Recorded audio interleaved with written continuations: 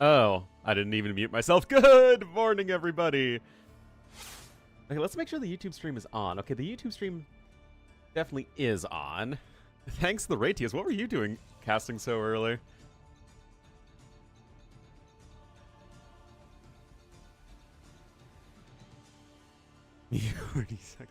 Yeah, they're on every single one of my videos. It is not fun. Tiny map scripting. Ah. I see.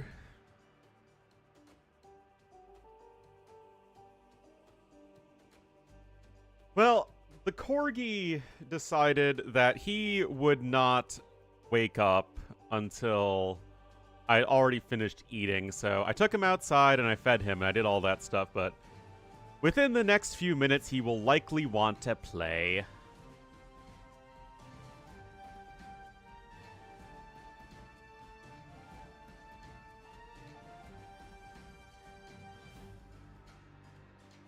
How to start a stream? I certainly don't know how to start a stream very well.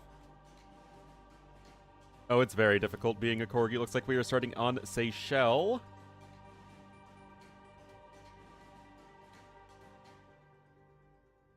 Andy with Khmer, Bedouins, and Ring of Reeds, and Dark with Arabia, Acropolis, and Arena.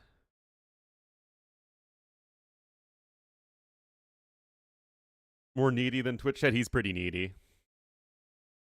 He sure is a Corgi.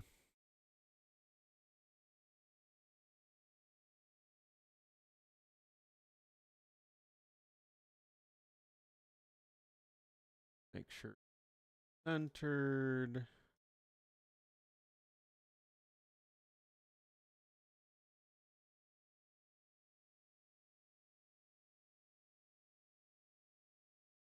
And the draft is actually already all done.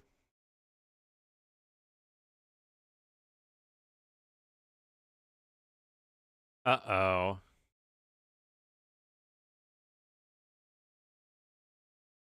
I hear a jingle jangle.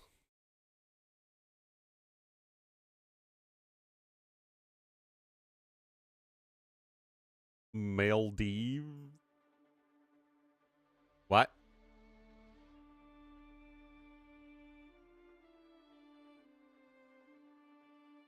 Bad memories for Andy fans? I don't remember a series. Hello, Dash. Oh, didn't Dark Reverse sweep Andy once upon a time? I seem to remember that. Yeah. Now I remember.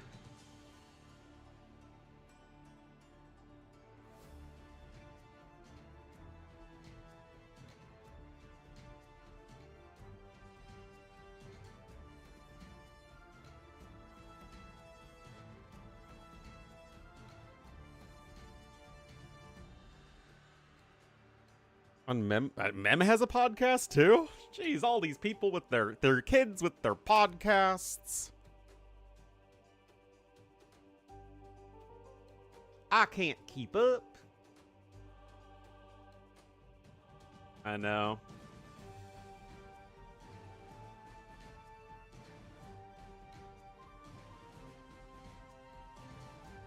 Forever 24, exactly. Just like I'm forever 45.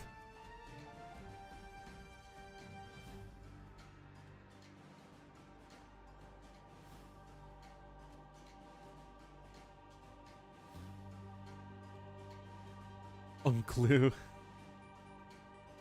Dark, oh geez. Anyway, we have 2 sets today, so just 2 best of 7, so it's actually going to be likely a shorter day. But it's Andy versus Dark and TaToH versus Sebastian. Winner moves on to China. The loser is Dunzos forever. Like, they literally get AoE2 deleted from their computer. It's all ogre.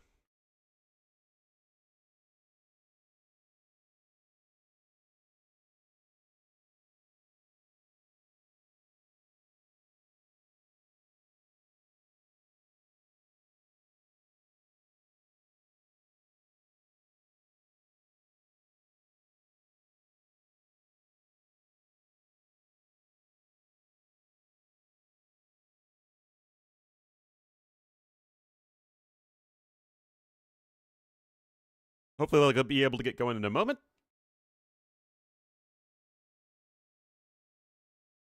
Who casted what the most? World Rumble 2? I've casted a lot of stuff. Casted a lot of stuff over the years.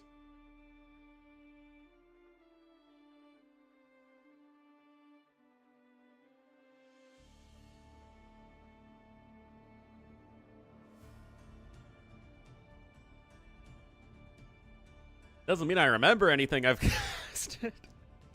It's all a blur.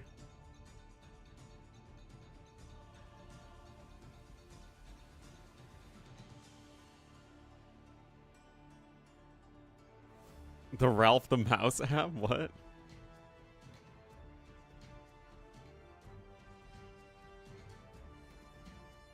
Nope, no randoming picks or bans. Dark is in serious mode.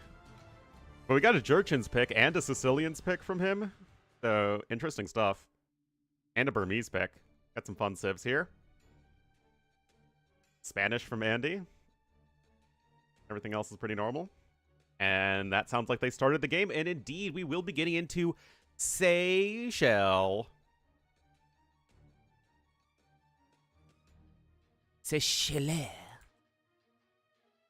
Yeah, they've been picking it for Fish and Fish, but we don't have Fish and Fish in the map pool. And I haven't seen them picked anywhere else. I mean, they are the last pick, so they might not be played at all, but still, it's interesting. Also, are Spanish the only AOC civ that are going to be played? Feels bad, man. With the poultry man approach. Wow. Uh-oh. That sounds like a stick dropped at me. That's bony, not stick.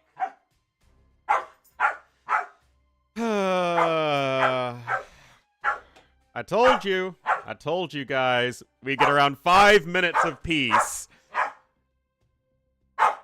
Dash, I'll go get stick. Stick down.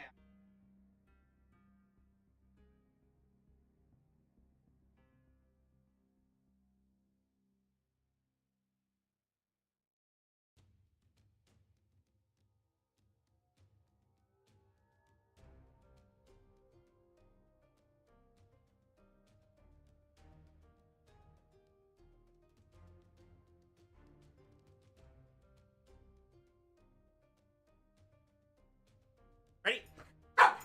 Set. Go! My parents get home today. So, this should be the last day that I'm on full corgi entertainment.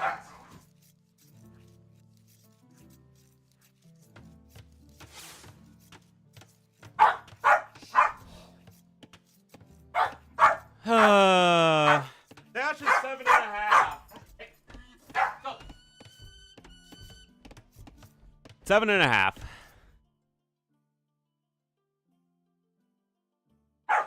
So, apologies.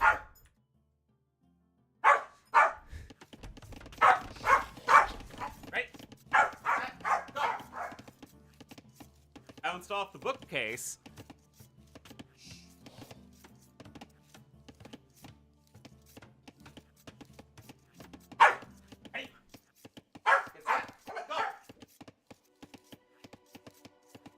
All right, guys. Big. Where did you go? Where did Stick go? Go get Stick. Go on.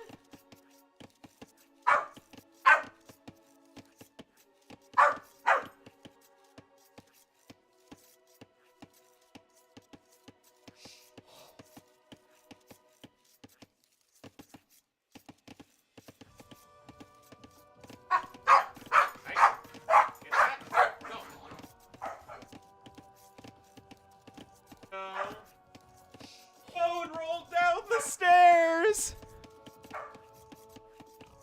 No.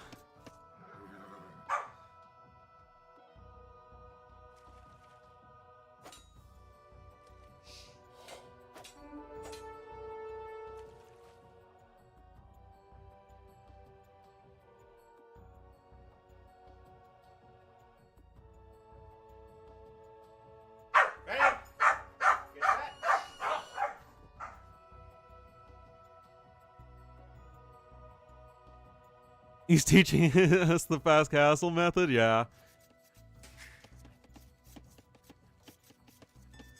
He'll be too tired to bark. Not how that works. Ash doesn't like going for walks. Did you just nip at my feet?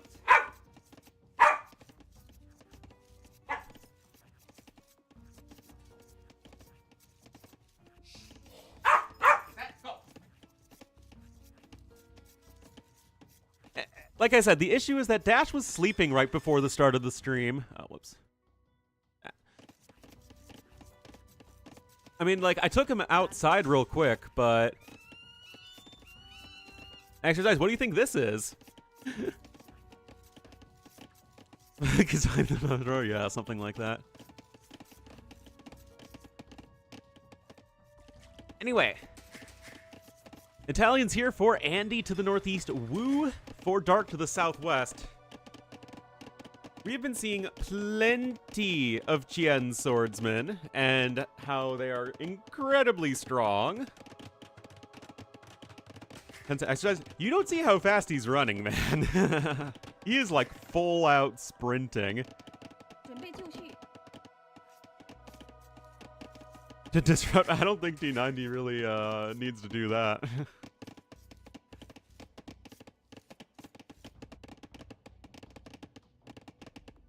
Now, do we have a bony?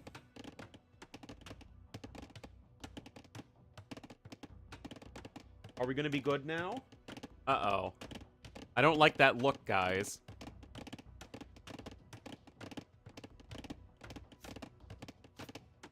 Uh-huh.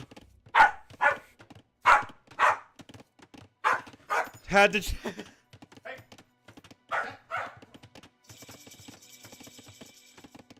Yeah, because this is a real quality stream right here. All right, feudal age in, and here's the forward stable from Dark. Scouts, I mean, Dark has more HP here. Stable gonna come in here for Andy as well, but it looks like he's got a more defensive approach. He has one more fishing ship with more queued up. Got 2 docks in the back for him. Just the one right now here for our Wu player. Hogs and feet, yeah. A real sexy feet. Real smexy. Alright, hopefully Corgi is satisfied. For at least a little bit. We'll give it a couple minutes. Border Collies, oh yeah. Mickey feet mod. You cannot walk here. No, you have to transport here, but you do start with a transport ship. Yeah, the thing is, Dash doesn't like going on walks. He likes to run around at the house and play. Trust me, I tried to take Dash on walks, but my dad's the only one who can even walk him. He's more of a wander around and sniff kind of dog. So we have to give him the exercise that he's willing to take. Yep. Dog cam large? Yeah, seriously. We all know what the most important thing is here.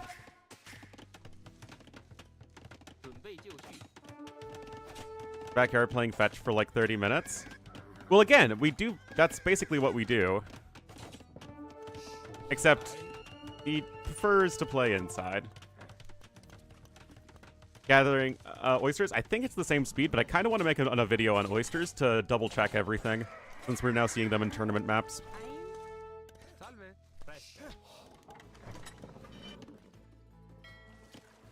Anyway, 7 fishing ships here for Andy, so his eco is going to be in a better spot going forward. The walls are in here in time. Where is the transport ship from Dark? From Dark. Okay, it's still all the way over here. Not really in a great position to try and, swoop around the sides. Gold-bearing foxes? What? They're not gonna why not pressure the palisade wall? That's kind of weird to me. Still, Andy's doing a great job here in game number 1 at defending. Those vills are going to have to run away a little bit, but seems like they are totally fine. Army numbers are similar for both sides. Fire galley numbers are at 1 for Andy. First one should be on its way momentarily here for Dark. From StarCraft to StarCraft 1 or StarCraft 2? Both have Darks. Oh yeah, Dark was a StarCraft player as well. Two, yeah. Wild Fox, is that a thing? Really? I don't remember that.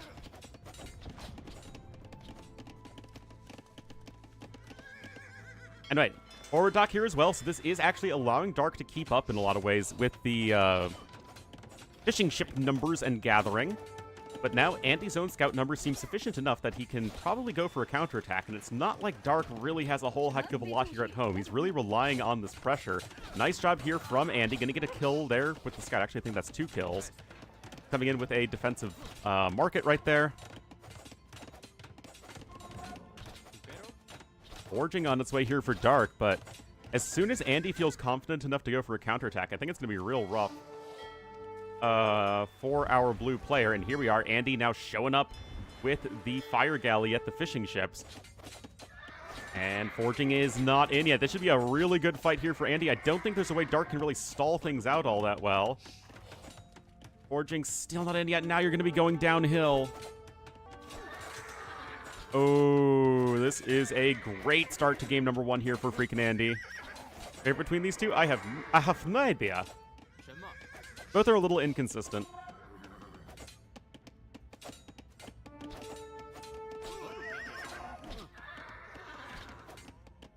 Sudden TC, disaster, and AoE 4 mechanic? Sudden death existed before AoE 4 did.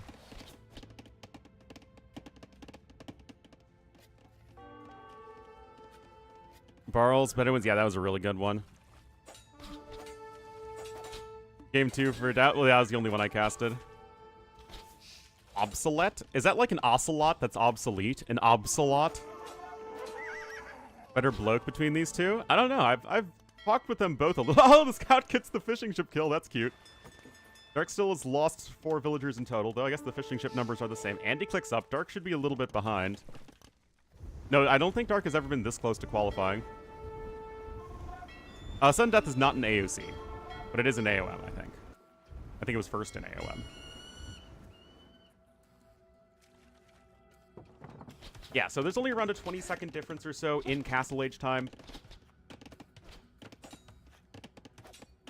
Oh, that's my headset cord. Also, I got my new keyboard yesterday after the stream.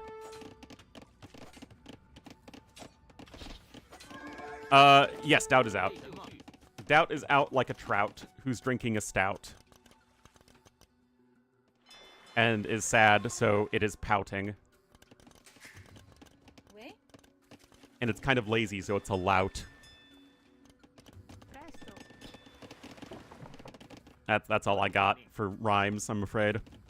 Anyway, do you have a second stable in here for Andy? Yes, we do. Gamer-branded keyboards. Honestly, I've been using Razer since I was in middle school. And I've always enjoyed their products. So I actually got the same exact keyboard from before. The new one looked super overpriced. But I could get like the, what is this, the Razer Black Widow? Yeah, Black Widow V3 10 keyless.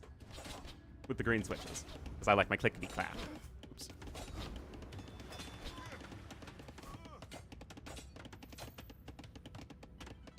Seems alright. Oh, no, it's actually a nice little team bonus. Does it change his residency? Yeah. Any of the new Sibs strong? None of them are like, bad. Oh, look, that's careening coming in nice and quick here for Dark. Remember, I actually love that bonus. Oh, flop. Nope. Now we're getting up again because we fell out of reach of our bone. Oh, no. See, guys, like, I was watching Dash last night, guys. See, mission Ornlu finding a date failed. So what I did is I had a bottle of soju. I made some kimchi fried rice, and I just flopped on my sofa and watched My Hero Academia for like a few hours. And that was my evening, but Dash was like rolling around on his back, and it was very cute. It was actually a pretty nice evening by myself. Oh, man. Yes, no, there are several of the Woo bonuses I actually really like. Lasted 10 years, well, there you go. I also have a Racer mouse. I have a Death Adder V3, and that, like, again, I've had good products for them since I was in middle school.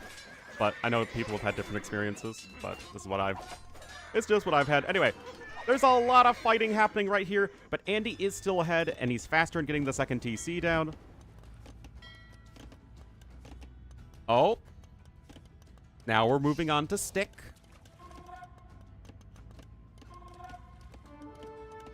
There we go.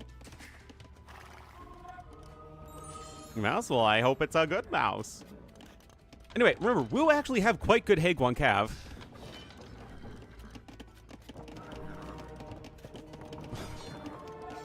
Oh, no dice. What was that? Not insta for Andy. Uh-oh.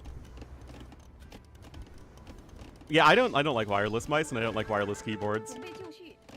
Like, they even only had the 10 keyless in the new Razer Black Widow in wireless, which I don't like.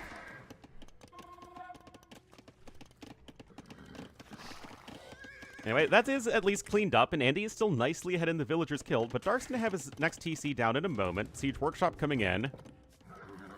But you can see that with the double stable Night Play, that does at least disincentivize the Qian Swordsman spam enough that, you know, you're not even going to be going for them right now. I do think Haeguang beat... Did they even beat Knights head-to-head? I have no idea, man.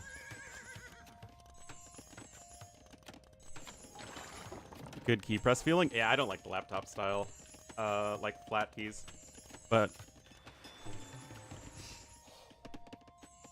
wireless mouse. Yeah, like I don't really ever get why people gatekeep computer peripherals. Like it's unless you're like literally having issues doing the things that you're supposed to be doing, which any even remotely decent thing is going to do its job. Like, it's just whatever works for you, right? Anyway, nice fight there here for Andy. I still think he's been taking better trades overall, and that is where he's getting his score lead from. Both players got gill nets. And there's another conversion for Andy. Really nice job from him.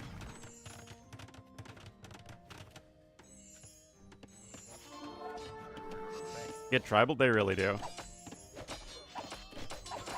More Haeguanging. Yeah, I think the Haeguang do beat Knights by a little bit. I mean, the Wei ones definitely beat Knights. I don't know if the Wu ones do.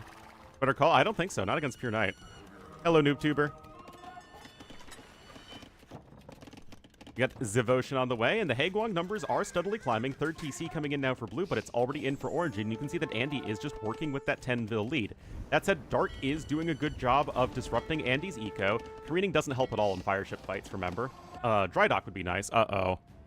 Uh-oh. Uh-oh. Uh-oh.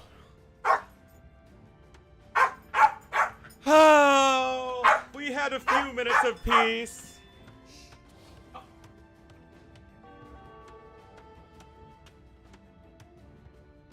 Stick game too, exactly.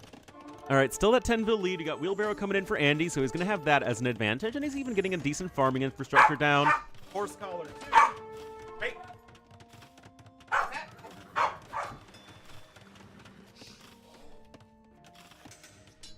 Iron casting, I mean, repairs are not going to be enough, not even target firing. And yet the army numbers are looking really good here for Dark. Well, that's a lot of Haeguang, and 5 monks is quite a lot. Andy still isn't in the best of positions. The monks do have sanctity, so if you can squeeze out redemption in a moment, which is going to be tough with 3 vils on gold, it must be confessed.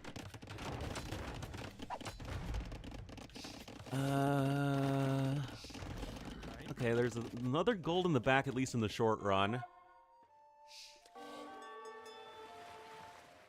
think we can go and sit back down now. I hope. I hope.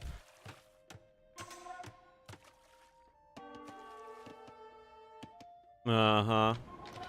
Do I razor my legs? I don't. I'm just not a very hairy person.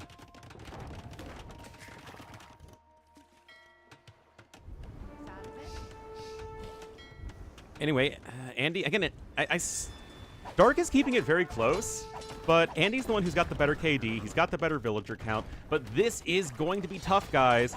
Redemption is not in quite yet. Are this fight's going to be good enough?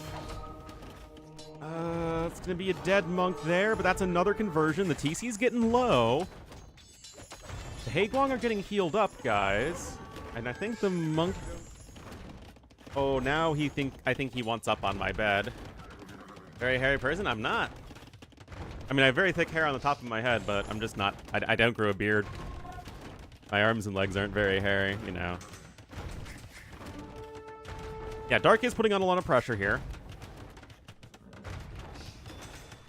Oh, but the knights are coming in. Dark's not paying attention.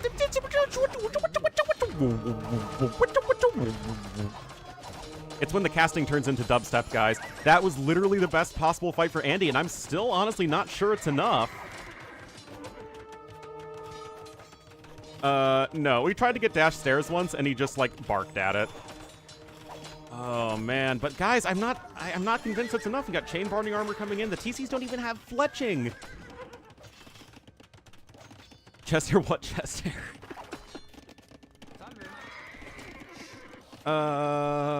Dark still running around. No husbandry for him yet. I mean, this still feels like it needs to get damage done. Andy's getting well ahead in resources, but he has half the army at the moment.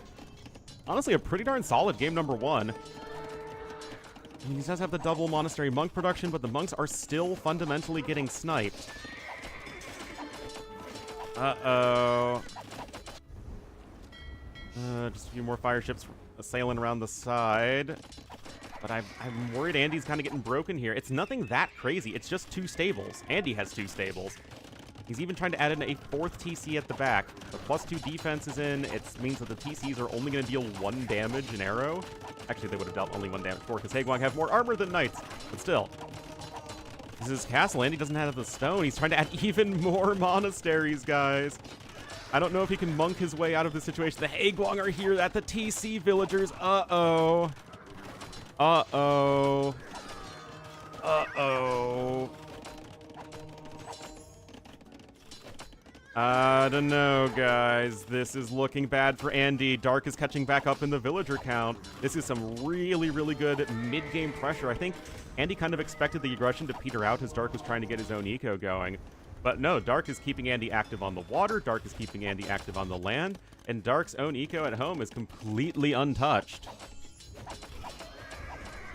I mean, 5 monks are on the way. Once we get to 7 monks, now that's when you're good, because 7 monks is a great brewery in northern Michigan. Yeah, that was a really, really good... Yeah, I actually like the word management there, Vicstar, because this isn't just micro, right? And it's not even just one engagement, but it's how Dark has gone about this mid-game pressure. It's his ability to have just enough here to really put Andy on the back foot at home, just enough to keep him occupied on the water. And now Dark has a huge fireship number advantage, although I think several of them are here in the middle of the map. So much more army? I mean, it makes sense in the short run. He just invested more into army than to villagers and booming. And, oh, look, the Haegwang just, I convert you, you convert me right back. And now Andy is in a really tricky position. He can afford a castle. With his momentum.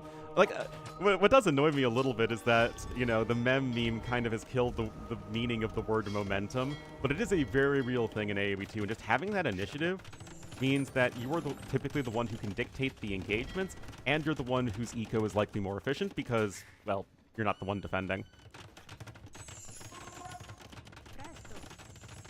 I mean, Dark still has his transport ship. He could actually just kind of scooch around with all of these reinforcements if he wanted to. That said, Andy is getting his defensive castle in. Atonement coming in as well. Now, Wu actually have good monks. I don't think... Yeah, they don't have block printing or heresy. That's it. Block printing obviously is a big sag in the Imperial Age. call it initiative. Momentum feels more like a word that's like an idea that swings back and forth, because that's kind of how it works, right?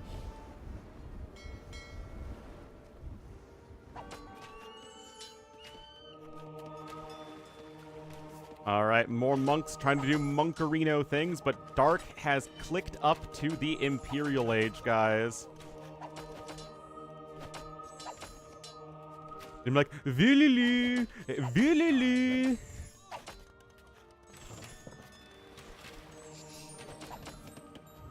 I mean, those are a fair amount of conversions, but even so, does not feel like a recipe for long-term success here for freaking Andy. At a certain time, which is basically what exactly Dark did, right? That said, Andy's starting to push back here. We have more Haiguang on the way for Dark. But if all he's doing is making Haiguang, that does feel like something that can be countered with enough monks and Genoese crossbowmen. And now, that castle has to be canceled a decent ways on. Has to be built further back over there. And Andy gonna start to stabilize. Does feel like Dark needs to switch into some light cav or something. Oh, tactical pause incoming. Dark needs a moment, apparently. 18 fire ships out here for our blue player. Tech tree check. Oh, no. Mr. Dog. Ready? Get back. Go. What do you have in Imp? You have Heavy Haiguang and you have Traction Trebs, which both feel like they're very good. Also, actually, you get +2 attack for free in Imperial Age with, Woo. Ready? Get that. Go!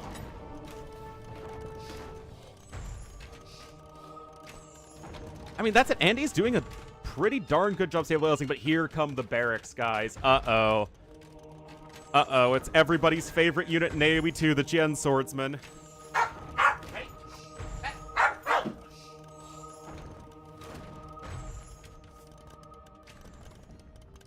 Hammer, yeah, that's true. Dash always knows something, man, and he always knows that it's time for me to give him attention. Ready? Get set. Go!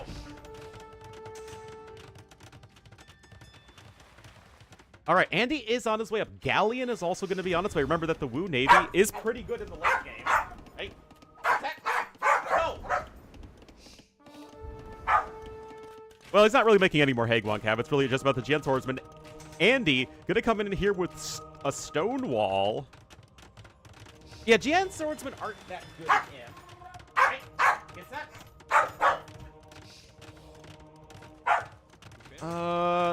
Oh, look at that, guys! Look at that gate! Oh, that was pretty great, guys. That was pretty great. House is coming up in just the nick of time, though, by the looks of things. All right, castle coming in now here for Dark. Double blacksmith even. There you go.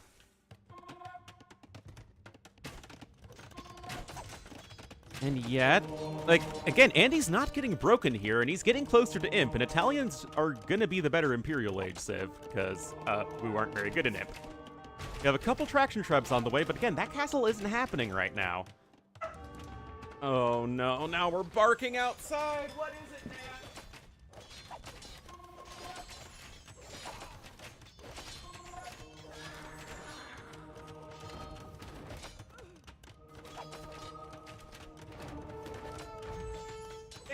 In an illegal location behind the chair. Oh, no, no, no, no, no, no, no, no, no, no, no, no, no, no. Oh, he got it over. Oh, man, if that transport has gotten converted,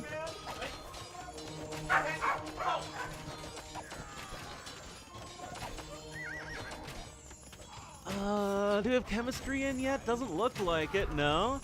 And yet, Andy's hanging in there, guys. I mean, bad in late game. We have some galleons on the way. And that's actually going to be here in the middle, and the fight might focus, or the fight might shift back to water focus.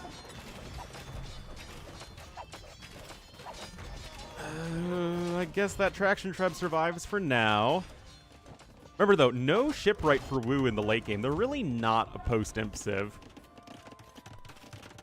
Like, even on water, they're not that great. Cannon galleons? No, they're based off of 3rd century China. So, they get the LingYuan, the new siege ship.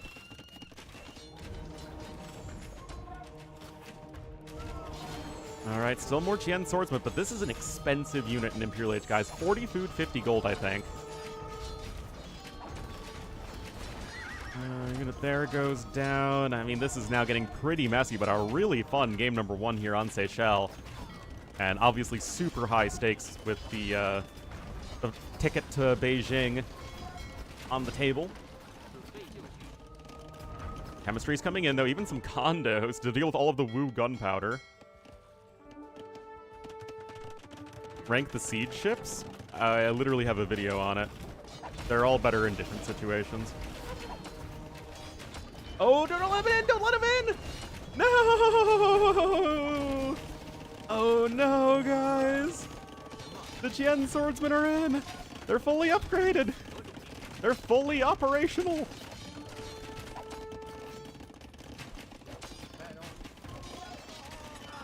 Yeah, it's my video on the LingYuan. I compare it to all the other siege ships. In general, LingYuans are the best, but they're more expensive. Okay, Andy doing a great job here on the water, though. Still ferrying units around as we have barracks coming forward. Remember, I mean, Dark is still the one with the map control, although Andy's population's looking good. Dark has 2 relics to 0, and Andy's going to run out of gold real soon here, unless he can take some on the outside, but I still think Dark has vague water control on the outside. Looks like he does. Drummond? Well, Drummonds are the cheapest and also the best against units and ships. So, again, it kind of depends. His Italian hand cannons? I mean, it's a tough situation. Monk control, of course, very good here for Andy, as always, but look at this, guys. Out of gold. 0 gold income right now for freaking Andy. Traction Treb has punched through a hole in the wall there. The transport ships did a good job of ferrying units around. Traction Trebs continue to be underwhelming. But this is such a tough spot here for Andy, even though he has the population lead, and he's done such a great job of just staying alive through all of the relentless pressure from Dark. But Dark himself can expand to the outside, no problem. And some galleons around the outside to start harassing your opponent's economy isn't a bad idea either. 65 villagers killed for Dark. More Qian swordsmen coming in. And of course, they are the Qian swordsmen, even in their dismounted form. You know, I don't even know what the name of the form is called, the aggressive form. They still have 6 pierce armor, so they actually, even at their worst, are still like a fully upgraded champion. And yet, Andy's doing all right. We do have heavy demo ship in. Do we have the unique tech? What is it? Red Cliff Tactics? Yeah. Get that fire damage. Right now, guys, Dark feels a little stuck. He just can't make a good enough army. Oh, man. And like those Qian swordsmen are so freaking expensive in Imperial Age.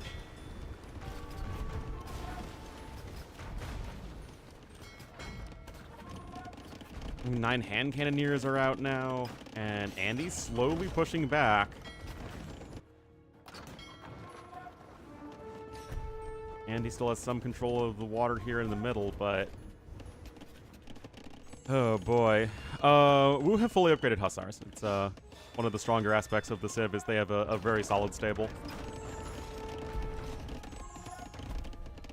Guess you get a kill there. Andy trying to go for some stone on the side, but again, like his resources are going to be stretched to the limit. Okay, now he's going to try and evacuate some vills here and get 8 vills to the back. And of course, Dark is none the wiser since there are so many little islets and atolls on the map that you have to, you know, keep track of. winning condition for Andy is to resecure control of the outside. Okay, Dark will see, or at least have vision of those transport ships. And he does have dry dock in as well.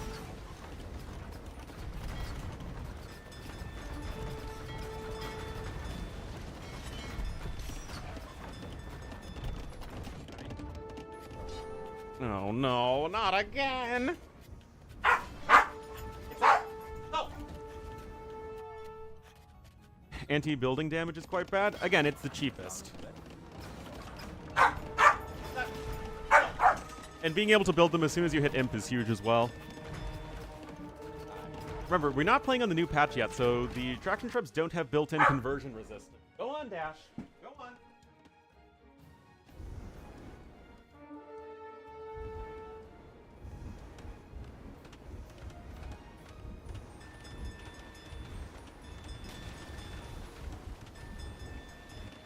A huge difference, and an already, yeah, I mean, now Andy has gold income. It's not much, but considering that he does have a decently, significantly better Imperial Age, Civ, seems not untenable for him.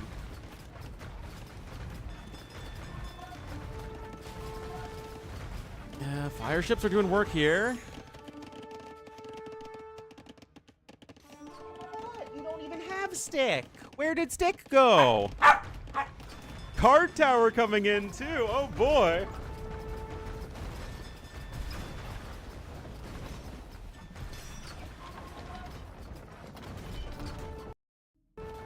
Oh my goodness, guys. Oh, this game is absolutely a banger.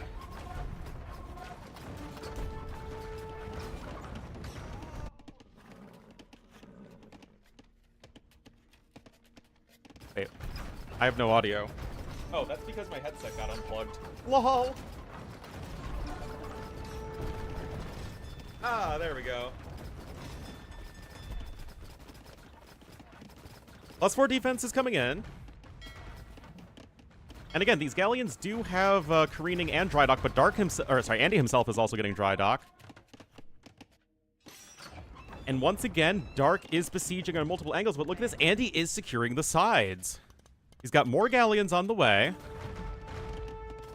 He won't get back water. I think that's what he's trying to do. Remember, it's like, does he have enough gas left in the tank for it?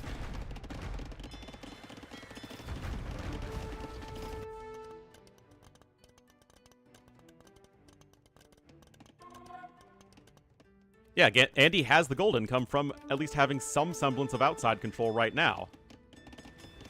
But now the galleons are coming around the side. Dark is at max pop. Andy is not. Quite. Almost there, though.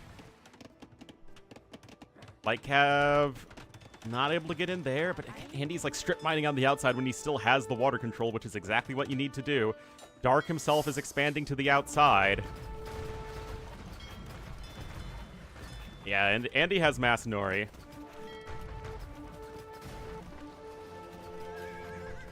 Unfortunately, Wu don't get architecture or hoardings. Oh, Hussars here at the back. Both civs have generic but fully upgraded Hussars, so both civs are going to be doing just fine in that regard as the game goes on. Now those villagers are under threat, and Andy, he has a lot of wood in the bank, but the actual villagers on the resource is quite low. And the Qian swordsmen are still going to be doing well enough against the Light Cav. Heap coming in as well for Andy. Did he get heated shot yet? No, he did not.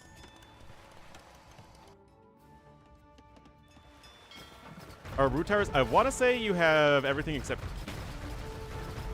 and arrow slits. No, you have keep but no arrow slits, my bad. Yeah. Shu are the ones that have arrow slits but no keep. Wu are the ones with keep but no arrow slits. And Wei have Italians have fully upgraded towers. That's not the question here. The question was Wu towers. And Dark isn't making any towers as far as I can tell. Anyway, hand cannon's trying to hang in there. Light Cav now storming across the map, but no Hussar, and Dark has 41 Light Cav units in the queue. Oh, we have a LingYuan out. Remember, they are very good against galleons. So long as you can protect them. Still, Light Cav are here at the back. More keeps coming up on the side. And we have more LingYuans on the way. I don't think we have Sitting Tiger in yet. No, we have neither unique tech in.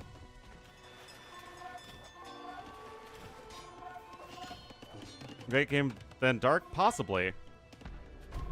I think that Italians are just also a lot better than the Wu are.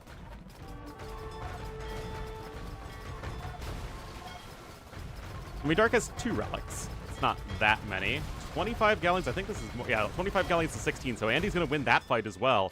I mean, Andy's closing in on max pop. He has fewer villagers, but now the Hussar is in, and now they are running around the back of the base of Dark, and he's losing bills to 53 Hussars in the queue, though, so his queue's a lot healthier.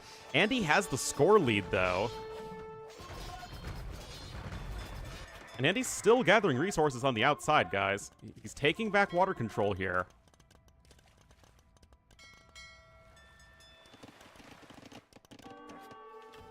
And things are looking a bit worse for Dark.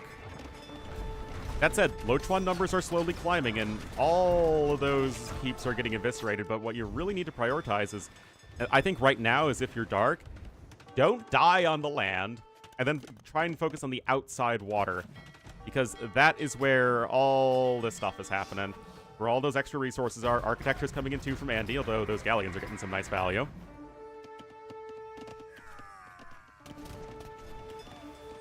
Oh no, the hand cannons tried to go after the LingYuans. That's not a good fight for the hand cannons. Andy doesn't have that kind of gold to spend. Both players at 106,000 resources an hour, 3 minutes into this game number 1 in our first best of 7 of the day. Remember, 2 best of 7s today. Now, Dark is going to start going for some oysters because he doesn't have any other gold income right now other than his 2 relics. The fire archers? Yeah, I've never sold on fire archers. Anyway, the LingYuans are going to be dealing some good damage from the back. 14 of these games, then Ornlu is going to have a very, very long day of work. Yeah, Andy's top is dropping off. Dark's is not yet, at the very least. And looks like those vills are going to be rocking back over there. On the side, though, Andy still has water control. Like, Andy's taking all of the resources here. They actually don't get much of a bonus versus Navy. They're really just not that good. They have a lot of range, but their actual attack isn't all that high. They have 3 rounds with dash. Yes, that's true. That's it. Andy isn't dead, and he's still comfortably taking all the resources over to the west. They do. Oh, I guess they do a little bit, but they just don't really do much damage overall. It's just not a super exciting unit. Now guard tower is coming in here for Dark. I see what you've done for Andy, and I want you to do that for me, says Dark to the guard tower. Yeah, look at all of this population in the middle. Guys, this is over 40 population in the middle of the map that has very limited value.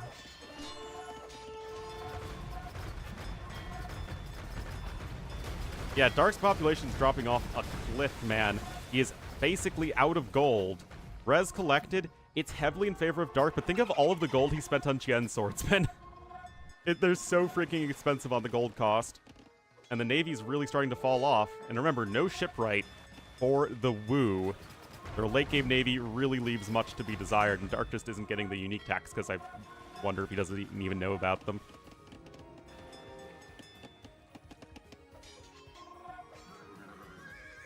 Dark even selling some stone just to get a little bit more gold income. I mean, the overall galleon numbers are very good for him, but they're just stuck in the middle here, and they can't ever get out. Dark has a lot of extremely useless population in the middle of the map, and there you go, he deletes some galleons in the middle, so he understands his issue. But these keeps are fully upgraded, except for heated shot. Oh, no, wait, they have heated shot in. Yeah, they do.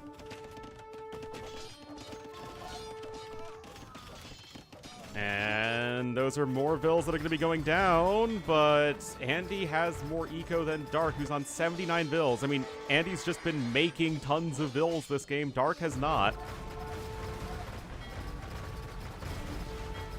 Oh, look at this! Oh my goodness! That was fantastic from Dark. Okay, Dark. Okay, man. I see you. I see you. Get some very good demo ship hits there.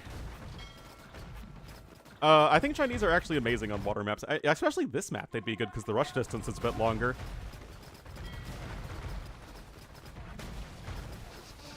Still, Dark needs more vills, and he's not training any more right now. Like, he is just going to run out of steam. Still, I mean, he's at 97 army, 12k army value, and yet how much is this even worth? Like, look at this. Andy's still gathering resources on the side. Gathering from the oysters there.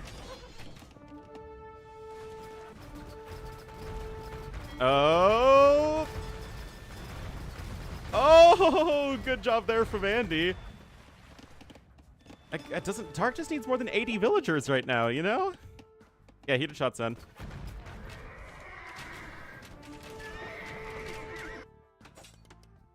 And again, it's the fact that he did fight back on the water. He is expanding out to the side. He's even starting to pick up a relic over there. The ships, I mean, Chinese just feel insane in general.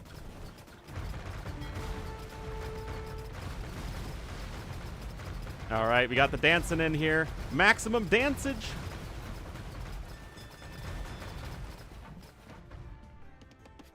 I mean, yeah, it's a lot of vills on wood. But Andy's got enough, right? Andy has shipwright. Andy has shipwright. Blue has one transport ship. Yeah, he needs to start sending vills back over here to the side. It's a very entertaining game, in fact. Both players are not even close to max pop, all things considered. Yeah, now Dark is queuing up more villagers. Andy getting a slight resources lead. And what's the difference in villagers trained this game? Over 100 more villagers have been trained this game by Andy. Dark has a good KD, but the resources destroyed are the same. And again, that just goes to show how freaking expensive Dark's army is relative to Andy's. Cannon Galleon and Elite Cannon Galleon both on the way now here for freaking Andy. And I don't know why Dark doesn't add in a few more fast fire ships. That feels like it would be a good idea.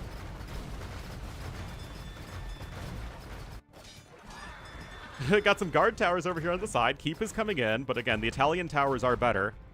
Dark is at a higher pop. I guess those demo ships kind of paid off for each other, or for themselves. No, not the Fisky Mothers. Oh, it's always the Fisky Mothers, guys. Dark gathering from some oysters. Big pop lead for Dark. What big pop lead for Dark? It's basically dead even again. Okay, some vills landing over there to the east. Keep is in.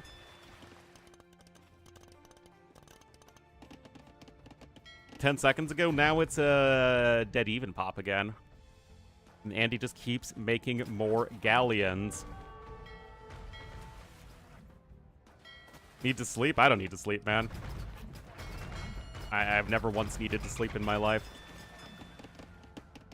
I mean, both players are going to get back to 200 pop in just a moment. Dark has gotten rid of, honestly, probably like 6-7 more galleon deletions there, and it's probably enough in the middle of the map, because having the middle of the map still has value. But the focus, of course, needs to be here on the outside. Cannon galleons are trying to help out in these fights. Oh, wait a minute, that's a lot of population there. It's 10 pop. No! Oh, rip. Yesterday? Because I needed to sleep yesterday, but not today. And Andy is starting to out-muscle Dark here on the water. Again, the Wu are really not a very good late-game Navy civ.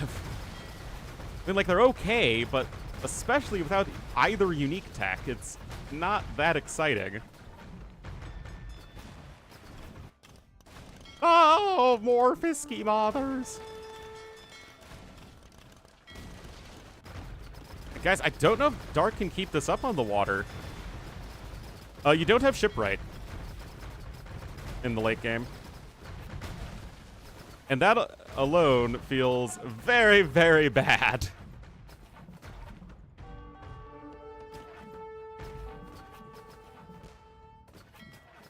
Those towers are even going to go down. Dark trying to gather a little bit more gold on the side, but both players are at 2 relics now.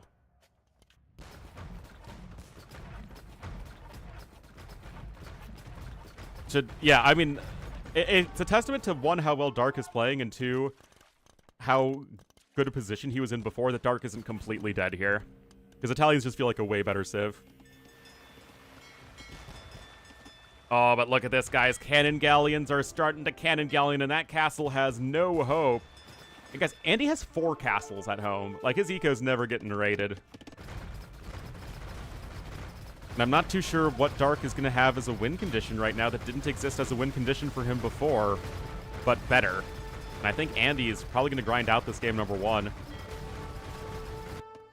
Dark has what feels like so much useless population. Like, the area that Dark needed to pressure was on the sides of the map, and he was just, like, never even close to the side of the map. It was just filled with towers.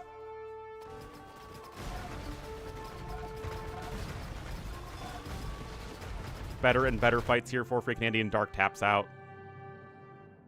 With 169 pop and all those resources. Oh, also it is best. Yeah. I really think you just run into a brick wall in late game with Wu, man. Look, Dark even had more gold collected still. That was a really, really good game number 1. Dark more units trained and a better KD. And it just wasn't enough. Andy had the way more fleshed out tech tree. And I actually don't think it was an early GG. I do think Dark was dead.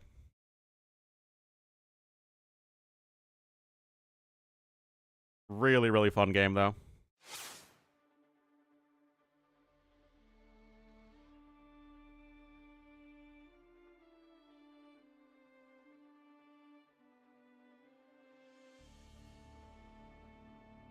That was the number 1 pick, too, from Dark. That's definitely not ending up so well. And this just goes to show that we were really kind of a boom or bust civ. And we're gonna go to Chicken Arena next, Pog.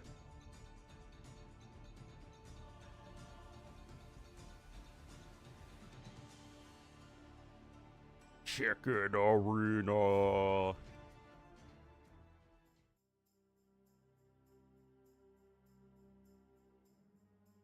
Oh, Dark. Dark knows the path to my heart, guys. Oh, I'm interested in this. Anyway, I'm gonna get some coffee.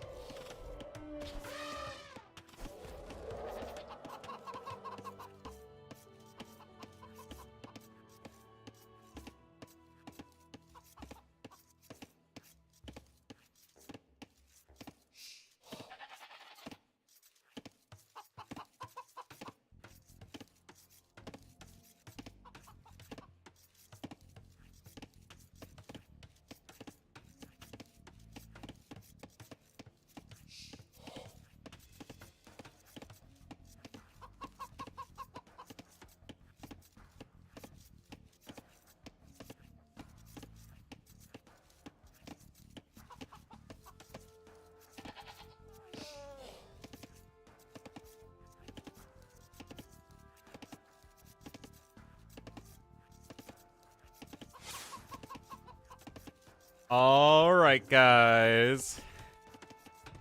It's Age of Funnels. And look at this matchup, guys. Andy is going to be here in the orange as the boring OP Arena Civ to the east. And to the west in the blue as the awesome Arena Civ. It is dark as the Jerchins. Oh, man.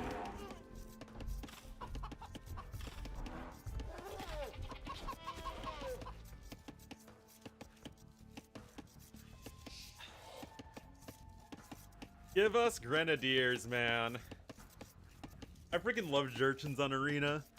But Jerchins are also one of my favorite civs in the game. Like, are Jerchins getting changed to the next patch? I have no idea. Anyway, I want to see some Iron Pagodas, some Grenadiers, some rocket carts, some Thunderclap bombs.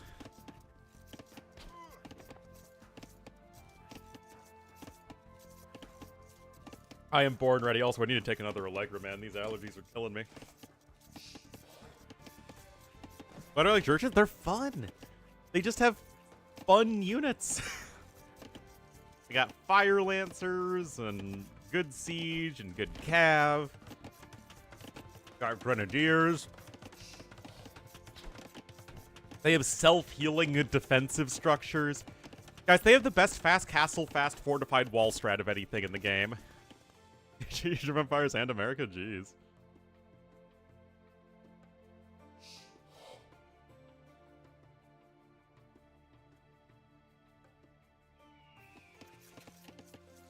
Catapult Camels, that's the Ketons, which are also a very fun unit to play with.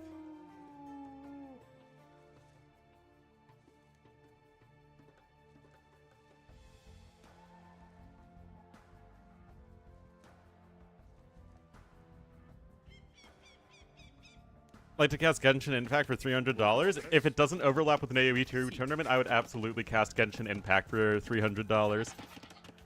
I would not, for at least for, you know, a few hours for one stream.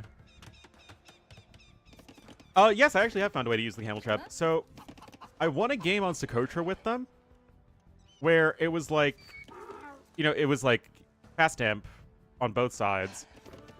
They each had the castles, and then you go for the Camel Trebs.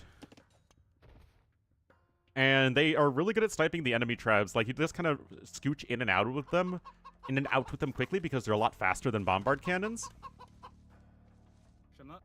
Oh, Dark's tower rushing here. Okay.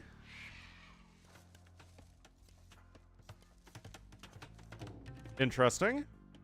It's not really a super fast tower rush build, though. Isn't this kind of slow? But yeah, I also kind of like them against, like, ARB skirm comps. Because you tend to see a lot of ranged units against Ketons, right? Because they have such strong melee units with their Step Lancers. Or even their Liao Daos in late game. So if you go up against a bunch of ranged units, then you can go for the mounted trebuchets, and they're actually pretty good. Shuriken minute arm rush? Oh, yeah. Anyway, Andy is going for basically the most run-of-the-mill Burgundians build possible, which is not a bad thing, by the way. It's actually very good. It's just kind of how Burgundians work. Yeah, I feel like usually these builds have you click up a lot faster.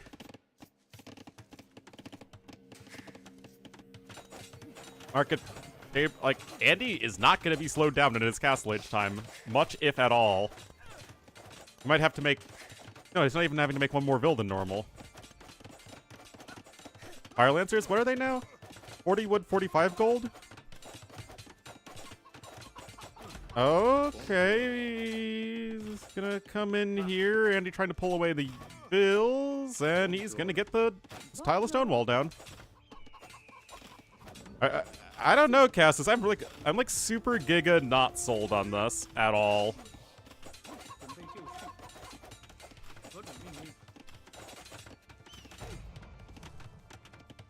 Okay, I mean, I guess. The main gold is forward, which is really annoying, to be fair.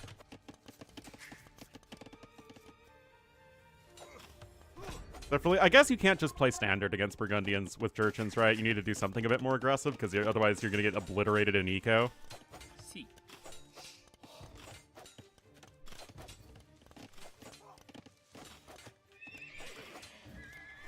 But still, Andy's ahead in resources. To Dark Noob, no.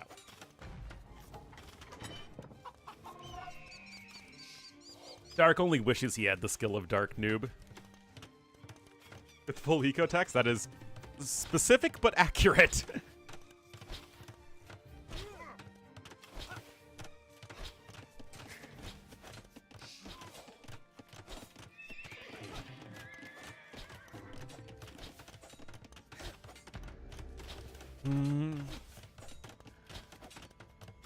Too much? Well, I mean, I don't think you could invest any less in this, so that it does anything. One is Noob, and it's not Dark Noob. Would Dark Noob be down 0-1 to Andy? Yes, certainly. But he would have resigned a lot later in game number 1. That's for sure.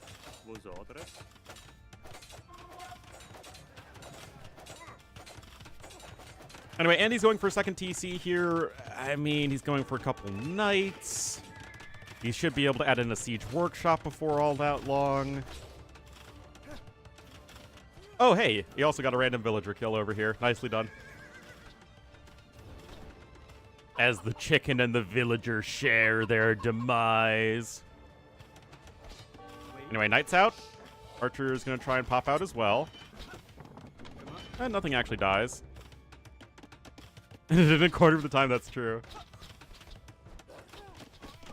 No, that was a really good game, number 1.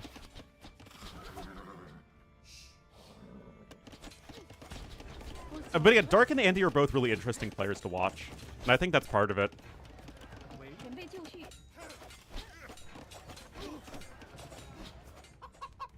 Dead villagers doesn't spoil, oh no. That's the Fiji Civ. Anyway, Siege Workshop coming in. I mean, this is as calm and collected a defense as one could ask for from freaking Andy. Again, he's still ahead in eco, and normally the Trushing player is the one who should be a little bit ahead in eco right now.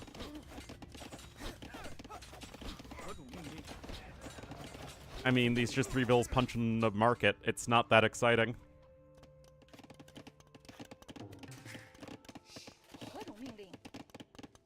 We also have the extra eco upgrade in. We do have the market usage, and Dark does click up.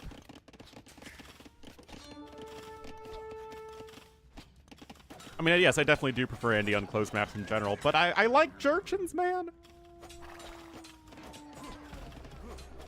Polynesian Civ. Unfortunately, the Polynesian Civs just didn't interact with any of the AoE Civs. And they had to have to be like another no gunpowder, no cavalry Civ. Do you need anything else other than Thunderclap Bomb, siege weapons, and regenerating towers and castles? And then you have Fire Lancers and Grenadiers. I mean, come on. Use your noggin. Or the Trush... Oh, I've liked the Trushies position more the entire game.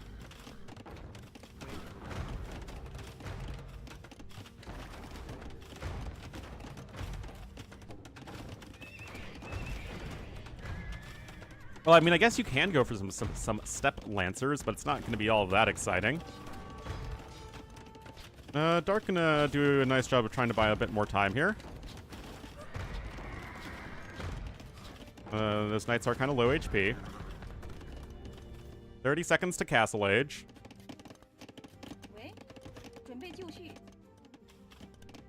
Yep, faster attacking step lancers. In the Jurchen campaign? Ah, yes, the Jurchen campaign. The famous Jurchen campaign. Oh, custom campaign. Alright, extra TC coming in from Dark, so at least he's not going full 1 TC, but Andy's adding in another TC here in the middle, no problem. Decent enough attack round, I think. Wait, he's not building... Oh, those are palisades. Okay, I thought those were 2 watchtowers at once, and I would be like, what? Losing my touch, absolutely. Nice snipe there.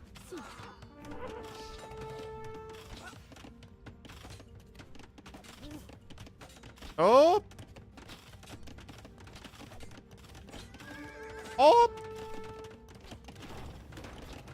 Mangonel already taking 145 damage. Okay, Dark is kind of getting himself a bit better set up here, guys. Oh, guys, on a completely random and unrelated note, yesterday I had some spicy chicken ramen flavored potato chips that I got from H Mart. I mean, it was really good. And if you think that sounds like the most degenerate Asian food thing that you could have, it sure was. Yep, spicy chicken ramen flavored chips. They were actually really freaking good, guys. I also got some shrimp crackers. It's literally shrimp flavored crackers, and I'm gonna give them to my dad. See if he's brave enough to have them. The coffee fairy can handle the shrimp chips. Or, I mean, they're kind of like shrimp puffs. Well, if instant ramen is a derivative of food and chips are a derivative of the instant ramen, it feels like a derivative of a derivative. Shrimp crisps? Yeah. They're pretty common in Asia.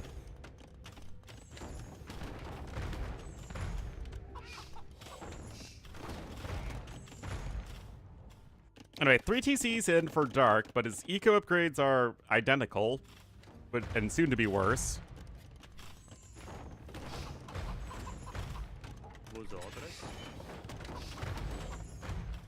I mean, I still don't think Dark should win this game. But he's not dead. Cheeseburger flavor, kebab flavor. Oh, that does sound pretty degen.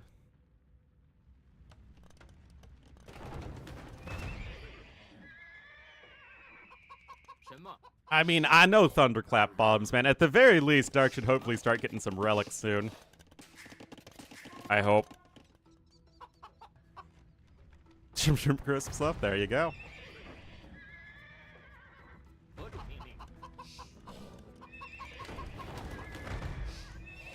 Anyway, defensive castle coming in here from Andy. Dark, as you can see, has not really bothered collecting any extra stone whatsoever. He's just taking the macro approach.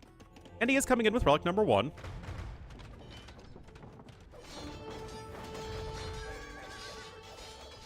I mean, gotta be careful there. Pretty fun. Oh, yeah. I went to a full-blown USA-themed grocery store in Berlin. It was like everything was just jumbo-sized, super sugar and fat-filled food. But Debbie was trying to find some specific American cereal she had when she was in New Jersey, but she couldn't find it, unfortunately.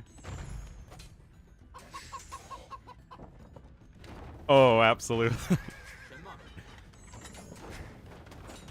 It looked absolutely nothing like any of the supermarkets I've ever been to in America. It was just like only terrible food for you.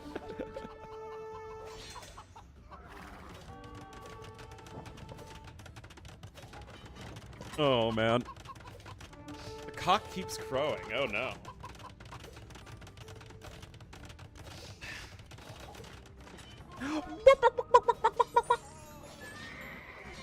Alright, got a couple steppies on the way, and even a 4th TC here for Andy in the middle of the map.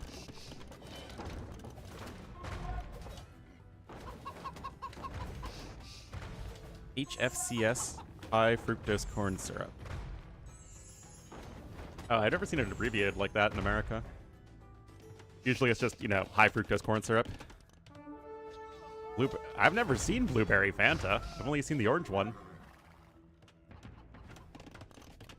I guess heavy plow coming in. I mean, it is 4 TCs for Dark, but...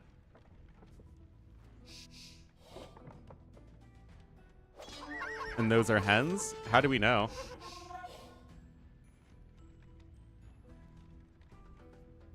I mean, I don't know how to properly sex a chicken.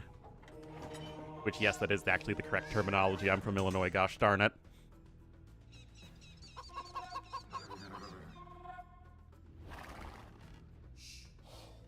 Oh, the red thing. I mean, can you... Hard to say. Hard to say. Yes, Riches do have the red crest. Anyway, Imp is on the way here for Andy. He should be able to obliterate Dark, honestly.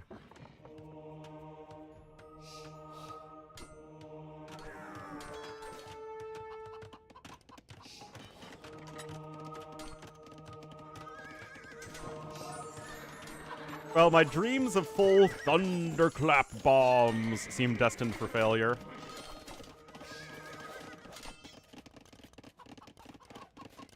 To see the baby chicken? What? Oh, boy.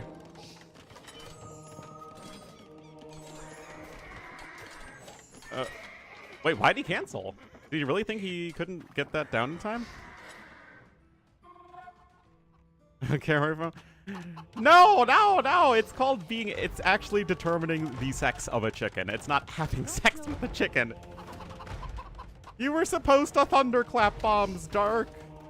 Not just go for a generic tower rush.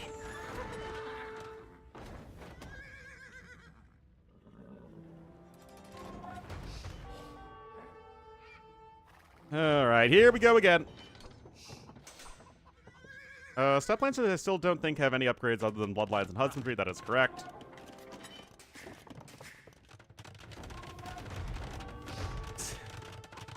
Oh my god.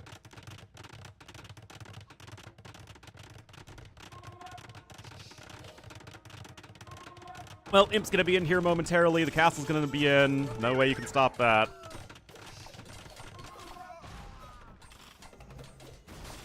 Oh, I mean, again, I have been so not sold on this entire plan from Dark the entire time. Local farm, oh no. I mean, Dark tries to click up, guys, but I have no idea where he plans on going in this game. Like, yeah, I mean, Jurchens are going to have a better late game than Burgundians if they ever get to it. Get to full, like, Grenadier plus Rocket Cart plus any sort of meat shield, then, like, yeah, I guess, but... Yeah, do not see it in the slightest. Oh no, guys.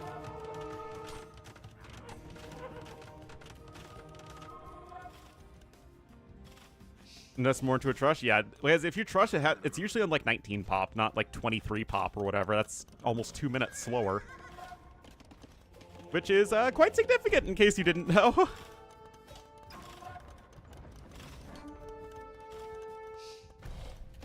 I mean, Dark doesn't even have a freaking castle right now. How does he plan on not dying?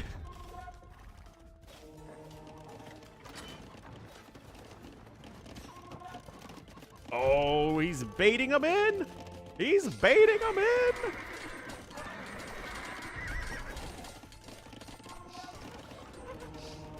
But that wasn't even a Vinge Tower Rush. The Vinge Tower Rush comes in much faster.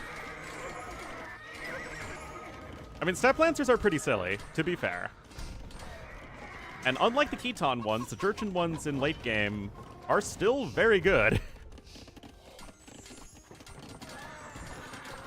But now Pikeman's coming in, but that's when you add in the Grenadiers. Anyway, yeah, the Custelier are doing just fine. The Blacksmith upgrades are terrible right now for Dark.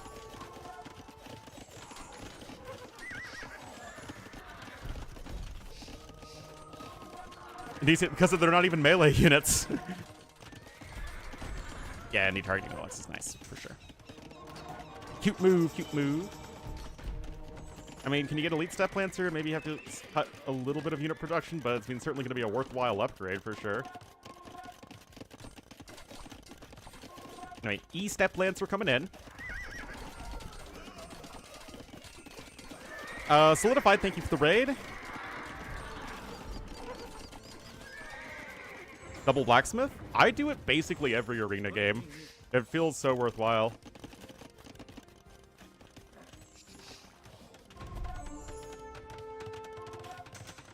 Jurchens, because he wanted to make me happy with Thunderclap Bombs, but then he went for a 23 pop Trush against Burgundians, and, like, Andy just played Burgundians.exe.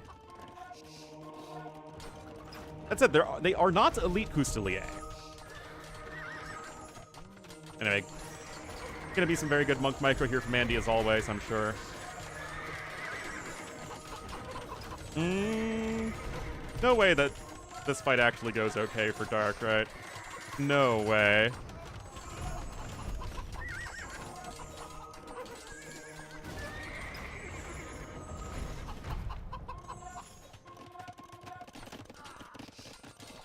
No way.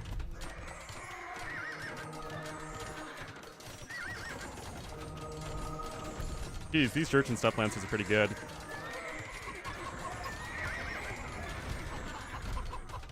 Still.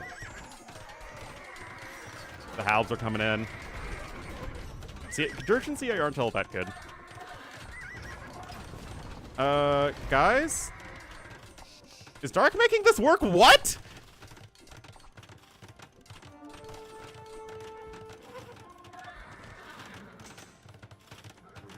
What? Scorley too. I mean, again, he's stuck in his base. He's reclaimed at least a couple of his relics. I mean, yeah, you have 0 map control. Another castle coming in here for Andy. This does not feel like something that should work.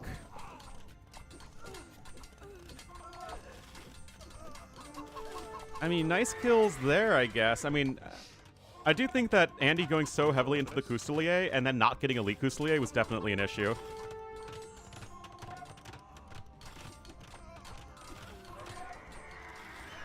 150 wood for helping your allies. I like that. I mean, he's taking some extra gold on the side. Now, remember, you do get Bombard cans. You have a complete Siege Workshop tech tree as Jurchens, just like Ethiopians.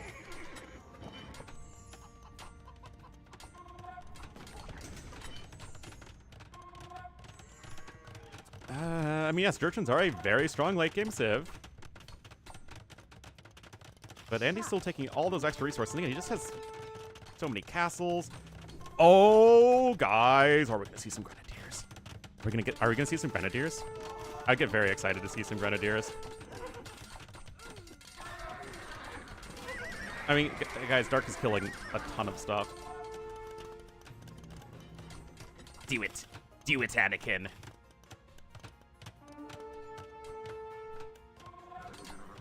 See. I mean, Andy just keeps on running into the giant Step Lancer.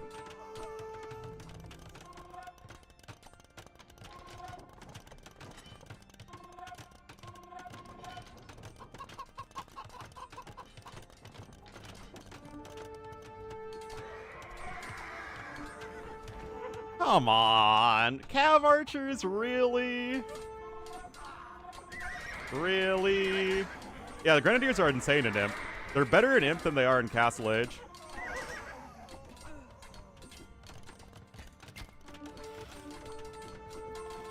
That said, Andy's just taking, like, the worst possible fights here, guys. It is not even close. Okay. Dark, you know, he found the error of his ways. Andy's pop's terrible. I think he just really did not expect the Step Lancers to perform so well. And, I mean, again, Jurchens have arguably the best Step Lancers in the game.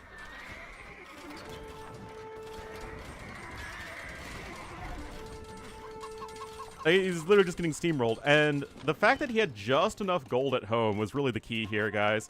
He has less gold collected by a lot compared to his opponent, which usually should be discrediting, especially if he's going for an entire gold-centric army. But I guess he had just enough. Dude, look at this.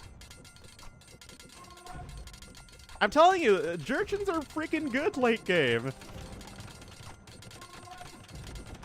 Look at that! He just freaking deleted a castle with Step Lancers! I mean, they have a really fast attack speed, guys.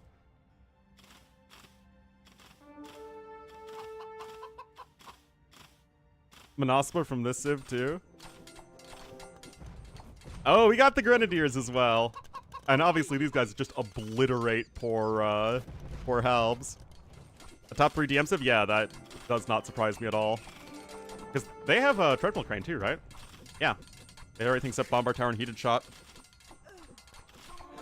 Like Vindus DLC? I'm telling you, Jurchens are literally one of my favorite civs in the entire game. They have so many fun units. Their Step Lancers are one. Wow. Homie just got step lancered so hard. 21 step lancers for Andy, though. That's a lot of conversions. But I did already, AoE Rooster. The 3-fold review. I spent a ton of time on it. Monospa? What? That's for Georgians. Not Jerchins. Beatsburg noted, I guess.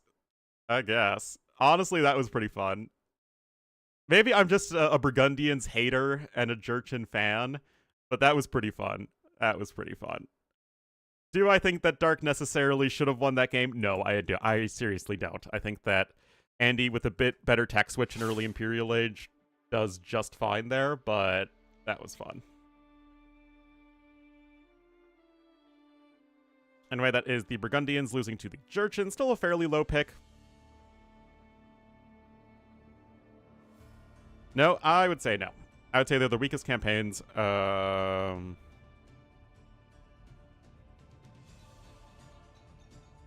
Since African Kingdoms, maybe?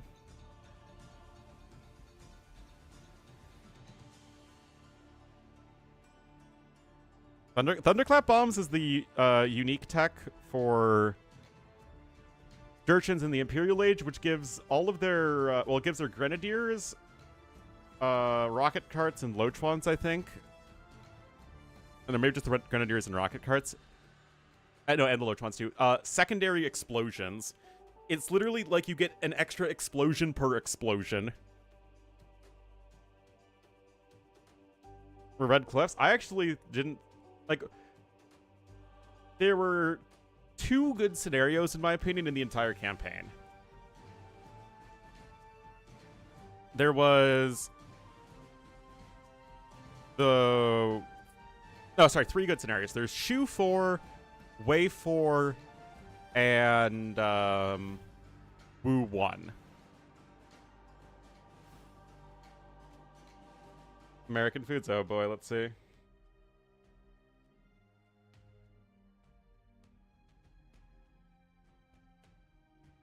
Oh my goodness, let's look at this lovely American section at the Swedish grocery store.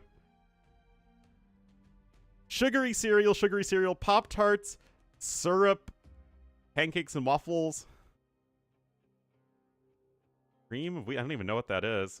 Okay, Frank's hot sauce is certainly good stuff. Got peanut butter. I have never even seen that before. Reese's peanut butter?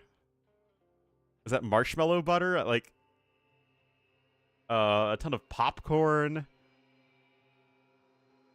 Betty Crocker, cake mixes like it's in the 70s. Candy. And chips. It's literally just sugar and fat. Like, at an American grocery store, you could... Oh, I'm sorry, guys. I missed the last row. Also, soda. Like, all of this stuff, guys, you can find in an American grocery store, but it's, like, way spread out. It's just a small part of it. The Betty Crocker slander? Oh, no. Compare vegetable? Yeah, you know. Oh, man. Americans, all they eat is fat. Anyway, speaking of which, I'll show you what I made last night. Ornlu made some kimchi bokkeumbap, some kimchi fried rice. And it was really freaking good, man. I had my soju. I was watching my anime. It was really, really good. Got the spam. Some gochujang. I put a little sesame oil in it this time, too. I thought that turned out well. Melon-flavored chicken tendies? Probably not. I mean, I like melons, and I like chicken tenders, but... It absolutely was delicious. I love me some kimchi bokkeumbap. Isn't to ramen? No, I had ramen the day before. It was just like a regular Yeongshim ramen packet, but I got homemade mandu, Korean dumplings in that, and I put that on it, and it was really freaking good. Very good. Yes, it is. It became popular after the American occupation and the Korean War. Hadn't made them? Ah! That does sound like something I would have forgotten to do then.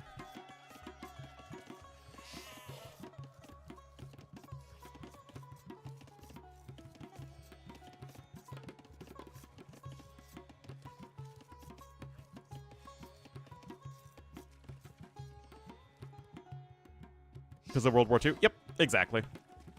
But it is very popular. Spam? I mean, you go to Korea or the Philippines, guys, where obviously, and even Japan, places where the American Navy had a ton of presence. It's, oh, look at this here from Dark. Spam in this context is a type of ham product. It's basically canned ham. Yeah, Hawaii, I mean, Hawaii's part of America, though. Oh, Ripperino. I mean, it's still only 3 HP on the Scout. But yeah, the Dravidian theme is great. And, I mean, we were wondering about the Sicilians pick.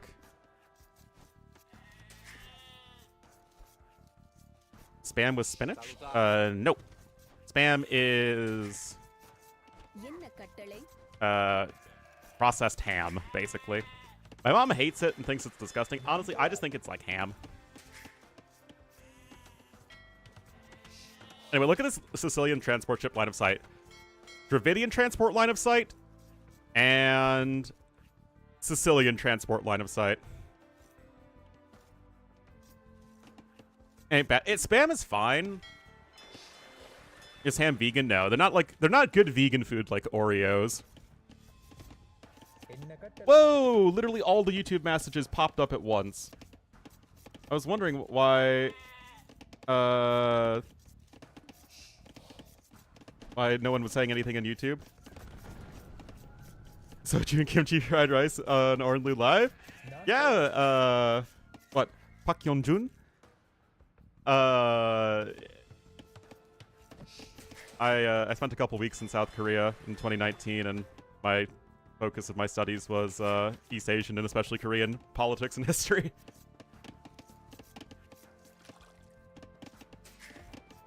Yeah, hello YouTube viewers. I'm sorry that I haven't replied to any messages, but they literally just popped up now.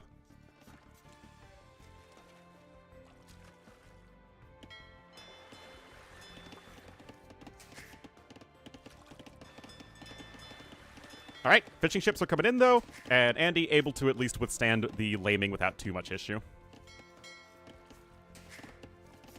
Andy, that guy, he's doing fine. He's still up at a good time. He had a few seconds idle time, but it's not the end of the world. Oreos are absolutely vegan.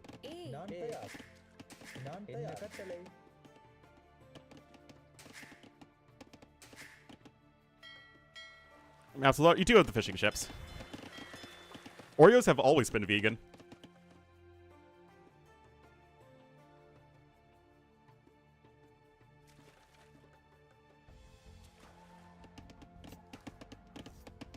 From non-animal source? Exactly.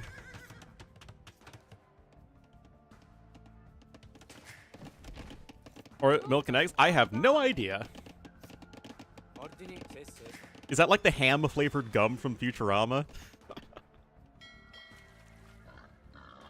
All right, look at this. Dark going on over to the fish, or oysters, seafood.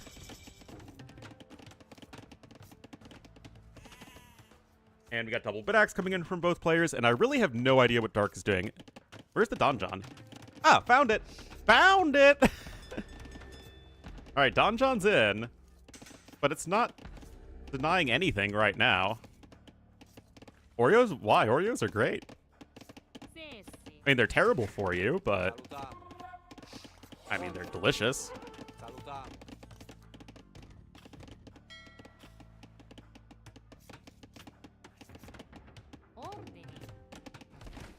Oreo good? I mean, if you have to be stoned for that belief. Oh! Even the master of quick walls, Andy, couldn't get that one down in time, but the sergeant still able to be a bit annoying. Remember, they start with 2 melee armor, so Vills only deal 1 damage to them.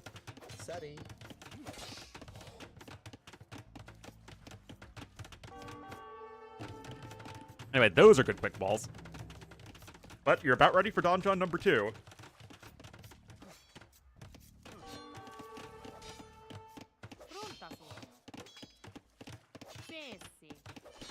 Of doppelkeks? What's a doppelkek? Is that like a kek W? Alright, fishing ships are under attack, but there is at least a defensive fire galley out.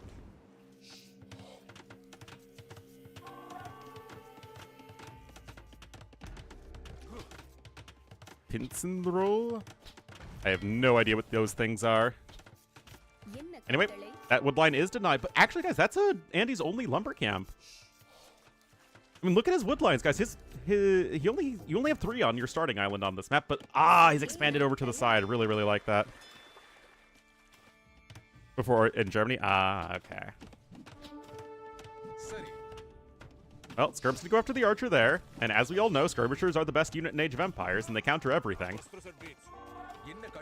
Can just run to the TC, gonna go over to gold. And so, oh, look at this campaign mining camp. Dark, what are you doing on Doubt's Green Earth? Oh my goodness. I like how Dark has 1 kill and 5 deaths and also a score lead somehow. With also fewer resources collected. Is Spotted Dick? I do know Spotted Dick is a British thing, but I don't actually know what Spotted Dick is. I just know it has a funny name. Anyway, those archers aren't really getting a whole lot done at the moment. And Andy's playing very well here so far. He's escaping with his villagers as needed.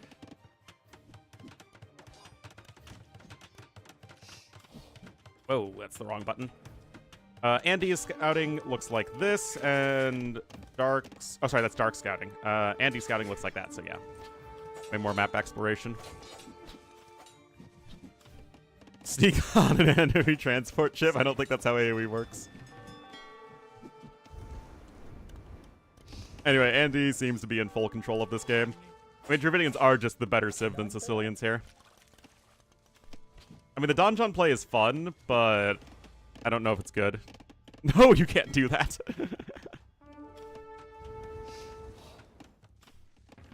Inverted in regard cocoa-flavored filling instead of on the cookie.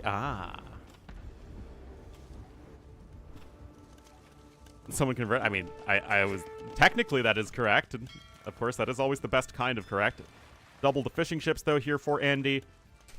That's giving him a resource advantage. They do both have double bit axe, but Andy's 200 resources ahead and obviously comically far ahead in the resources destroyed as Dark has just lost his sergeants without killing anything. He's lost his archers without killing anything. He's trying to do a little bit of damage here, but now when you're in a water fight... I mean, it's not like Dravidians really have anything going for them in terms of just, like, actual water play.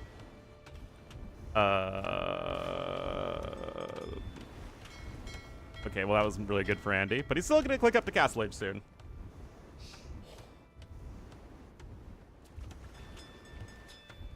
Big business from Hydrox. I thought Oreos were always vegan. But yes, Hydrox were definitely vegan as well. But as everyone knows, they just weren't quite as good.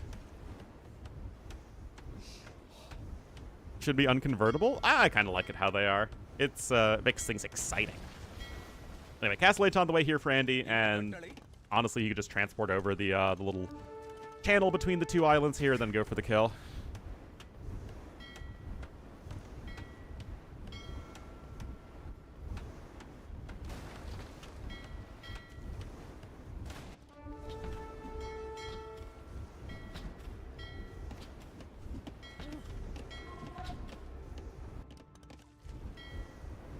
I mean, Dark is trying to fight his way back on the water, but I'm just not convinced. Raw oil. Alright, guys. Here's the question. What kind of cooking oil do you use? I use either olive oil or canola oil, depending on what I'm making. But I know you, like, some places use sunflower oil.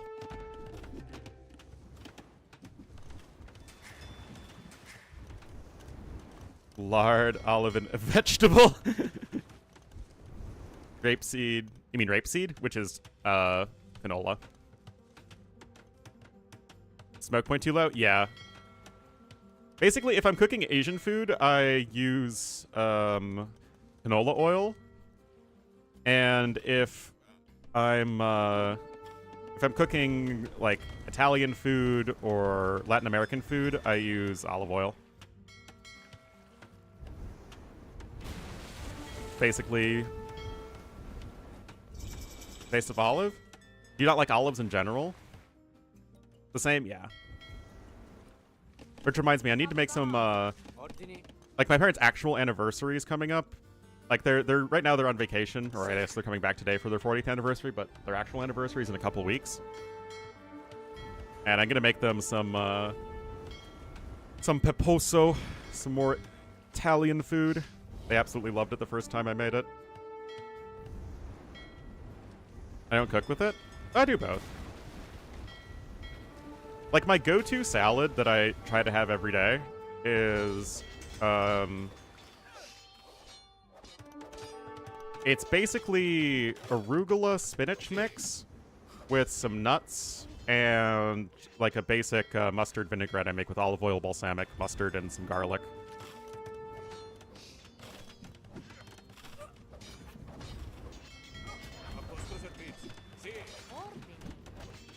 Present. Oh, jeez. Anyway, guys, I'm talking about random stuff because it doesn't really feel like Dark's going anywhere in this game. Guys, I'd like to point out that there is a Roman numeral 2 here as opposed to a Roman numeral 3 there. You herbs? I have no idea, but I don't like ranch. Like, a lot of people do, and I do not get it at all. Anyway, Andy takes game number 3. I mean, the lane was kind of interesting, but at the end of the day, guys, Andy defended properly. I think that, honestly, the initial sergeant needed to just engage those villagers to prevent any sort of rewalling attempts, and I think it needed to be skirmishers right away instead of archers. Render it yourself? Oh, that's kind of interesting. Going to China? Yes. I actually don't cook with butter. Or animal fat. Like, all of the things I make happen to not use butter. Oh yeah, that's what I use as a balsamic reduction.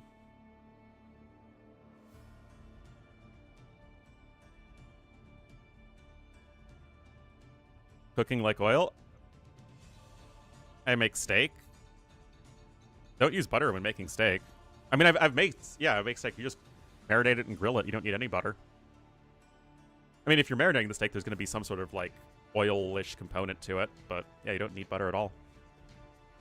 My parents are the ones that put butter on stuff.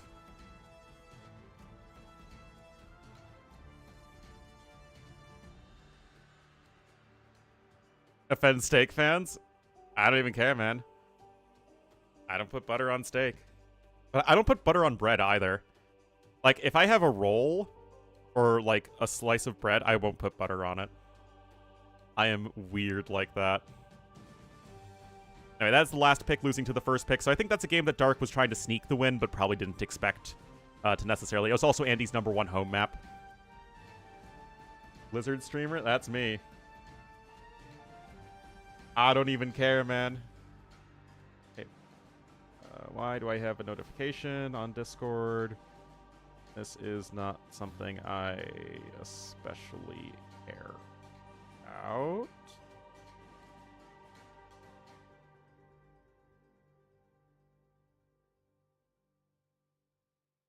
Yeah, no butter on bread, guys.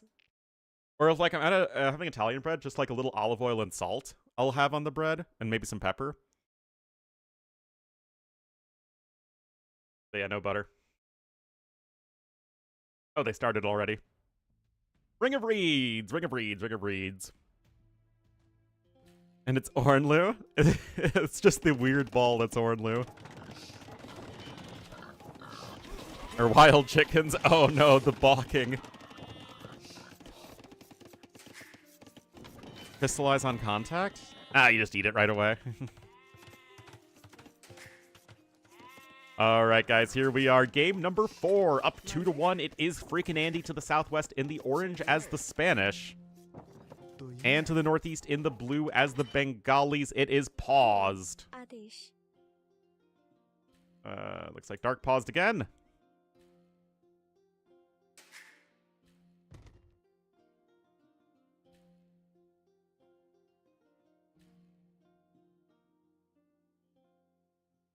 Is treason? Yeah, it really is. Oh, is it an adminry? They have the same population. Monday? Which means they started with the same villagers. Hey. I don't know, guys. You see any calls for a restart?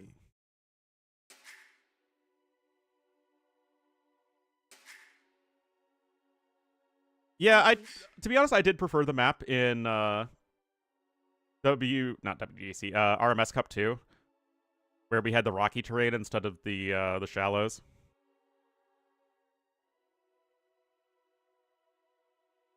Made it more, it was a land map, right?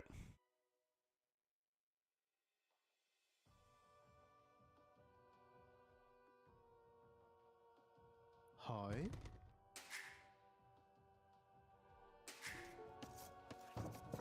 Isn't bugged, no deer. There was deer and it's neutral.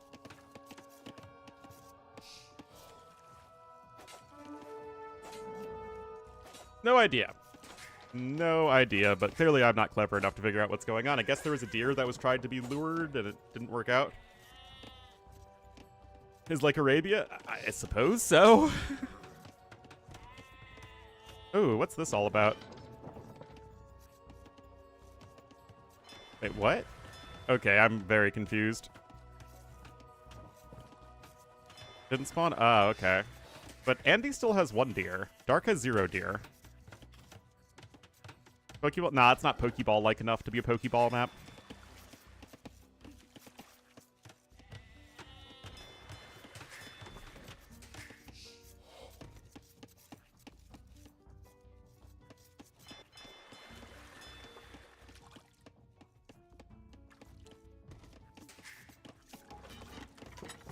Just a rest art. The art of resting.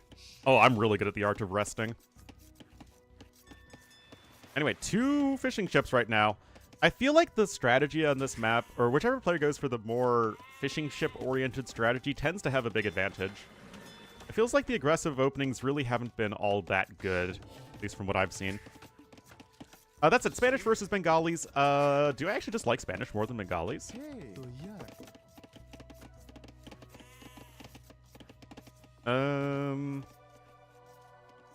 I mean, I like... Okay, so here's the thing. Bengalis still have a better eco in a regular monk war, but that's also being nullified by the fishing ships. And Spanish have Inquisition. So I think I actually kind of like Spanish more.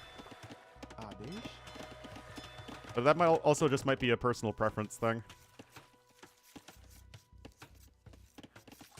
Yeah, like I said, I'm not really the biggest fan of all this. Hey. Dark here in the middle, but you can't really go for fishing ships because they're so easy to get sniped in the middle of the map. Feudal Age is almost in. You can make 1 fire galley. Indoor water, yeah. Hey. Drush and then 8, what? FC into Drush? What? What are you talking about? Servidor. All right, Andy is well ahead in resources at the moment. There isn't even a fire galley immediately on the way for Dark. I mean, he knows about the dock, right? Right? Am I right, chat? I'm not right. I am actually wrong. It was indeed the first map. A number?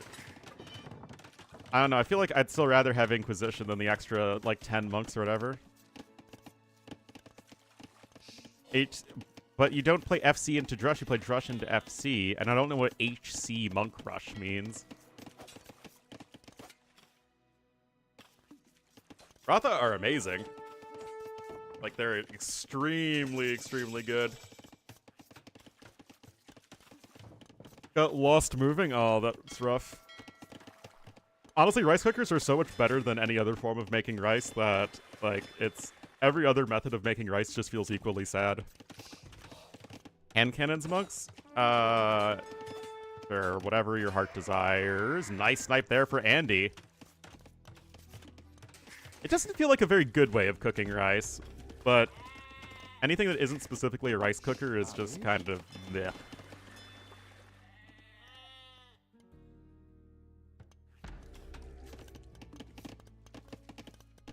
Like, to me, having a rice cooker is just one of those things that it is a luxury to some extent, because, like, it doesn't do anything else but cook rice. But it always feels like a really good investment. Okay, that's different. That's different.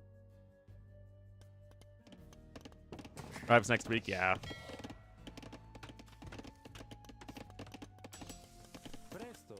Like, having a rice cooker and a food processor both feel, kind of like must-haves.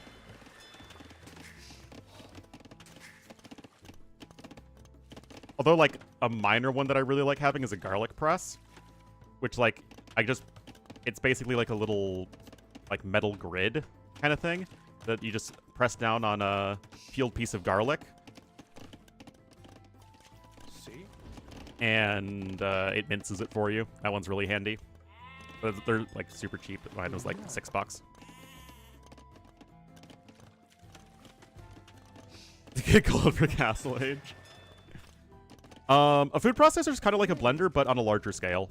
Like, you can do more than just, like, make milkshakes and stuff and smoothies and whatnot. It's, like, more powerful blades. It has different options, or different, like, blade settings. It's basically like a powerful blender.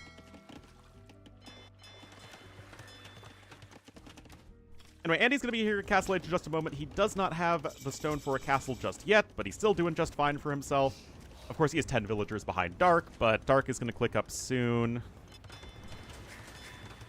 Andy is going for TC number 2, though. Still, a castle here should be very good, and the conquistadors can start to push out on the map. Wait, what? How did that fishing ship get there? Whatever. Processed food is bad for me? You know what? I can't argue with that. You don't have to feed like 10 people? Well, to be fair, I've never had to feed 10 people. Why wall when there are shallows? What do you mean? Neither player is really... Oh, you mean this? This is just so that you can't sneak out on the side and go where the galleys can't attack you. That's why. Anyway, Bowsaw coming in, Horse Collar here as well, and there is the Stone Gate incoming, and this actually will be some degree of a full wall. But it's not, yeah. I've never had to feed more than 3 people.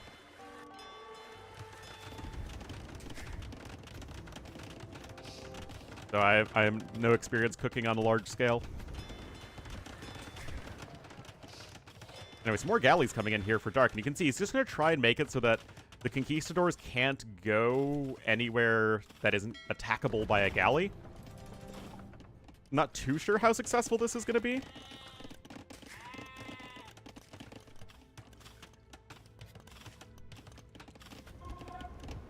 Do I aim to feed? Is Dash a person? He certainly gets a lot of food from the table, that's for sure.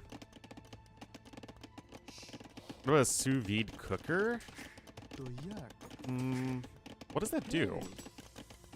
What does sous videing mean? I mean, it's like a cooking term I've heard. Like watching Top Chef.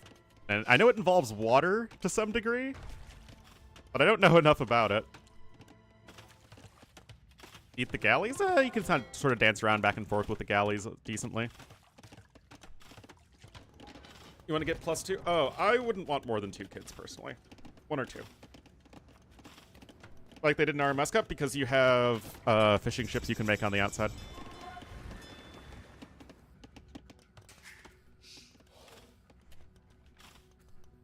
Eat the...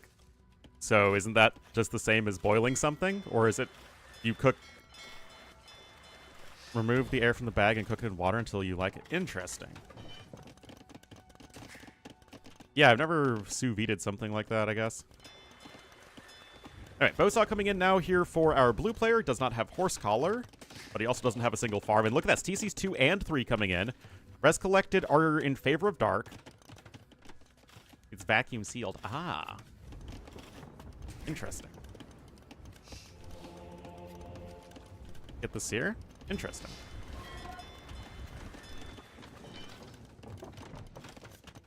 Oh yeah, slow cooker is also a very nice kitchen tool to have, I guess. Conk getting 2 Vil kills. Guys, Dark needs to pay attention. Very tender. I'm sure it does.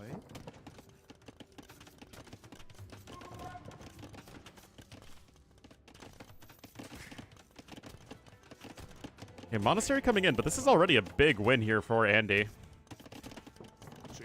Conks are also running around here. And I'm just really not sold on this whole situation here for Dark.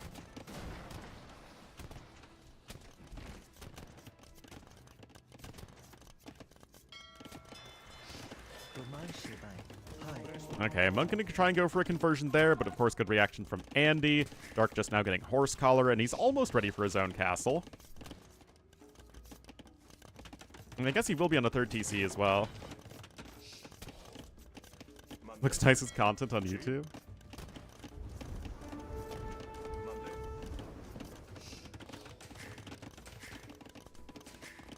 Alright, Sanctities is coming in. I wonder where the castle's gonna go. I mean, do you even need a castle here at the front? It feels like Andy can't even attack from that way. It almost feels like it's more useful to have a castle in the back of your base. Okay, there's one successful conversion for the Bengali player. And another gets sniped by Dark's converted Conquistador. And he's still ahead in resources. He's still slightly ahead in the villager count. So this is actually turning out okay here for Dark. But I'm really not sure where he wants to drop the castle. I feel like if... Okay, so it is still going to be forward. And I suppose there is maybe the potential for a faster imp, but Andy's food eco is actually looking really good right now. He's starting to pick up relics.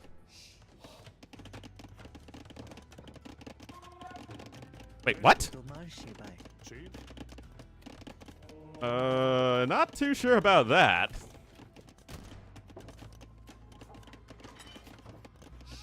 What are these vills doing? Guys, you have too much to live for! No, vills! No!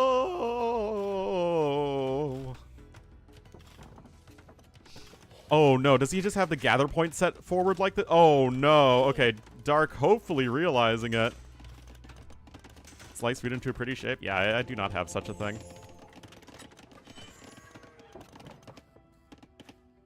They bring 40 food? I think that absolutely checks out.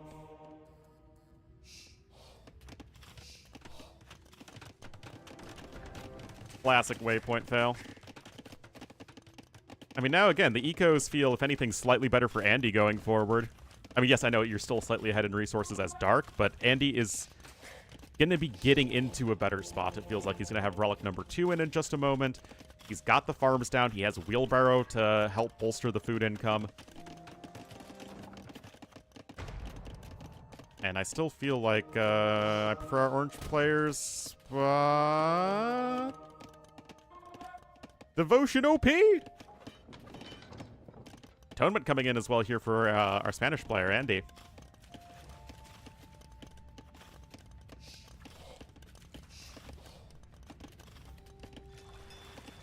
And to be fair, Andy's an IRL Spanish player too, if you like calling the Habsburg Spanish.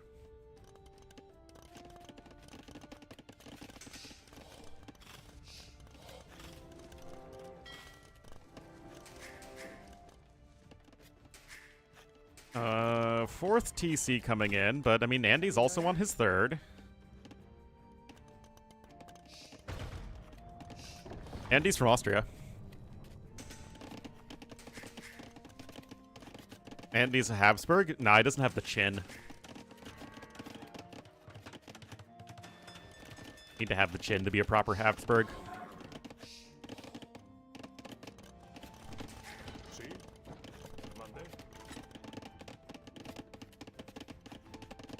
It is, well, that was the whole War of Spanish Succession, right?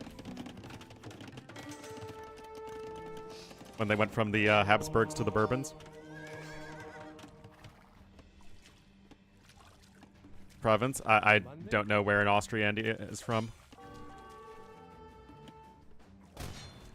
Well, those Rotha are going down. Wait, more galleys incoming? Guess that they're on the outside. And Imp is going to be in faster here for Andy, like I was saying. I still like his position more.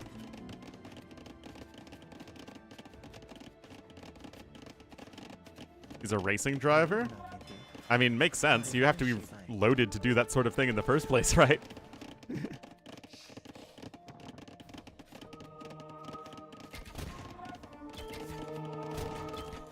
Yeah, Rathas suck when they don't have many upgrades and they're outnumbered like 3-1.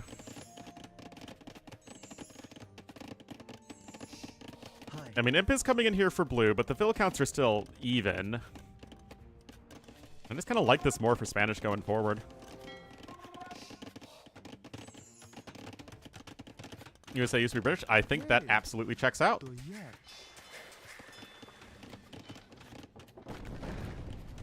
I would consider myself a nice, loyalist British citizen. All right, indeed, Inquisition coming in, guys. Our Bengalis player only has Fervor and Sanctity. He has no other monk upgrades for now. Red coat scum. Oh, yeah. Alright, guys. Just the one conversion there. And with Atonement, Dark is forced to scooch right back. And that forward castle's in a very, very good position here for Andy. Going to be a nice staging point to launch an attack against Dark. Wait, how did none of those guys converted? My Ferrari cap? No, that was Lisa's Ferrari jumpsuit thing at the Milan show they did. Yeah, Devotion's OP, also Inquisition. Now another castle coming in. Guys, Dark looks super dead right now. I mean, he's just not killing anything.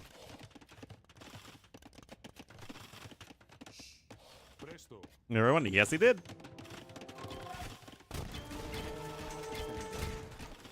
Like, Dark doesn't have an actual army. I mean, neither player does, but Andy has these conks that are still running around. 18 villager kills this game for Orange. That's quietly a lot. And I mean, yeah, now blue is an imp, but he only has the one castle. 29 vills on stone is a lot. And to be fair, our orange player doesn't really have good control of the middle of the map. But I'm trying and struggling to find how on earth Dark is going to make his grand comeback in this game.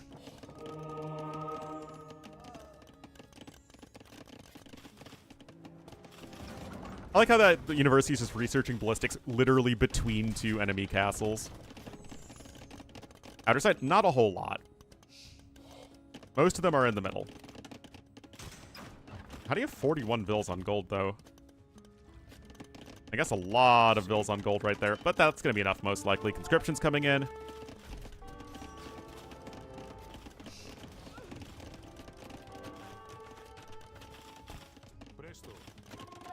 Okay, another castle's being built there to the north. Guys, collected or even.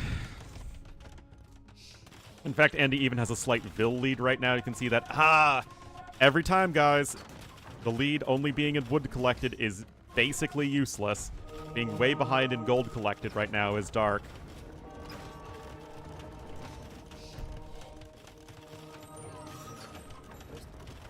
And now it's like, how do you deal with the Spanish? Now, this is interesting, though, from Dark. Look at this. The Rotha are over here. They have ballistics, thanks to the the university placement. And that castle's under a lot of threat. Dark himself has a lot of stone.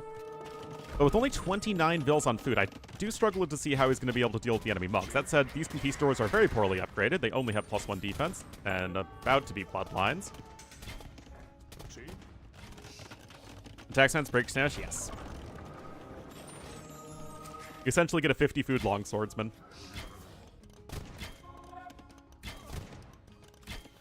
That can also build stuff and repair stuff.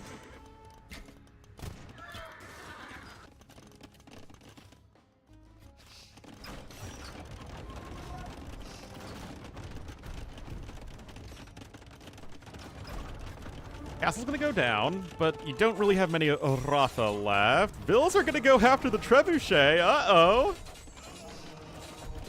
Uh-oh. Okay, castle down there. Dark still fighting, guys. Still, I mean, those conversions are coming in super fast thanks to Inquisition. Yeah, we're pairing with the converted vills. Cute. Oh, no, guys. Oh, no. Treb taking 230 damage. Oh, the Bills! Andy at 150 pop right now. Dark is losing Bills left and right. That castle goes down as well. Oh, no.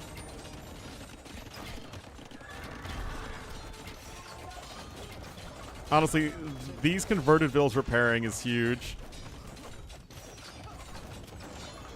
Again, this Treb is just taking so much damage and not dying. And Dark is losing tons and tons of units. He's trying to go forward with another castle there, but he doesn't have a way to not die here at home. There are 5 Spanish Ratha right now. And Andy looking to be in a great spot to get himself to match point. Yeah, that Treb took almost twice its base HP worth of damage. Now, granted, Andy doesn't have a whole lot at home here to defend. But, oh, the Conks are also getting kills over here. Oh my god, Dark just cannot keep his Vills alive. It just feels like Andy has been way more decisive so far in this game. And Dark's... the eco balance has never been there. Again, being so far ahead in food collected is basically worthless. And he's on 133 Bills. His macro's been quite solid. And now he's going to start to mix in those skirmishers.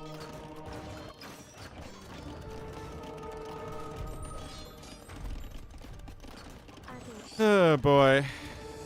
Started to go wrong for Dark. Even before then, it felt like Dark wasn't really getting anywhere in the game. Siege Workshop coming in. More and more of Dark's space is getting obliterated. I mean, Andy doesn't really have anything to worry about here. Now, it is true that Andy... wait, hold on, guys. Andy's going to be out of castles. Hold on. Dark has sniped every single castle, so no more conquistadors. I mean, he's only on 80... he's 0 TCs. One guy has 0 castles, the other guy has 0 TCs. This is really weird.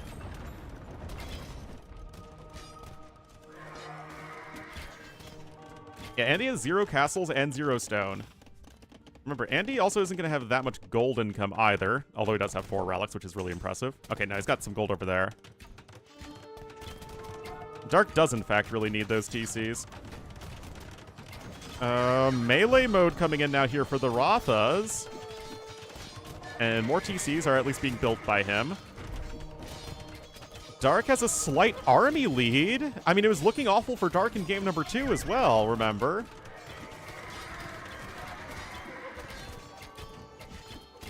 Of the mic, or does it have a button?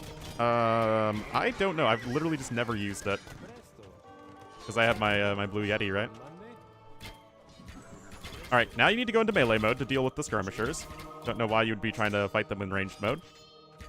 Because in melee mode, you even get bonus damage against the skirmishers. I really don't know why you wouldn't be in melee mode right now, guys. Does somebody else get it? Because I really don't get it. The more skirms are coming in, and of course, more monks as well. Ratha have bloodlines and husbandry. Now we have the light cav upgrade coming in. I mean, Andy's 60 pop ahead right now, though. And that is not insignificant. Although I don't think he ever got supremacy. He did not, so the villagers are still quite vulnerable. Guys, this is freaking weird.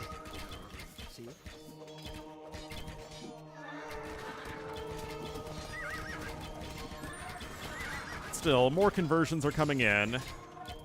And Andy should be able to grind down Dark. Yeah, it's literally 1 TC and 0 castles for Andy, and he's at 173 pop still. Got a few light cav coming in. You still have some conks at the back, though, which help out a lot. 14 villager kills on those guys. Yeah, Andy's eco still sort of mostly functioning, although now he's got 70 vills on wood, which is obviously not very impressive.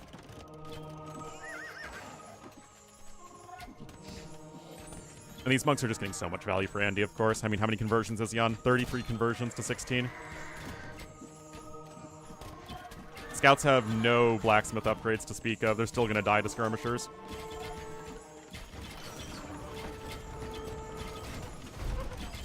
Even that one relic is about to get ejected. Inquisition monks, man. Wait a minute. Hold on. Ratha are going to get some... if you can find a way to... stop this.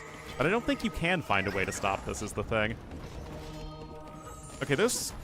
I mean, again, as soon as these trebs go down, you're going to be out of trebs. Like, you can't make any more. Wait, why did those monks all commit suicide?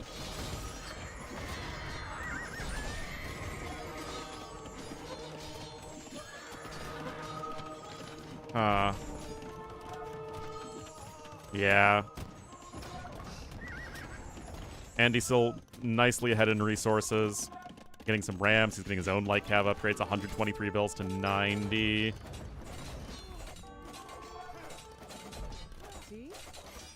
I mean, I guess you're going to get that treb there with the vills eventually. But Andy is just making more vills than Dark.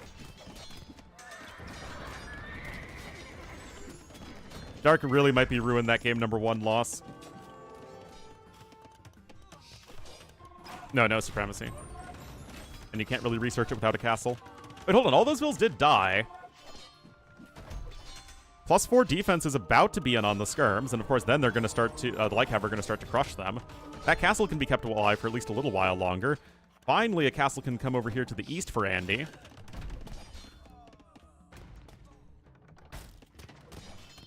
I like the rams here as well. More vills are going down. You're back to 0 TCs as Dark.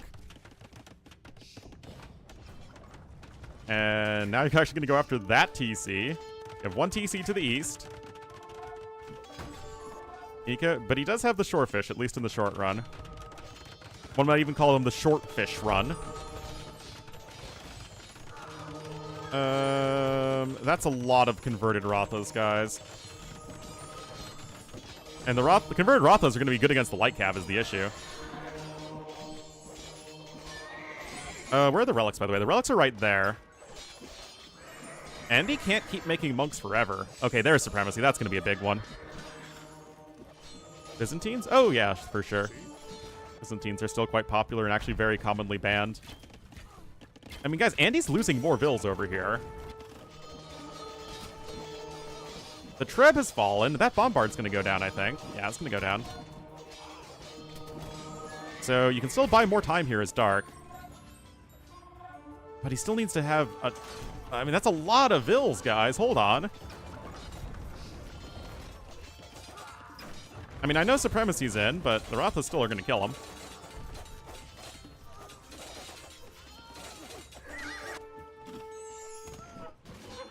We do have some more Trebs on the way. And Supremacy killing those Trebs is pretty huge still. Yeah, Supremacy's a big one. I mean, Dark is actually pretty close to being ahead in resources. Or in villager kills, but it doesn't matter because Andy's made so many more, and there's the GG called. Andy 1 game away from a trip to China. Andy made 17 more monks and got 25 more conversions. I mean, it's just so many expensive units getting converted there. And actually, Andy was the one who's way ahead and would collect at the end, but still, with that nicely faster Imperial Age time, got the forward pressure down. Dark really didn't have as much of a chance there. Andy looking good, guys.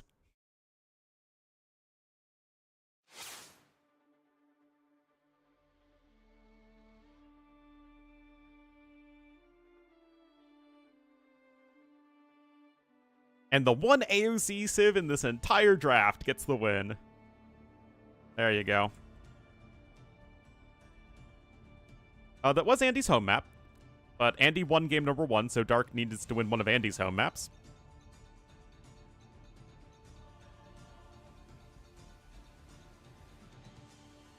And it is gonna be Chicken Arabia!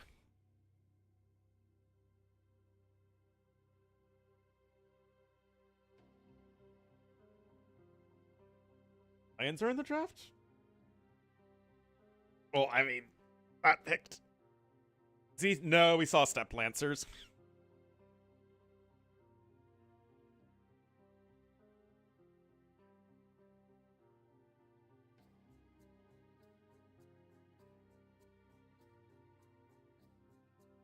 Anyway, guys, I'll be right back.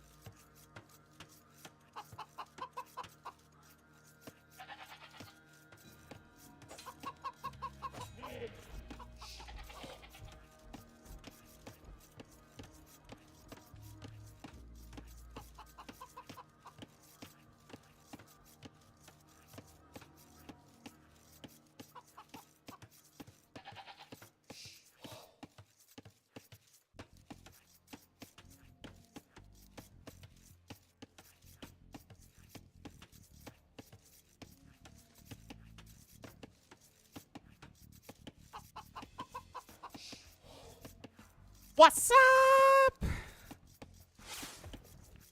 It is indeed good to see the OG Civs get some wins, but if we are to see more of a series, this guy's gonna have to lose with Ketons. Andy here in the orange to the west of the map, as indeed the Ketons. Dark. Great qualifier performance overall. What? Not sure what that was about. Oh, wait a minute, he lame? So he did.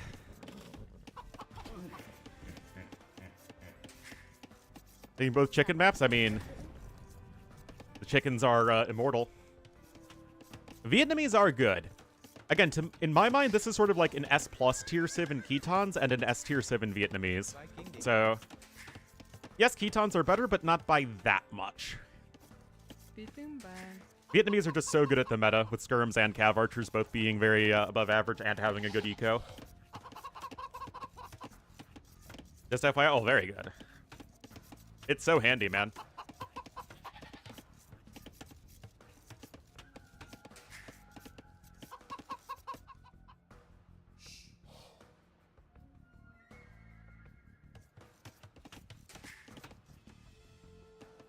I mean, are you guys surprised? The chickens have been in the game for months now. They constantly... It's like their thing. Anyway, it's going to be a 2 militia drush coming in here from Dark. Werewolves to vampires? I don't really have a preference. I mean, they're both, like, mythical monsters.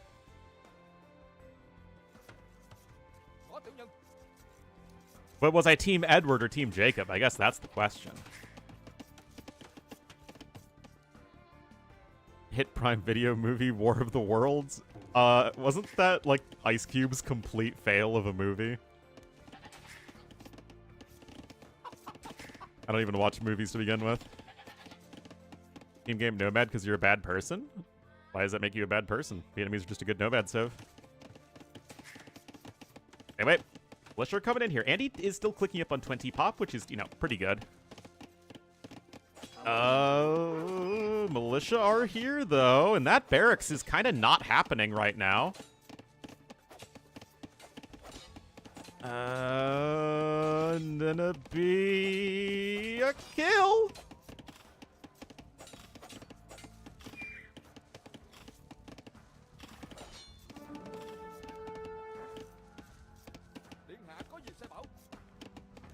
All right. Another little bit of a win there for Dark, who is nicely ahead in the resources right now. I see what you're trying to do there. 1 HP Scout does still survive, though, so it can at least fulfill its function as a scout. Always scout with the scout. Militia does go down there. It's such a good opening. If you can catch your opponent off guard with it, yes it is, but usually players are up so fast these days that it doesn't really do enough. The issue for Andy there was that he couldn't click up that fast. He couldn't click up on 18 or even 19 pop because of the lame. Oh, come on. Oh, come on. I know I want the series to go on longer, but still. That's just silly. Dark is going to accrue a bit of idle TC time, though.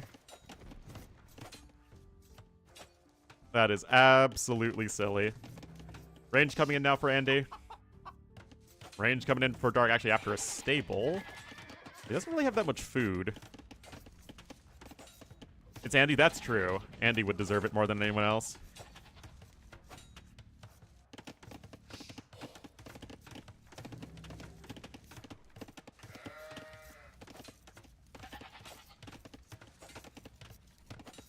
Also, I just got Ellie watching Free Ren. Oh, very good.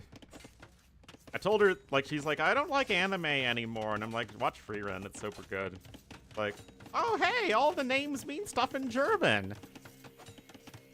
Yes, they do. That's great, Ellie. Why does Andy deserve to get a scout welding? Because he's like one of the biggest quick wallers out there. That just tries to Alcatraz to save everything and all that. And do quick walls to trap his opponents. In the AAB2 scene? No. But she's still my friend.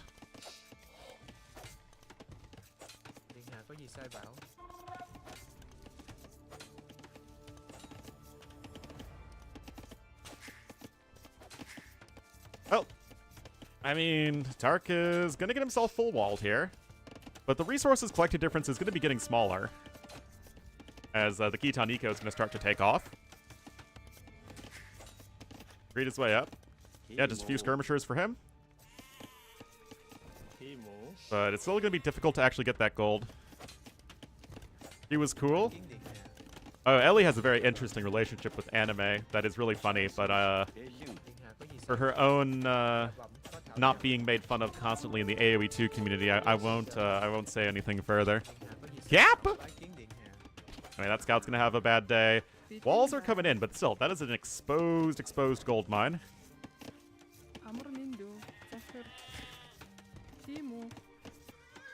Ooh, yep.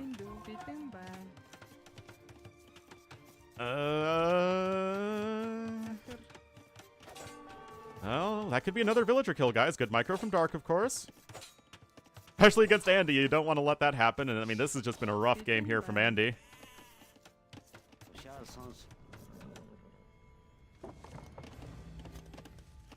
Got some more archers coming in, but Andy's still going to be getting a much faster castle age time. So the thing is, Dark still needs to be able to keep up with the pressure.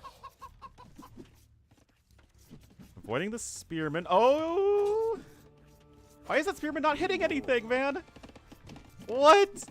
That spearman has to have hit something, man. Oh, that was denied. Yeah, Andy might just be having a rough one here, guys. This is a rough one, guys. Uh-oh.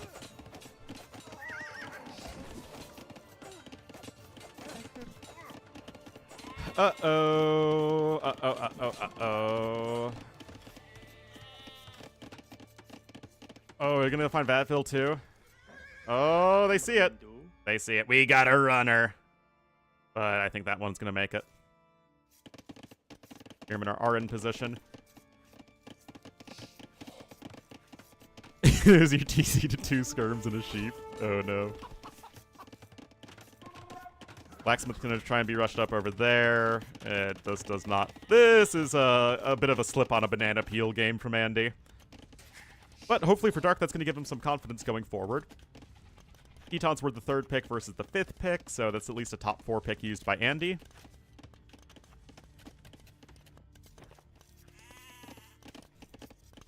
And again, the closer the series, the happier I am.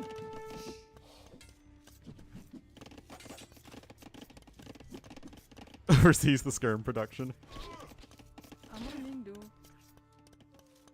No. Usually you just see funneling on Arena.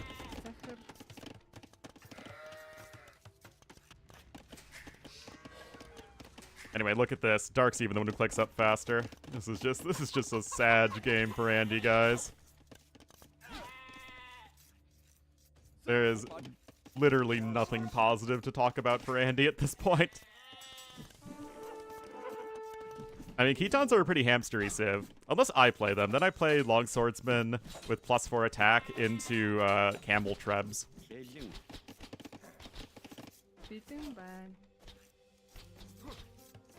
Oh boy, guys. This is just the power of the lame. Lame and the pressure being put on afterwards.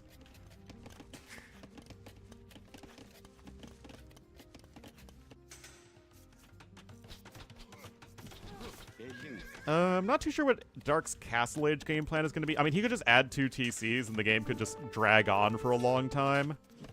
I kind of hope that's not what's going to happen just because this game already feels so over.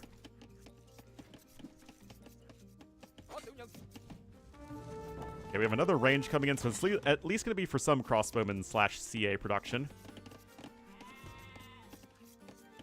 Yeah, it does feel like, you know, the one way Andy could potentially win this game is if he just goes for a ton of Step Lancers. If he opens Fire Lancers, it's over. In favor of Andy. Actually, both Civs have Fire Lancers. Khitan Fire Lancers are pretty solid.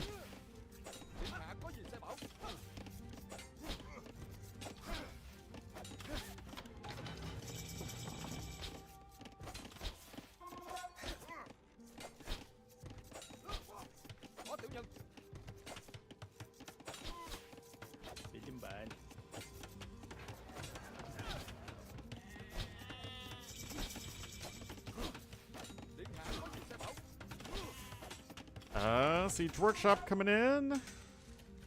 And getting all the upgrades, really. Getting eco upgrades and military upgrades.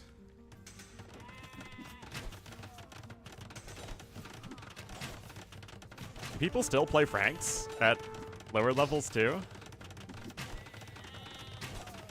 I mean, I guess you don't need the DLCs for them, and they're still a really straightforward civ. Anyway, this game is not really much of a game.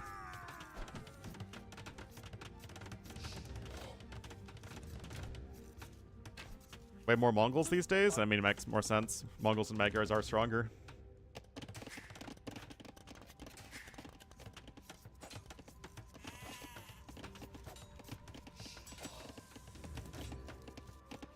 And Cart also coming in. I mean, Dark is just getting all the eco upgrades.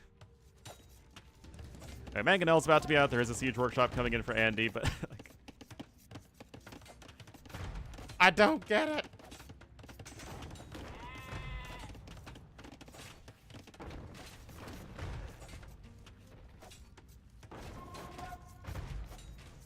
Making iron casting better?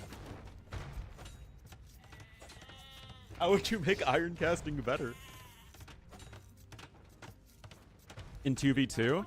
I mean, they still should be pretty good, but not having the tankiness of Bloodlines is a real issue.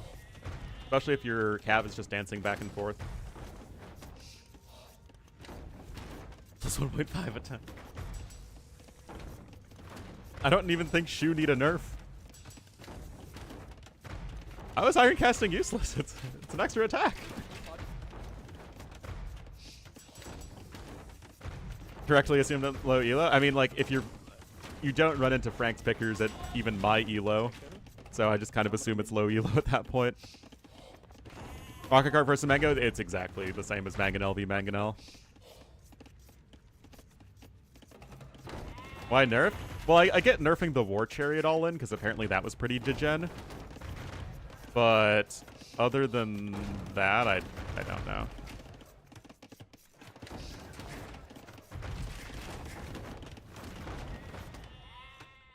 Well, we got another Rocket Cart on the way, but you were going to need to take some absolutely incredible Rocket Cart / Mangonel fights if you want any hope in this game right now as freaking Andy.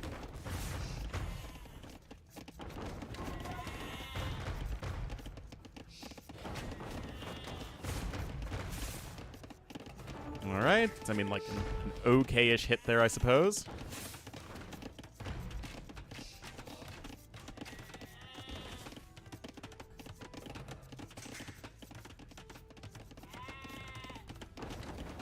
Like,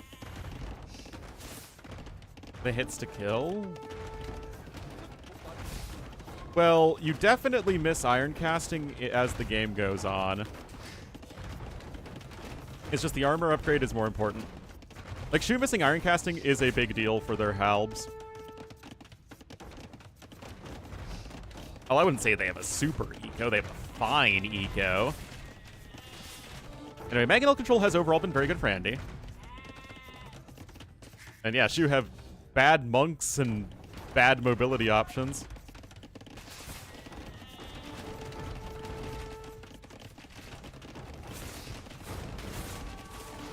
That's a 1-for-1. Eh. I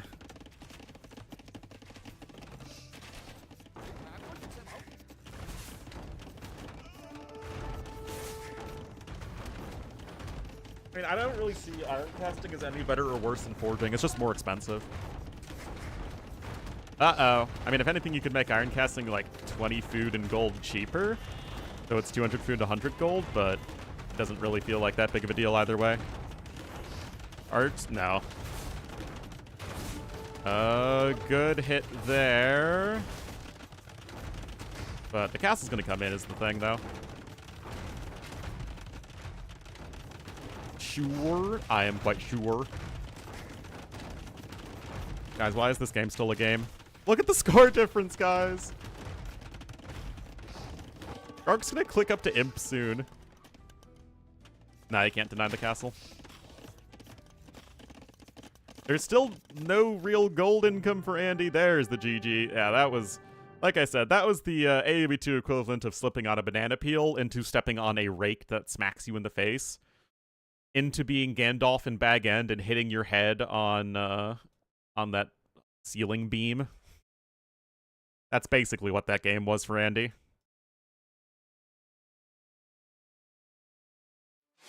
At the trap? Yeah, basically.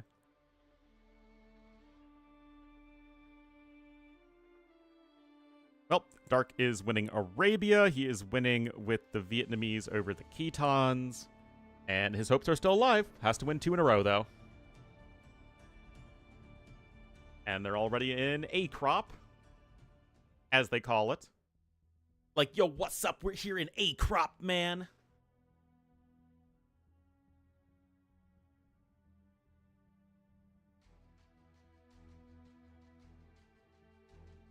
Yep. Hero Rumble or whatever it was called.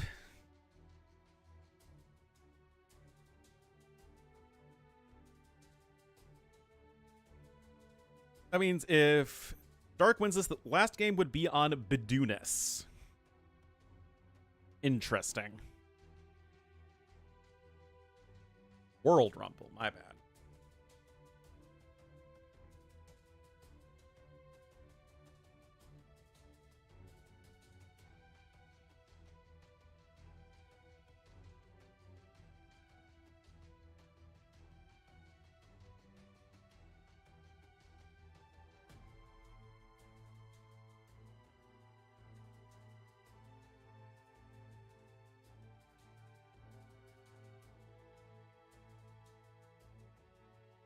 Arabia pick, in that it's the Civ is unexpectedly good, or is it's boring.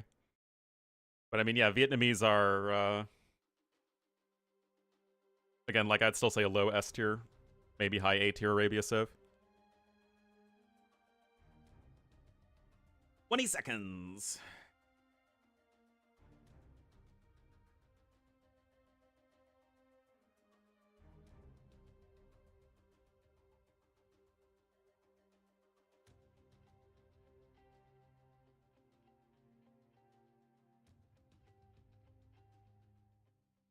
Oh yeah, Dune du Pilat. I remember that one. That was a wild game. Alrighty, guys. Still tournament life on the line, or qualifier life on the line. We will have Dark in the blue as the Romans to the west of A crop, and to the east in the orange as the Georgians. One might even call them the Georgians. Will be Andy. Still one game away from making it to China. But he is not there yet. Not all. Very early dock here from Andy. And I still think that the fishing ship play on this map is still... It's probably better than the not fishing ship play, although it's not, I think, that much of an advantage. Roman Eco is still going to be very powerful here for Dark, though, no matter how you cut it. And all vills are on food right now. Just now going over to wood with that extra vill. I have some tricks. Romans are a civ here that their military is basically just worse in... Oh no. Oh no. Oh, one lame deserves another, but this isn't even... I don't like it, guys. Don't like it. I really don't. Because now a scout's even lower HP in the scout fight. Oh no.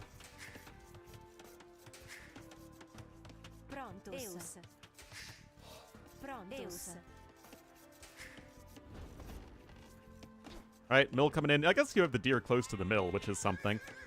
Anyway, as I was saying, it's going to be important here for Dark to snowball a bit of an early lead. But that's going to be kind of tough to do against the fishing ships. Svan Tower plus SO? I mean, they don't. I mean, Romans die really hard in late game to Georgians, no matter what you do. Tunnel the deers. Salve.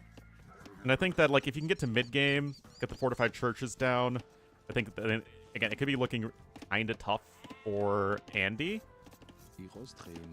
Or sorry, for Dark. But Romans are just really, really good at applying pressure and snowballing an early advantage with their fantastic eco. Anyway, there's only 5 vills at this lumber camp. But you have 3 fishing ships in total, most likely. And you're going to be slower to feudal age, but let's see how much of a difference this actually makes. You don't even have a barracks yet as Dark, and he is not, and he's, you know, already over 50%. They're both washed, and that's what happens when you don't pay attention.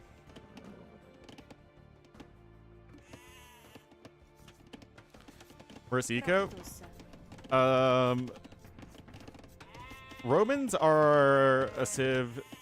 Like, Vikings used to just be the brain-dead eco into timing civ. Romans are like that, except they have even easier units to play.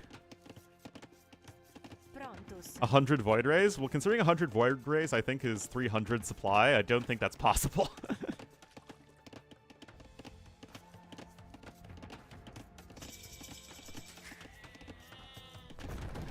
Yeah, the timing is very slightly off, but not that big of a deal. And that's actually going to be an archery range for Dark. Oh, he doesn't have Loom. Oh, I don't know about that. Double Vidax coming. You're getting Loom soon, right, Dark? Right, Dark? Don't let them break the pop cap.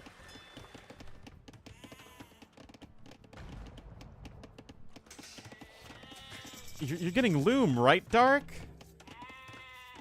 You know, research in Loom makes your villagers harder to kill. I mean, actually, look at Andy's eco. Holy cow. I mean, these fishing ships are good, man. I mean, again, this is with Dark's tournament life on the line here. He still doesn't have Loom. And he's still 10% behind in res collected, even as Romans. Like, again, I like the fishing ship stuff. He has to know he doesn't have Loom, right? Right?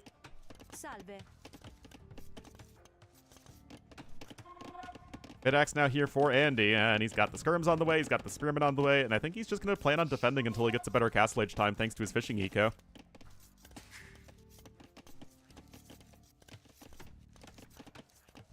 He sacrificed 1 vill to make the rest not die. Yeah, that's a good way of describing Loom.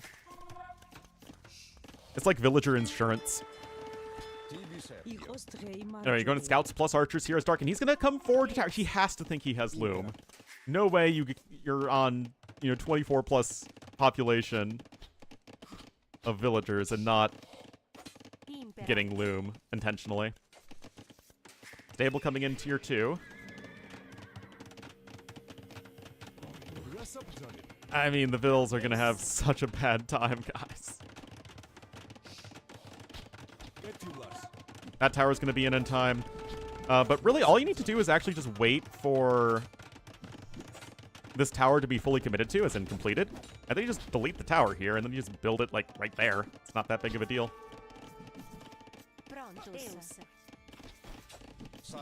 Oh, no.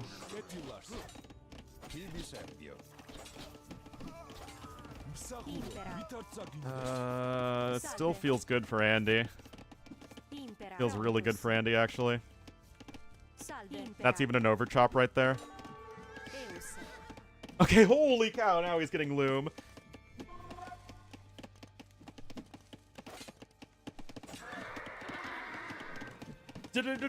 Double kill on the scouts. And Andy's still 200 resources ahead, guys.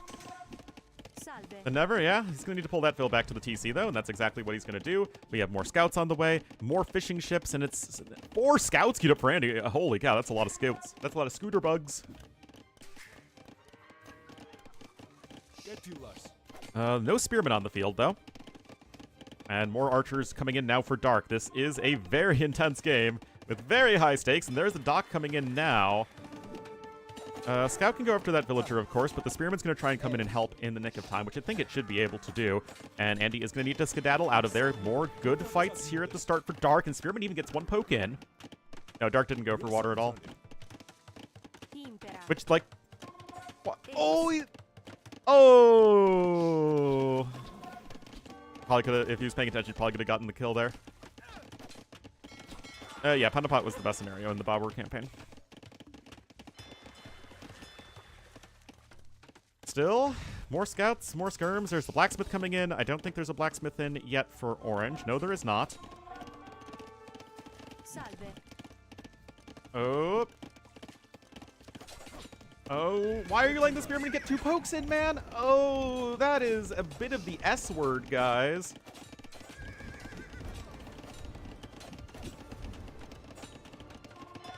All right, Fire Galley's out for both players. 4-vil lead for Andy, guys. Andy's accruing a little bit of vital TC time. Vills are there, gonna need to repair. Either player, of course, anywhere near Castle Age. It's all out Feudal Age play, and despite having that blacksmith, Dark hasn't done anything with it yet.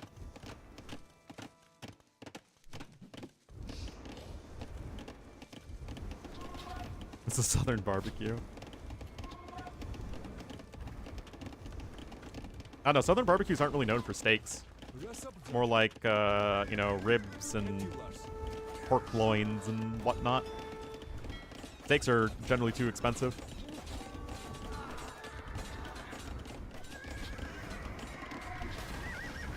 Texas barbecue's over. I like it. I don't think it's the best barbecue, though. Yeah, briskets. Well, briskets is more of a Texas thing. Generally speaking, once you get west of the Mississippi, barbecue tends to become beef, and east of the Mississippi, it's pork. Haiti, I mean, it's nicely Dark favored for sure, and he's got the army lead right now. Now he's going to be rotating here to the north. Still no blacksmith upgrades, though, which is really weird, considering that he invested into a blacksmith. No, I'm not. I mean, I've been to the south plenty of times. But yeah, we... hold up here. That was not very impressive for Dark, guys. It's a lot of scouts that were on low HP. And Dark's Food Eco is obviously a disaster behind this, and all those units are going to go down for him. I mean, the Spearman getting sniped is a little weird, and to be fair, you have sniped all the fishing ships, but those fishing ships weren't doing all that much anyway, although you are, I guess, 3 Vils ahead now as Dark, who's even going to be taking a little bit of a resources collected lead. But still, Andy's taking a much better fight overall in terms of killing the enemy army. And there's stable number 2 coming in, but so few Vils on food, all things considered. Also, no horse collar is really painful.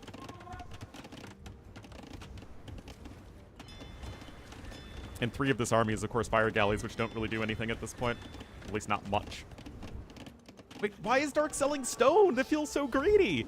Bloodline's now coming in here for Andy. He's going to make a switch over into the archers. I don't know, guys. What's the difference in food collected? Yeah, 700 more food collected here for Andy. I mean, double stable scouts with 0 upgrades? What? And not even having a horse collar for your farms for an extended feudal age play? I mean, now Bloodlines is in. Now the scouts are going to be a lot better here for Andy. I guess you have those walls there, but you're going to have to move that lumber camp over to the side. And I am just really not too sold on this for Dark.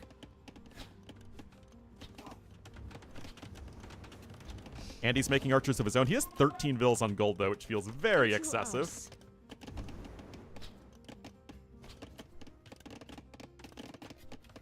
He is indeed Romans, and Dark now has the res collected lead. Andy is ahead in the overall KD.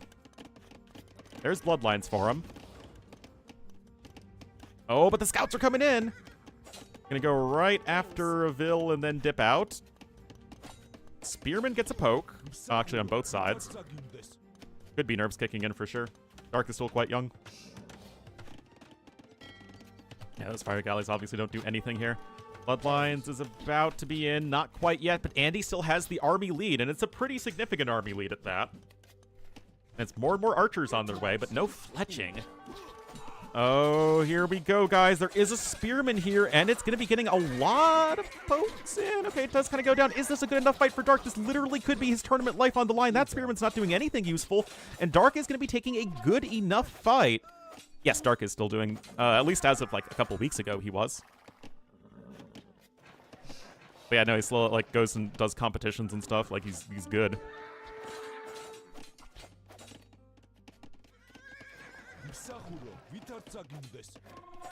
Another fight. Forging coming in, and that's good enough for Dark. And Dark himself is going to try and add in some Fisky Mothers. I mean, I guess there's still 500 food left. Hard to get more intense than this, though. Scale Barding Armor coming in, too, so you're eventually getting those upgrades, although you're also going to have Wheelbarrow in as freaking Andy. Dark has 26 on food right now, though. It's a lot of farms that don't have Horse Collar. Competitions? Oh, I wouldn't be surprised, especially in Russia.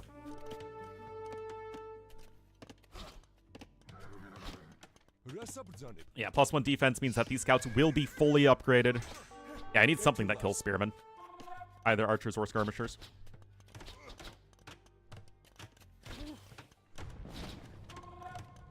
Anyway, here we go. There are 3 spearmen as a part of this fight, but that doesn't look like a good poke, and that spearman's being lazy!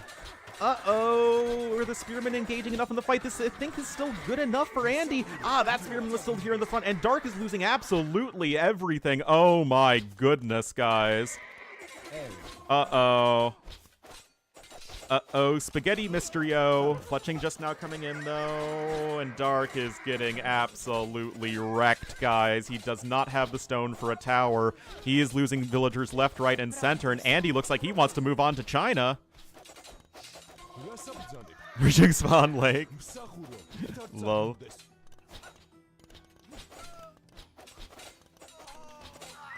Dark losing Vills here, guys. And I don't see it. Andy's just going to keep on making more army. Competitive aspect to it? I mean, there's competitive aspect to everything, man. Now Andy has the lead, taking the score lead. The KD is overall even, but again, Andy's the one who's just made more army. Look, 57 units made to 49. 6 scouts queued up. And more Vills are going to go down, guys. Uh-oh, this is looking pretty rough here for Dark. Andy, he is ready to go to another LAN event. Really, really good performance from him. More and more units are going to be going down here from Dark.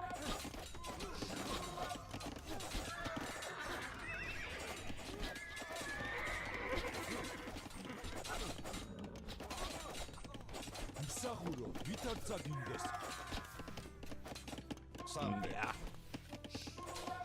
15 dead Vills. Andy just keeps on making more army. I think Dark going a little too hard into the scouts too quickly. Just didn't have enough stuff. Like, he just stopped all range unit production, which meant he had nothing to kill spears. That wasn't scouts. Anyway, the KD is even, but one guy has killed way more villagers than the other. That said, Dark has gotten the military lead back again, at least for a little bit.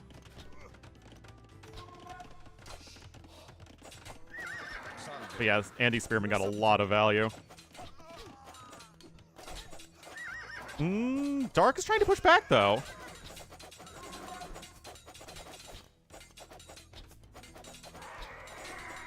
Still, again, like even the smallest spearman can make an impact. Anyway, scouts are fully upgraded on both sides. I mean, yes, you do technically have the regen as Georgians, but it's not really something that matters all that much here. And Dark is back to not using his archery range at all. And again, I feel like you're not going to win this game without the power of having something that kills spearmen. Horse Collar's in. We also already have Wheelbarrow in, though, for Andy. Now he's going to be getting a res lead. Ahead by 7 Vills and Wheelbarrow. Even with Romans, that's not good enough. 9 scouts to 8, and you also just have more archers coming in. It's 2 ranges and 2 stables and a barracks. I mean, Andy's just firing on full cylinders right now. And Dark is just not even able to cross the other side of the map. I mean, Andy's not making skirms either. He's just going at it.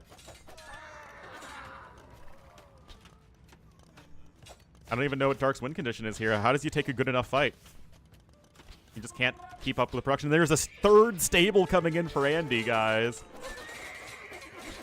Archer's going to be helping out at the back here. Even if archers aren't, like, that great versus the scouts, they are going to be good enough to turn the fight in his favor, like an otherwise even fight.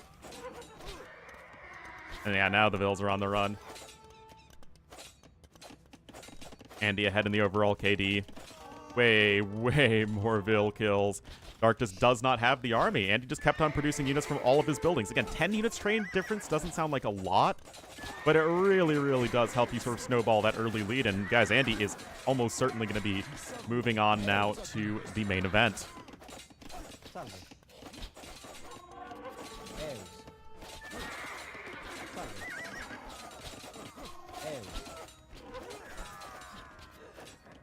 Again, the issue is, like, you're behind, and there's literally no way to come back against this sort of army if you're behind. Unless you can have a map that you can defend, and it's Acropolis. You don't have a map you can defend.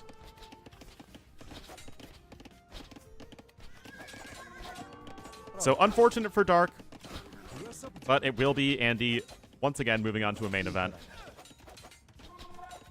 Which means that this tournament is guaranteed to not have any new faces at the LAN. Except for Vivi. But again, you're literally guaranteed to have a new player at the LAN because of the China qualifier.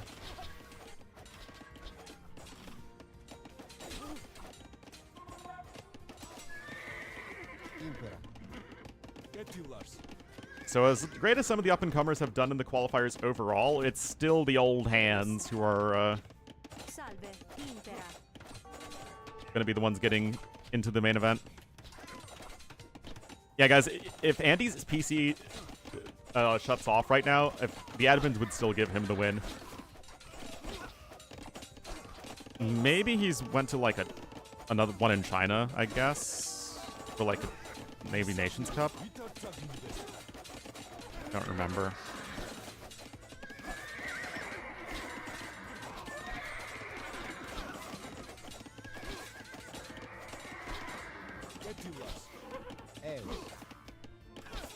Alright, GGGL in the main event says Dark, and Andy gets the win 4-2. And 29 archers made and 27 spearmen made. Dark focusing too much on scouts, not enough on other stuff.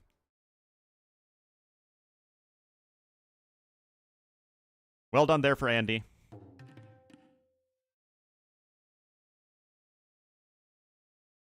Yeah, Dark did put up a good fight in the set. There were a lot of very good and competitive games, but Andy still, I think, overall showing that he is the better player.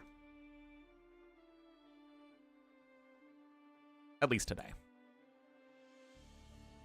I still put Dark and Andy on very similar levels in general.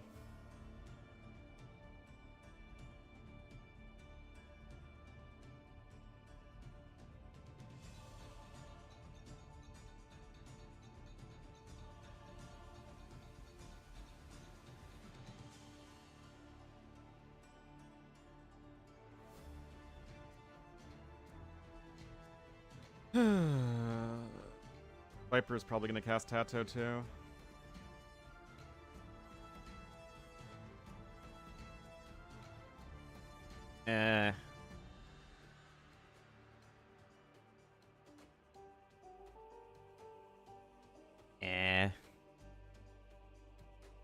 I guess I'll cast the other series anyway.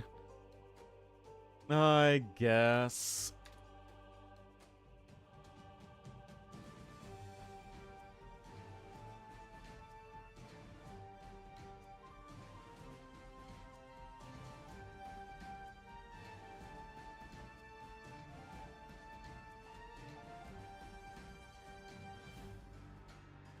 On YouTube, of course.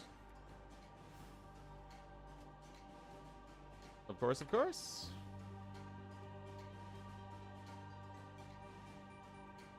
The other series is TaToH versus Sebastian.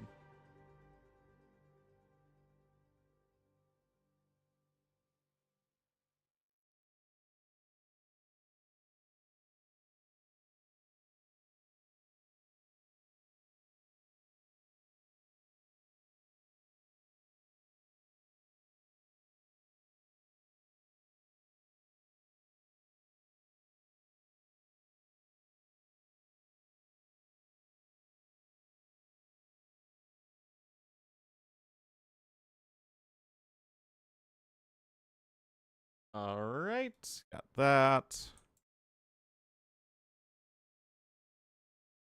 And they're crafting.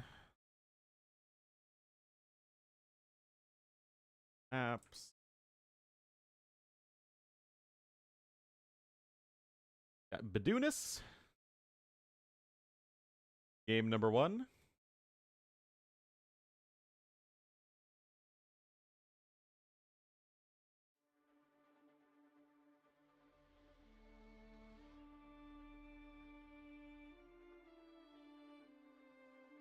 TaToH with Chicken Arena, Rocky Forest, and Comir. Sebastian with Acropolis, Lookout, and Fish and Fish. Sebastian banning the water maps. TaToH banning Ring of Reeds, interestingly, and Arabia.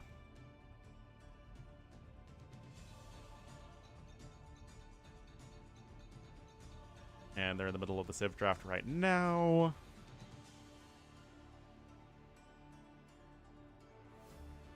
Go.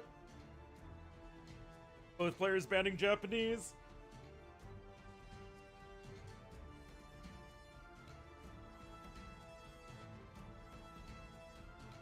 Persians, Chinese, Mongols. Chicken nothing. I assume T90's already done a chicken nothing game.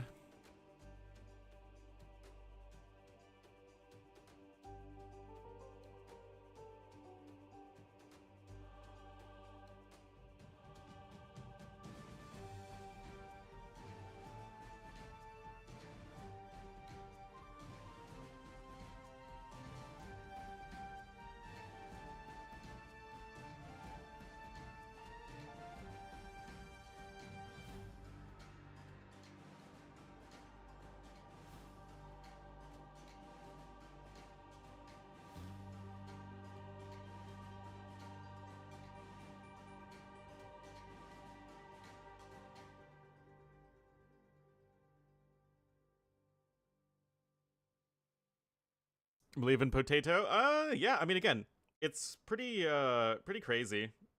TaToH has qualified or been invited to every single LAN event since Maldives.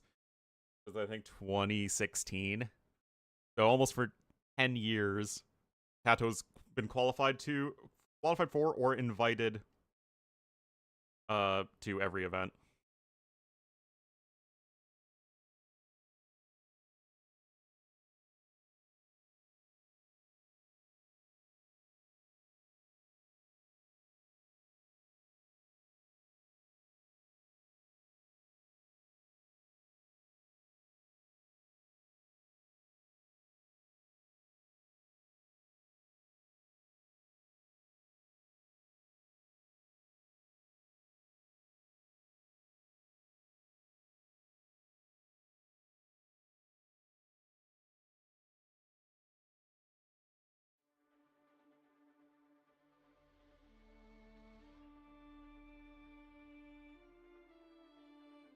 Wi-Fi has been playing up better than Twitch. Yeah, sometimes it works better than others.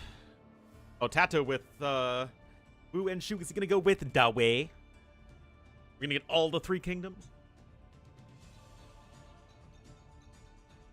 Actually, were they admin banned? Ketons were admin banned, so no full 3 kingdoms DLC, but we can still go with Dawei. And go, this is Dawei.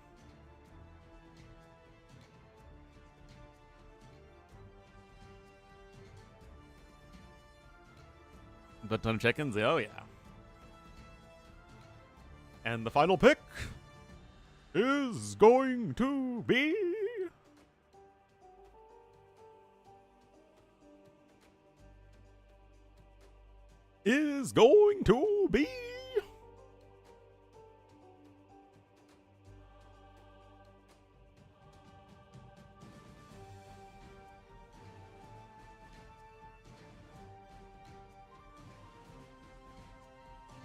Slavs. Alrighty. Alrighty.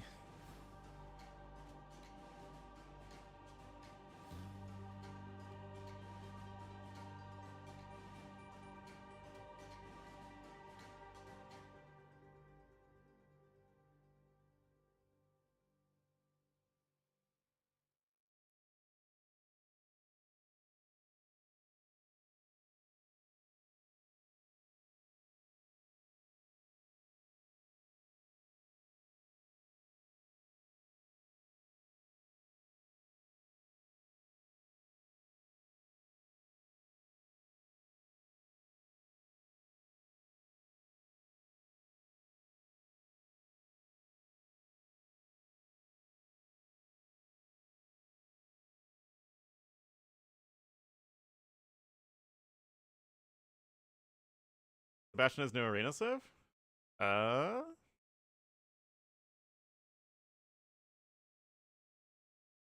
Burmese? I don't think Sebastian thinks he has much of a chance against TaToH, so I wouldn't be surprised to see Burmese full-on clown play.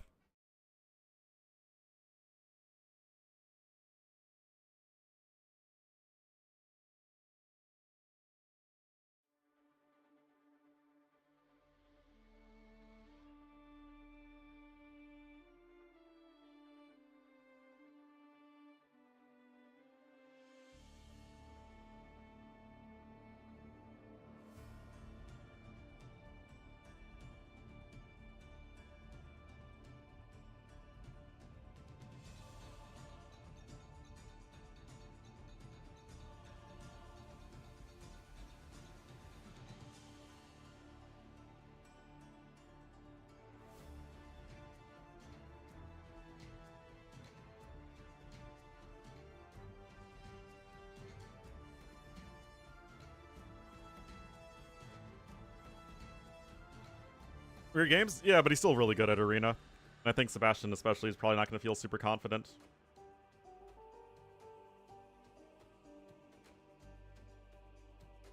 Do not disappoint. These days, Franks never get to 80 paladins.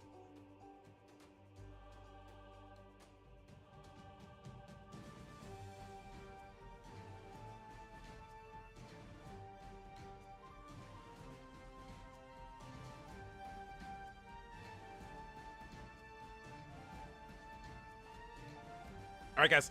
I'll be right back. TaToH made a lobby. Hopefully we'll get into Bedouins in a moment.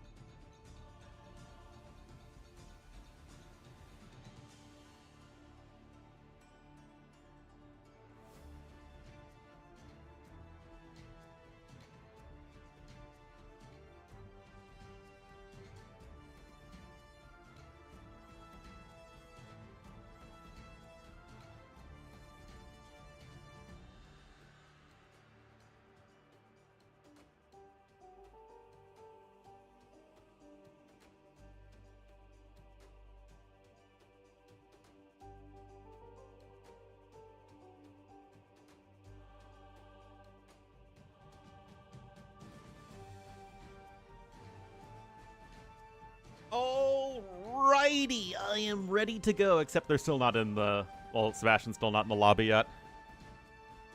Oh, sigh. Building outposts?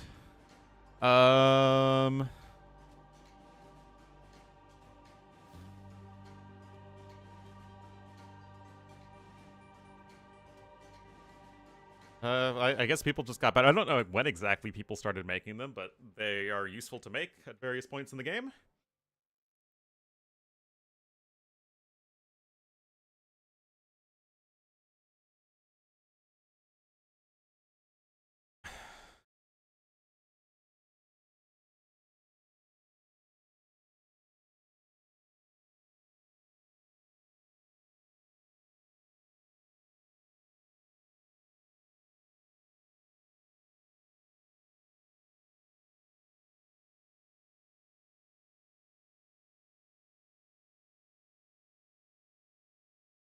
All right, now we're in the lobby. I thought I saw Gurjaras in the draft, so we might see them again. We could also actually see Gurjaras or Hindustanis here, or Romans for Sebastian. Or Koreans, or Mali. Okay, we could literally see any civ except Armenians here. You have a lot of good Bedouin civs as Sebastian. TaToH...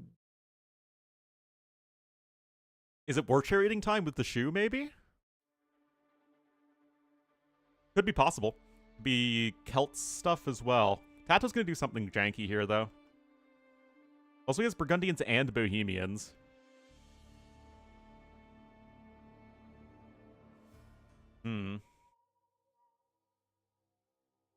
Okay.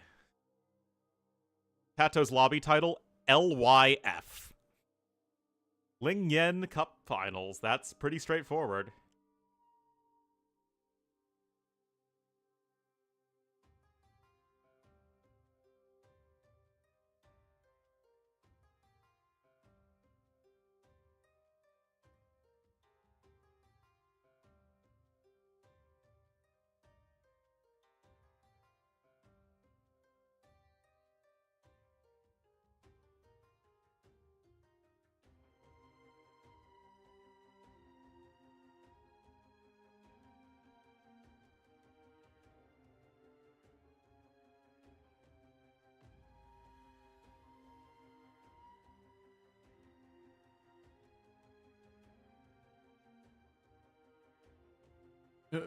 Monks needed more power for the monk. 45 seconds, guys.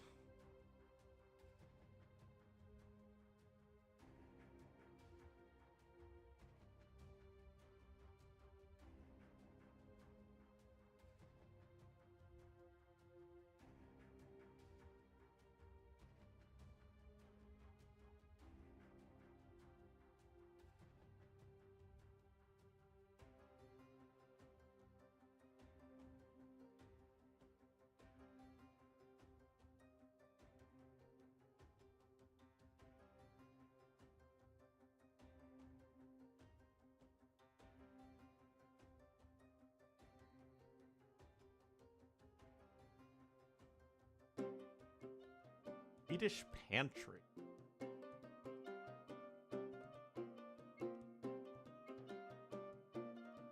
Hooray! Eden!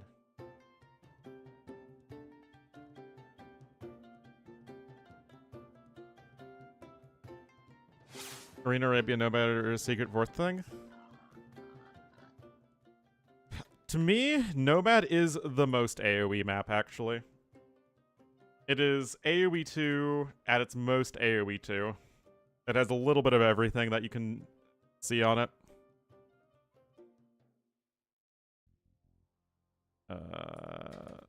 Uruguay.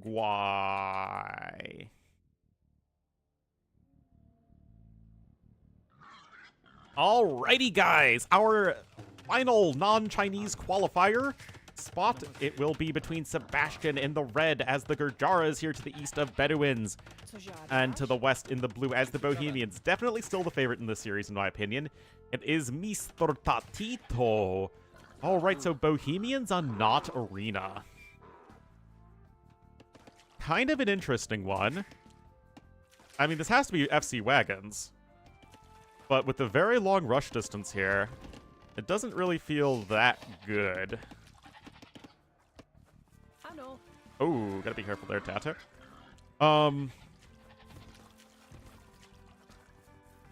I don't think I've ever seen the FC play work on this map, guys. At least in this version. With the 9 start and just, I guess, how the meta has played. It's always been for feudal age play. Now, the long rush distance might make it a bit more difficult for Sebastian to get damage done before TaToH can click up to Castle Age. But, by the shield? Not really, because each projectile gets rid of 1 charge on the shield. Namaste. Still? I mean, if it's getting pushed in Castle Age like that, yeah, that's pretty sad, but yeah, still should be fine for Sebastian.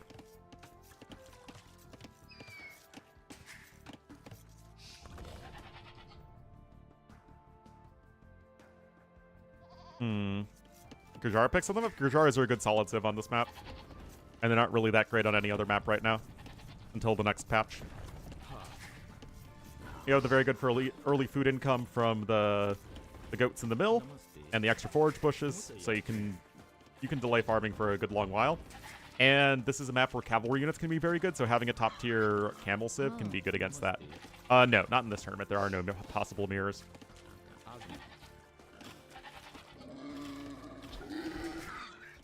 It's simply impossible.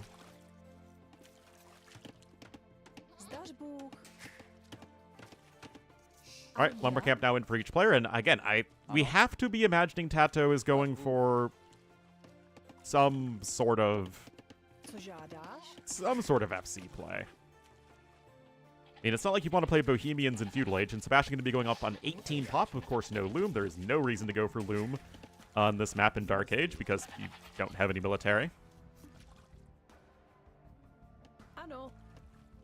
Eat the eggs or not. Okay, TaToH clicks up only one Vil later. Surely there's no way he can FC off this, right? Right? Cast of the speedruns. I've done the speedruns. I've had the world record for a couple scenarios for speedruns for like 2 hours. But the thing with doing the speedruns is that it takes a lot of time, and there isn't that much interest in them.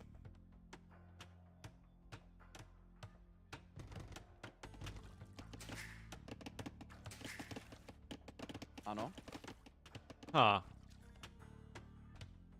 Bohemian have on this map?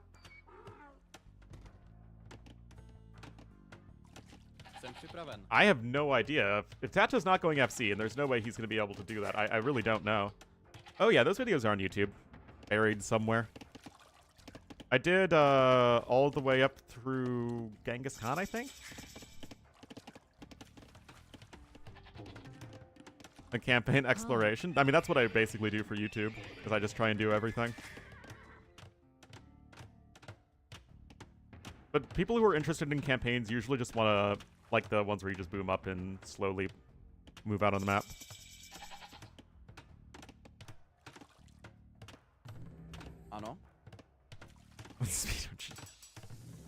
Alright, archery range and blacksmith coming in, but guys, this feels really underwhelming for TaToH.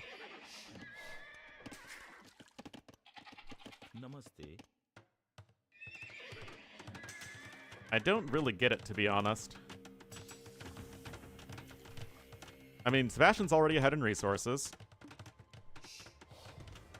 Yeah, the pacifist was a really good idea that T-West had.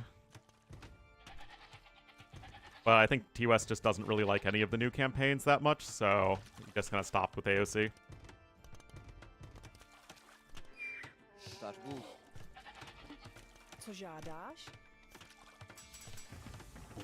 Actually, I don't even know if T-West has all the DLCs. Now that I think about it.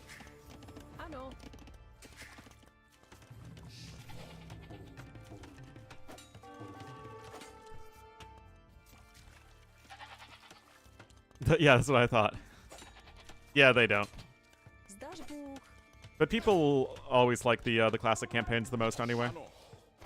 With good reason.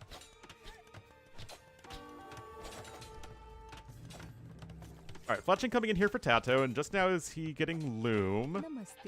Sebastian has it himself, but... I mean, I guess TaToH's catching up here in resources. 3 kingdoms yet? Yeah, that makes sense.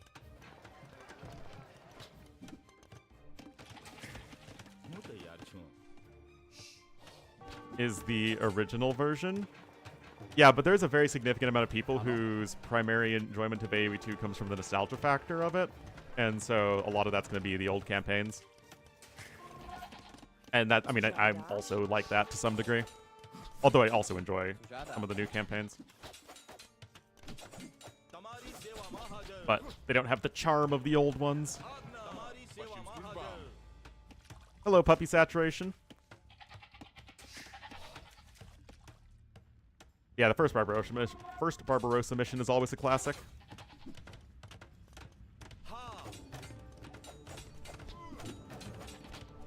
There's a reason they made Barbarossa Brawl out of it. And I mean, this just... TaToH's just sitting back and chilling, I guess. It's a very odd game, because normally it's like Feudal Age Aggression, exactly what Sebastian's doing from both players. Except TaToH's just kind of sitting on his butt and defending, which is honestly fine if he can get a better Castle Age time out of it. It's not like he's really taking any damage. Only a little bit behind in resources. You have the Market in, and the Blacksmith. You do have Fletching in for TaToH.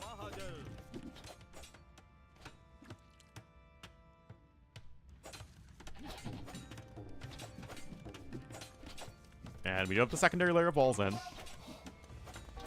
And I took that personally. The thing is, people joke that, oh, you want a full wall map and it just turns it into arena, but like, it's still, you have to go for a super fast uptime and play, you know, one range defensive ranged units and skirmishers. Whereas you don't do that at all on arena. Arena is much more than just like, oh, you start with walls. Because TaToH, it can't actually fast castle, right? He's still just going for the you know, the one range defense.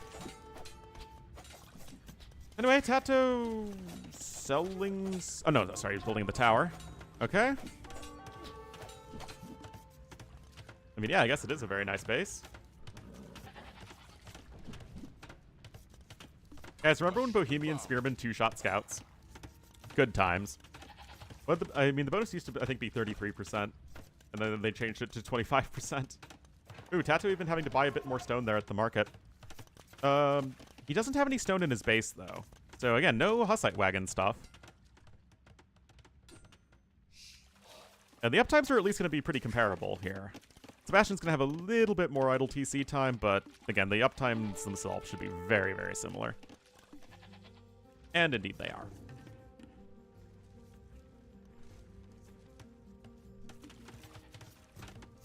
And if you happen to be playing this map on ladder and you just were playing random and you just got random Bohemians, this would feel like a pretty reasonable approach as TaToH, but I don't know why you would specifically pick them in a tournament setting.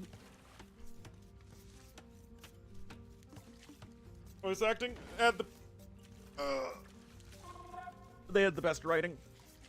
And they had some fun gameplay. Damage? That might have been in the closed beta that they did more damage.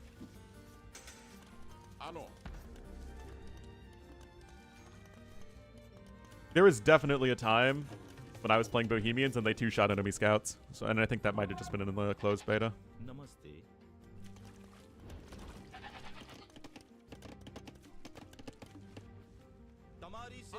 Because I remember saying, that's really broken.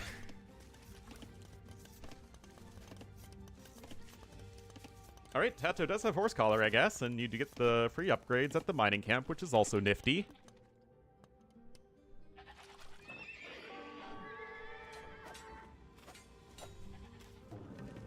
Yeah, I remember Hussite wagons had like 100 more HP initially. It was ridiculous.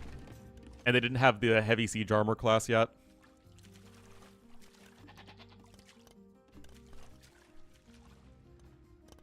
They do with forging? Yes, they do. Alright, a monastery and a TC. And a TC here for Sebastian. This is just really weird. I don't necessarily think it's bad for TaToH, but he has no map control. He just has this one gold mine to play with. There's the Siege Workshop, too. It's not like it's for an instant chemistry or anything. Yeah, there was a while where they were terrible. Okay, third TC also coming in here for Sebastian, as well as +2 defense. Age of Skirms and all that. Although no resources for another,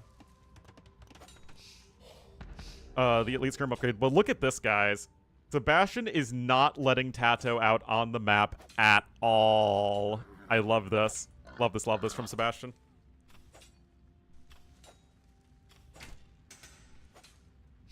I mean, to be fair, if you get to Halbhofnitza's Bohemians, you still crush Gurjaras in the same way that Halbhofnitza crushes, like, every civ. Bottom corner. Couple goats.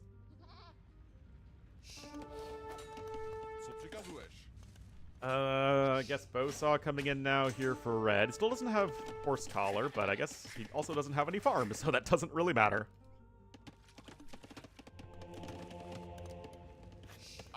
What a weird game one. And another Mangonel coming out. You did have Sebastian invest into +2/+2 for his Skirmy Bros. But not Elite Skirm. At least not yet. That's terrible. I thought you were talking about the past and not the present diacetyl morphine hero. Alright, there's E-Skirm coming in. Mangonel just now on its way, though. Some Travantra Riders going to come out, and they can help buy you some time. Sebastian's ahead by 6 Vils, though, and will be climbing here shortly with his extra TC. And Mangonel on the way. Actually, he canceled the Travantra. Akram plus... That sounds like it dies to Hofnitsa. Also, that's an extremely expensive army composition to tech into.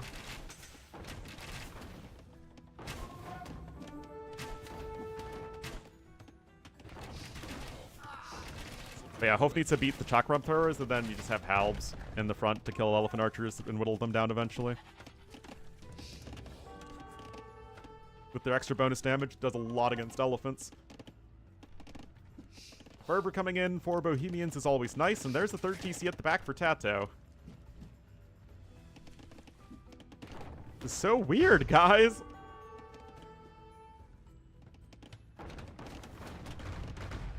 Just such a passive game. Okay, just started farming now here as Sebastian, so would like to see him pick up Horse Collar. No reason to not have it at this point. War Elephant plus Hand Cannon and OP combo. Technically, yes. Although it still dies to help Hofnitsa. Because again, the Hofnitsa get to dictate the engagement. So it's really hard for the hand cannons to ever come forward, and then the Halbs shred the elephants. But from a population efficiency standpoint, I mean, yeah, a bunch of war elephants with some something that kills pikemen behind it. Most especially hand cannons would, in theory, be one of the best army comps in the game. But yeah, I mean, again, it just goes to show that Hofnitsa, I think, are fundamentally a broken unit.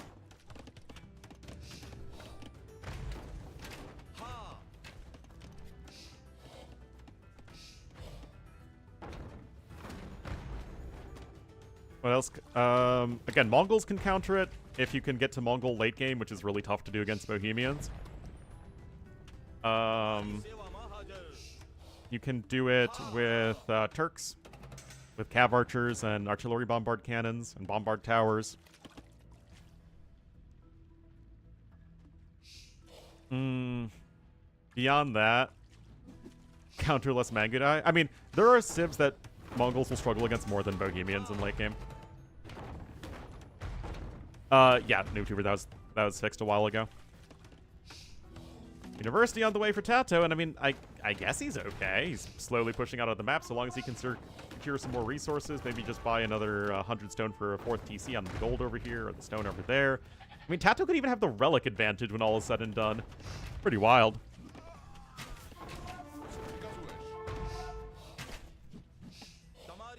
Can anything else beat Halb Hofnitsa? Yeah. Of course, this is all about the micro. Decent hit on the Mangonel right there, but Sebastian gets the kill on the enemy Mangonel, which is going to probably be the most important thing here at the end of the day. Ballistics is going to be in here in a few seconds as well.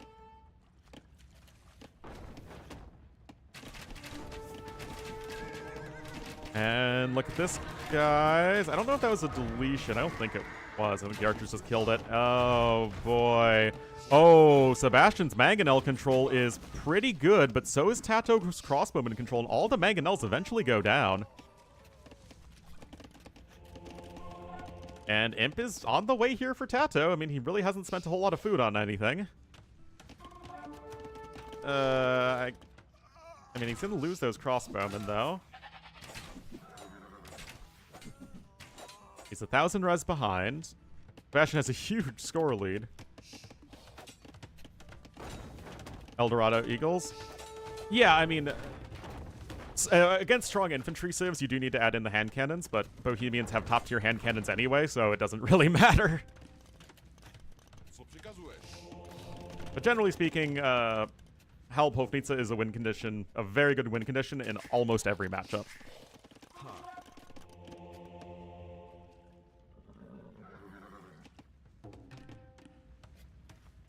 With the Gujara bonus, do you really want Shravamsha Riders to be better?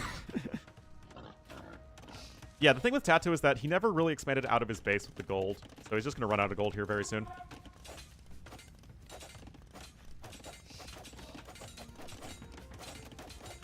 I guess he's just going to go for Pikeman Arb? Pikeman Hand Cannon? But yeah, no stone at all for TaToH. He's going to run out of gold here very soon. Only has less than 1,000 gold left.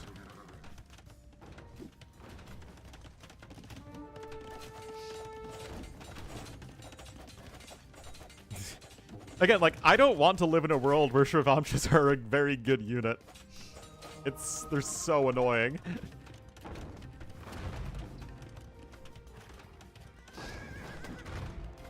Alright, forward castle coming in, but the hand cannoneer production has started from TaToH, and he can go for some quick bombard cannons.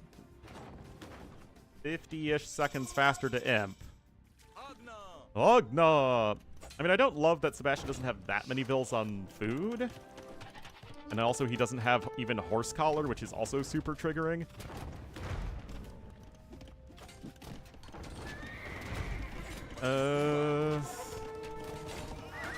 Well, I mean, like I said, Shravamshas are fairly underwhelming these days. Monk voice sense? I did not. Damari Shiva Mahaja. Oh. Mahaja. Agna. Prabhu Name. Oh, you bet that was a Gurjara monk. Alright, more relevant skirmisher upgrades coming in. Honestly, this might be time to pull a Classic Pro and go Ellie Archers. Might be one of the better options in this matchup.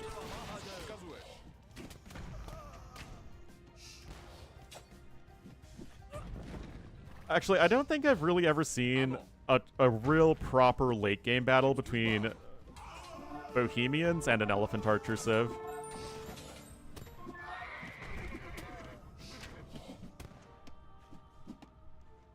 Bagging vocals to Casa Doom. Oh boy. Yeah, again, the eco balance feels all sorts of wrong right now for Sebastian. Just not enough on food.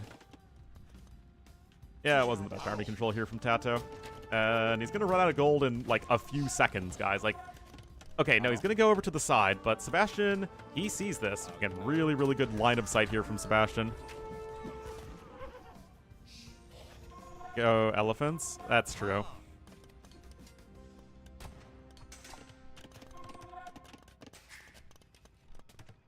Castle there to the back. You bet it's a Gurjara monk. All right, plate mail armor is in, or it's going to be in here in a moment.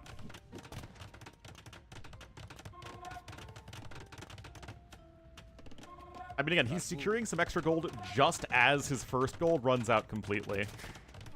So if he can't secure this gold right now effectively, then he will immediately lose the game because, well, he won't have any gold, which is pretty bad.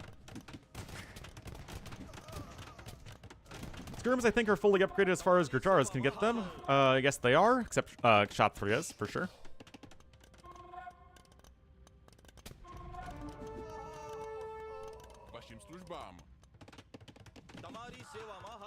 Damari Shiva Mahaja. Castle here to the south.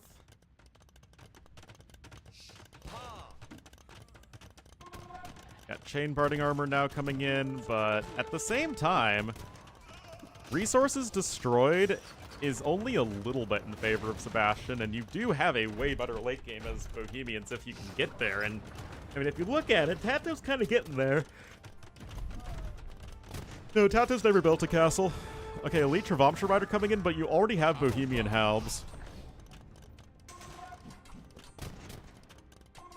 I don't know, guys. I think TaToH can still win this one. But losing the Bombard Cannon is pretty rough.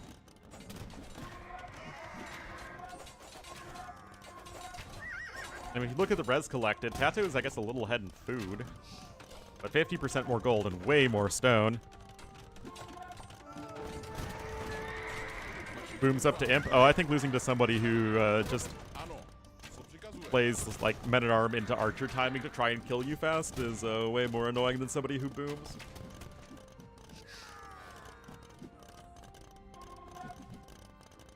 But that's just me.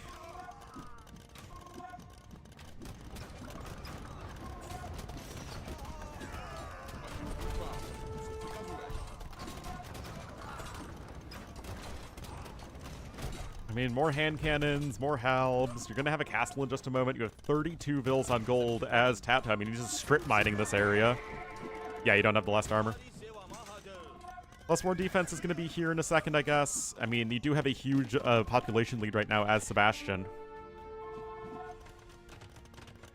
And there's the first castle on its way, but we have 2 Bombards and 3 Trebs for our red player, so you do have several different options as far as killing buildings goes.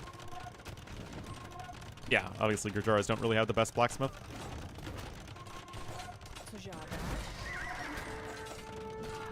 Some Trivamshas go down.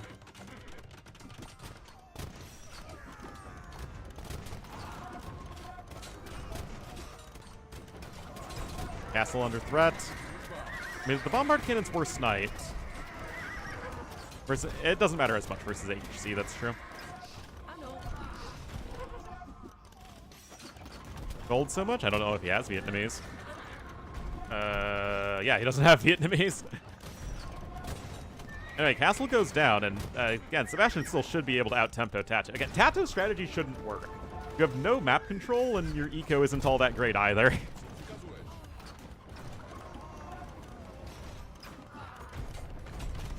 Obviously, no way you could ever get to Hofnitsa.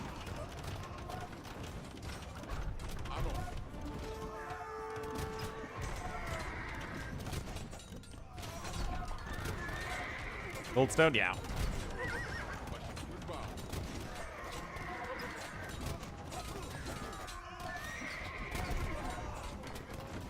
Dodge Hofnitsa shots? Yes. Anything that's ranged. Except for the like Step Lancers and Cameos. Then Trivamsha? Well, Trivamshas are faster and have more attack, but just a little bit less HP. Really bizarre game. Sebastian takes game number 1, though. I mean, Sebastian more of every resource collected, and a better KD, and just had all the map control in the first place. I guess I just don't quite get that. Maybe TaToH's initial plan was the castle drop Hofnitsa stuff, but obviously he did have to abandon that strategery at least relatively early on, and Sebastian takes game number 1.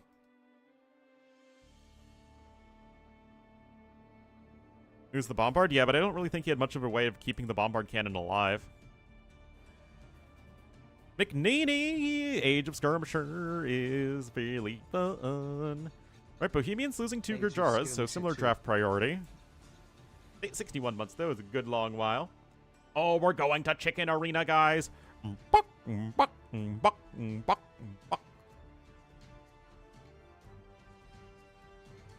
if he had 0 stone income, Trunk Lord, that's the issue.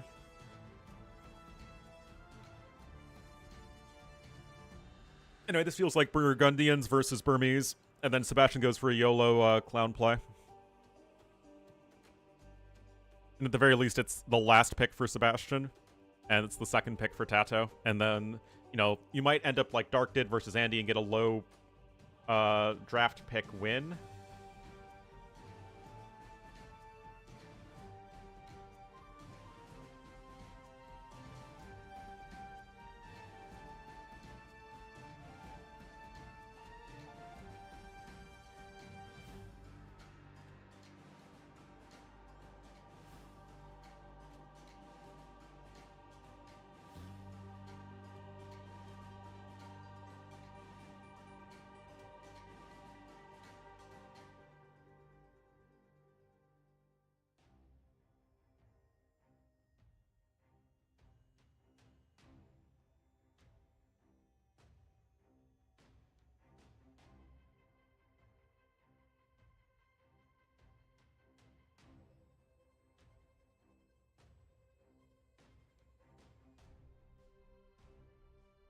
Refer to the chicken map.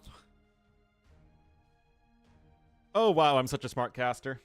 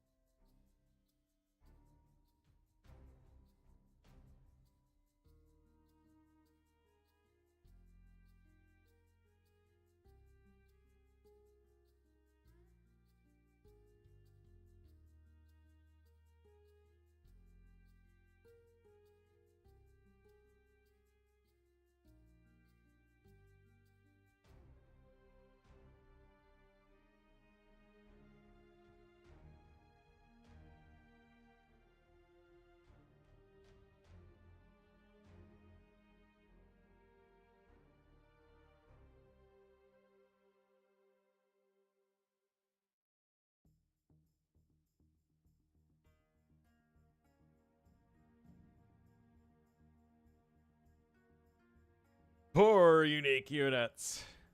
More unique units.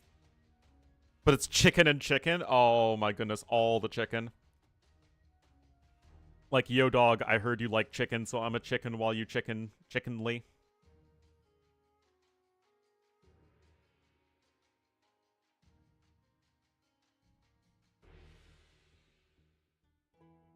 Unique vills, but like that feels so not AoE. Like every civ in AoE just has villagers. Some villagers are better than others at certain things, but they're just villagers. Anyway, guys, it is Clown Town, USA. This is TaToH's #1 home map. It's his number 2 civ pick. It really does feel like if TaToH's gonna win a map versus Sebastian, it's gonna be here, and he's gonna have a good civ to do it with the Burgundians here to the west. To the east, Sebastian, it's not a throwaway game, but it feels like okay, this is my last pick. This is where TaToH's going to be at his best relative to me. So let's just go for the YOLO play with Burmese. And it absolutely can win. Burgundians are a civ that would much rather play a passive game than a clown game. As Burgundians are arguably the best passive game, passive arena game civ. Pig and pig. C. 14 pop, no double bit axe yet for TaToH. I guess you have to get it a little bit later on. Wait, hold on. He's got plenty of resources banked up. TaToH, get double bit axe, man. Just cancel that bill. Guess he only has 2 on wood. Actually, maybe you can't get the double bit axe as quickly when you're chicken funneling. On a 3-ville start map, guys, you can get double bit axe at 11 pop. But now we're already on 16 pop for TaToH, which is obviously... I mean, even with a 9-vil start, that's a fair bit later. Okay. How are you getting it, I assume? Need to keep another vil. Can still afford it.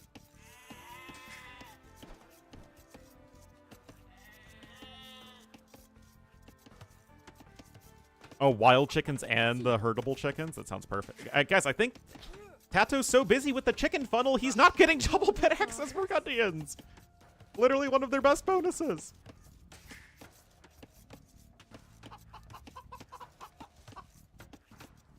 Every day I'm funneling.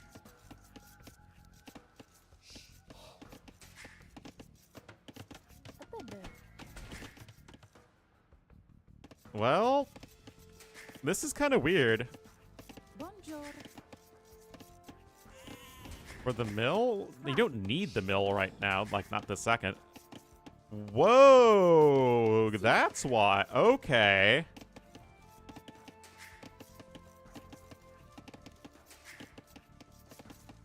Okay, TaToH's fast feudal aging, which is why no double bit axe. That's true.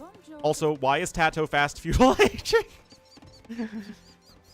I think that is the very fair follow-up question. Why would you fast feudal age here with Burgundians? I don't think you can feudal boom with them and it be any good.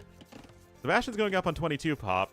I mean, maybe TaToH was worried about a potential tower rush, but with Burmese, it feels a lot more likely that you just go for a super fast castle monk all in.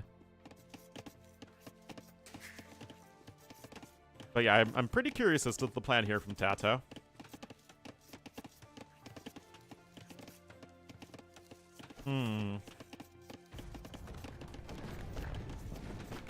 Yeah, but that's not actually good. You'd rather just go fast castle.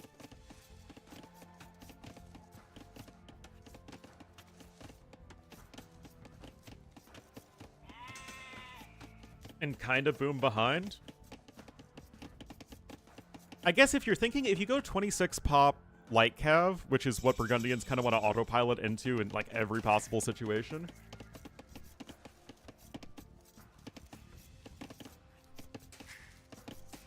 Still, this is going to delay your castle age time a lot. You get heavy plow before your first farm. Still need 125 wood for it. Aw, big Sag, no heavy plow yet.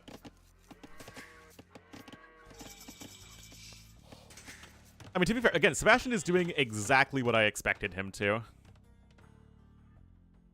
And TaToH, I'm sure, expects the exact same thing.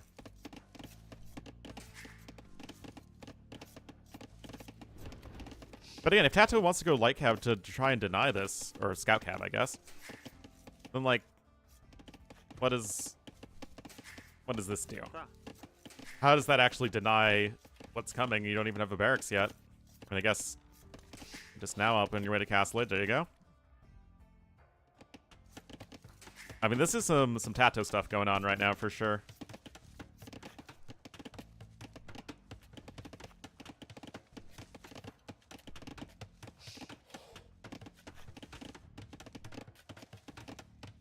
Okay, there's the barracks. Okay, but Sebastian's not throwing. Guys, the throw version of this build is to just try and go forward without any spearmen. That, especially since TaToH went for the fast village, you have to expect him at least would try and go for scouts.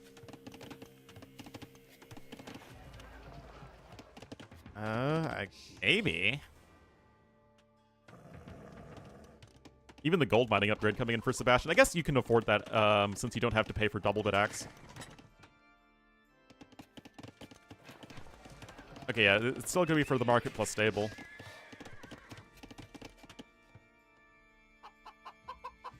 I do find this very confusing. That said, Sebastian doesn't have any vills forward yet. I need to send... Okay, I guess maybe that vill's coming forward.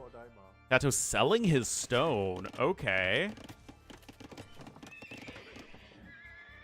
Well, it's still going to be basically an entire Castle Age research time slower, and the forward isn't actually going to be getting stopped. Actually, and TaToH can't even queue up any scouts yet. Beat Elite Ellies. Alb. Monk. Kill them before they get to Elite Elephants because Burgundian Eco is amazing. TaToH's been playing very oddly already. Okay, you got double Monastery coming forward now here from red. Could this be more forward? Yes. If Sebastian was more confident in his play here and more confident in what TaToH was doing, I think it does come forward, but that's obviously, I think Sebastian's pretty confused too.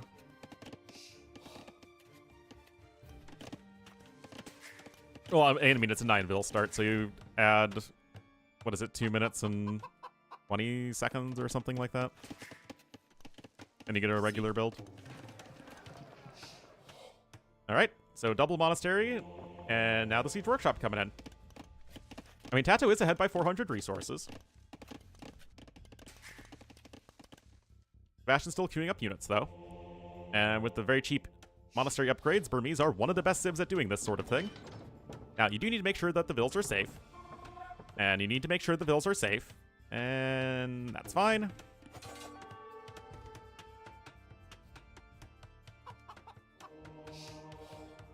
Already the relics are coming in here for Sebastian. And TaToH going to try and queue up more and more scouts. That said, he's still going to make it to Castle Age, and he will be on a better eco. So I guess it can kind of work out. But that's still plenty of monks coming in now here for Sebastian. I would love to see a ram first. Oh, adding in 2 farms there instead of a ram, it feels a little off. I mean, again, it's all about the speed.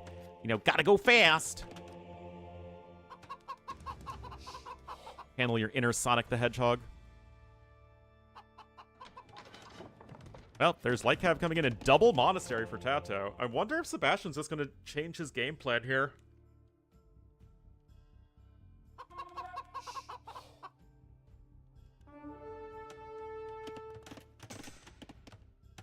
And, like, do you really want to get into a clown game as Burgundians against Burmese? Yeah, Sebastian went Market Blacksmith. All right, Lightcab is in, and TaToH. Oh, it's gonna be 4 monks. Wow. Okay, great play there from TaToH. Husbandry's gonna be here in a moment. Ram is in.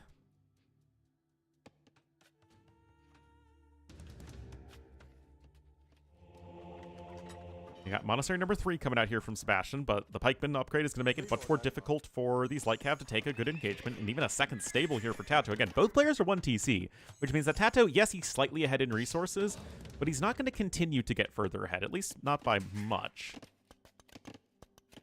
Sebastian is still doing the best he can to keep his idle TC time down. With the 3rd Monastery coming in, there are going to be a lot of monks, guys. Sebastian's already at 4 relics. That's going to also help his eco.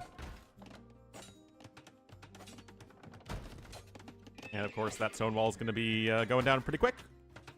We do have Devotion on the way for TaToH, and Burgundians, yes, they do have good monks. They just missed Theocracy and Heresy. Door-to-door missionaries. No atonement yet. Literally just as I say these things, guys. Literally just as I say them. No, Fortified Walls, a Castle Age upgrade. Alright. Atonement's gonna be here in a moment. TaToH, I don't think, has it yet. Nope, just Sanctity and Devotion. Research it? Because they don't have a University quickly in early Castle Age. Oh, I don't know, guys. I don't know. Those conversions are gonna come in there on TaToH's monks. Uh-oh, TaToH! You do not want to lose this game as TaToH. Again, it's his number 1 home map, it's his number 2 Civ pick versus his opponent's last Civ pick. And also it's TaToH on Arena versus Sebastian. Uh-oh. Still, Lightcab coming in here from the back. There aren't enough pikemen here. Where are the rest of the pikemen? Maybe it's still enough? I mean, TaToH's still not with that many units. The Ram can keep coming forward. Other scouts? I mean, yeah, TaToH's still getting more value, I guess. Where are the pikemen, though? It feels like... Okay, there's 5 pikemen in the Ram there. There's still only 2 monks on the field. And TaToH is surviving. But the resources collected are getting very close.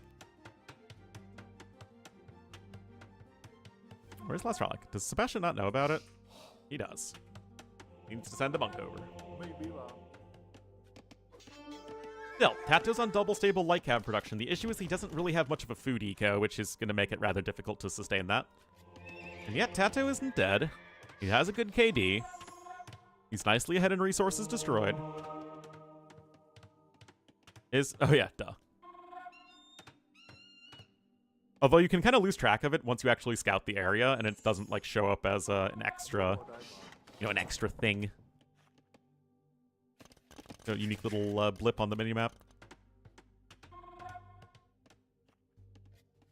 I mean, TaToH has Horse Collar, but otherwise, actually no, he's behind a gold mining upgrade because Sebastian got the gold mining upgrade. For TaToH later, I think if it gets to that point in the game, I don't think it's going to be so good for TaToH. Ooh, Lightcab going to get a villager kill there. But TaToH only just now researching Atonement. A print toner meant. That's what the upgrade's called. Okay, gonna try and attack around between the stable and the monastery right there. No vills there with which to repair, though. And you got 10 bills on stone as Sebastian and 6 on stone as TaToH. Uh-oh. TaToH, does he have a redemption yet? No. Oh. He does have Sanctity, though. Okay, nice attack round there. Is it going to be enough, guys? The Lycav are going to go right after the monks. It's a full-on Clown Fiesta. I think I like the start of this fight, at least for TaToH. More units are coming in here as well. I think most of these monks are going to kind of just end up dying. I think that is exactly the case, as TaToH's the one ahead in monks. That said, he's lost a lot of Lycav in the process. That Lycav is derping out like crazy. Yeah, all the Lycav died, but you still have the monk advantage as TaToH. It's just, you know, Sebastian with his 4 relics, I guess, hopefully soon to be 5. Oh, boy. Now, TaToH can likely buy a castle as well, but this is going to be a forward castle up in a good position here for Sebastian. That said, TaToH would likely get to a much faster Imperial Age time. Oh, boy, guys. Here we go. Feels like TaToH is being a bit more proactive in starting the conversions, which kind of makes sense considering he's in the defensive position. Way more vills? I don't think he can deny a castle. TaToH can place his own castle. Oh,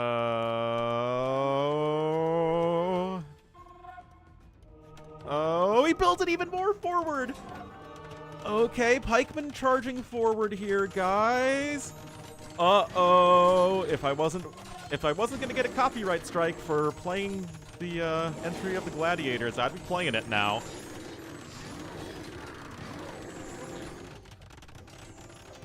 Oh, that's indecisive. That's really indecisive. Okay, castle has to be placed a little bit further back. TaToH does get his own castle down.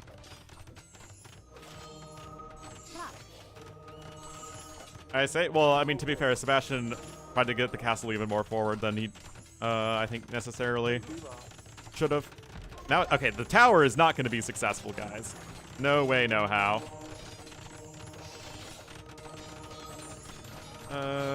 Random knight over here as well. TaToH with more villager. What is happening? What are you doing? No way this works for TaToH. No way. Why? Like, Sebastian's vills are just not being controlled very well because Sebastian doesn't have the APM to do that, and Sebastian's a fast player. What is happening, guys? TaToH's gonna get up to imp way faster than his opponent. Okay. Alright, so both players have lost vills in this. I mean, Sebastian losing 2 more in total. But yeah, guys, TaToH's gonna get a faster imp.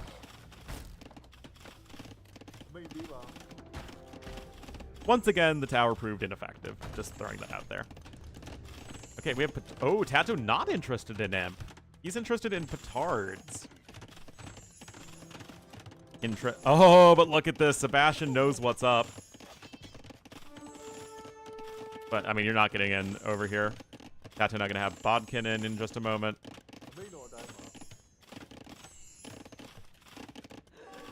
Okay, that build does go down, though.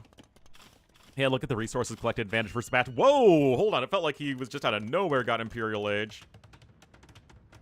All right. And he's mining extra stone here, so I like that play a lot. TaToH might try and sneak out. Oh, look at this. He found an angle. Nicely done there from Sebastian.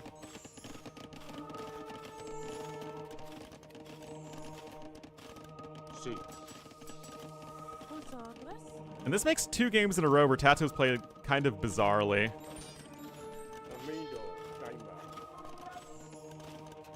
And I know TaToH likes the Saracen market, but that doesn't mean you need to go for the bizarre all the time, if you know what I mean. Kinda wish that Red picked up that last relic, though. You have 12 monks. I feel like if TaToH really tried to get a faster Imperial Age, maybe he has a chance.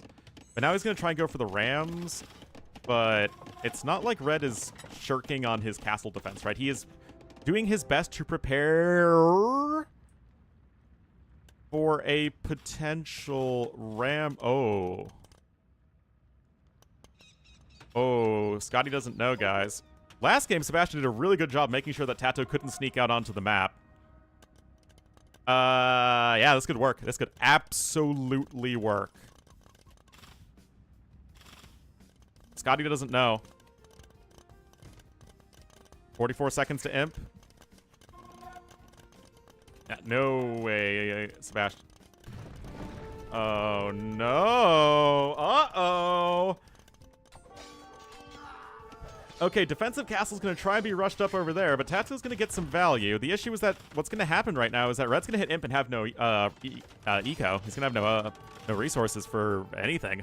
No trebs, no nothing. Burgundian ambush. Normally it's the Saracen one.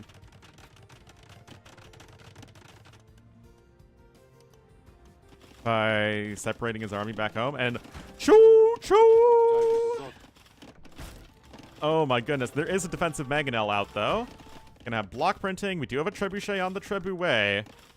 TaToH's trying to make something out of nothing here. He's gonna get more villager kills.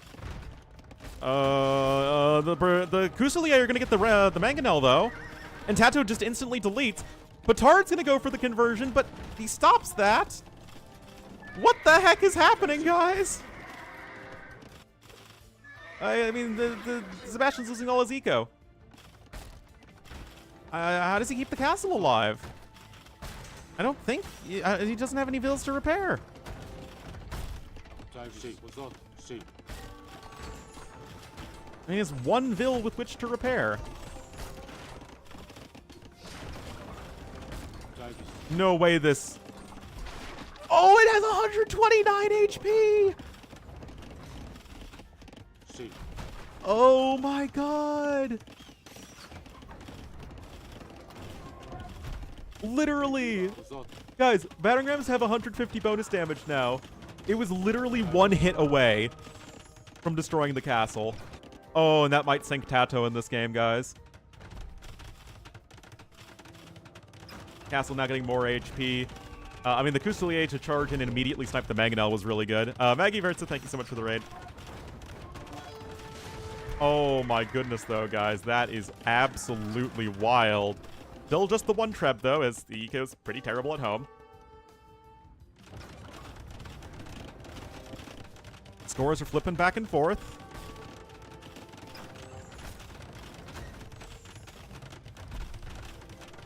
Kill the mangonel? Yes, but I don't think he just wants to let Sebastian get back to work with his, any of his stuff. Not the forward blacksmith!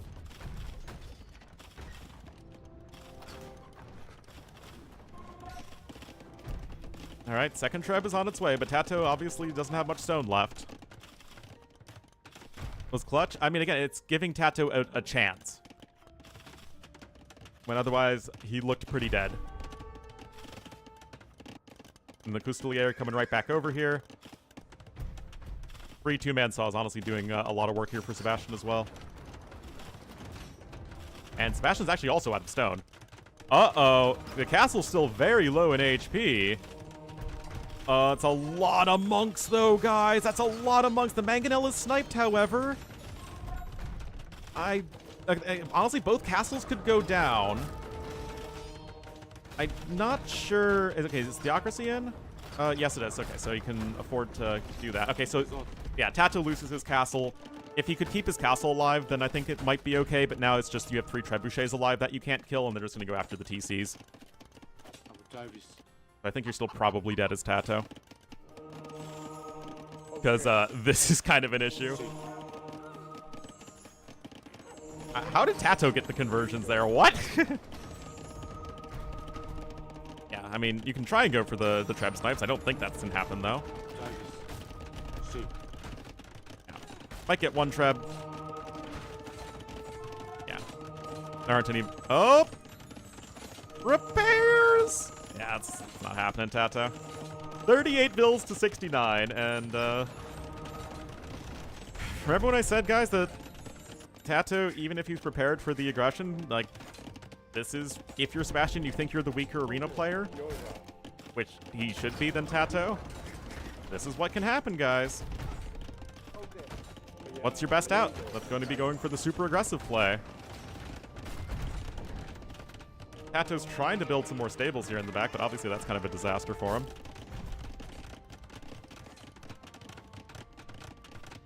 And now he's got the ramps on his side, too. TaToH gonna try and bleed out and go for the TC on the stone, but that feels way too late at this stage.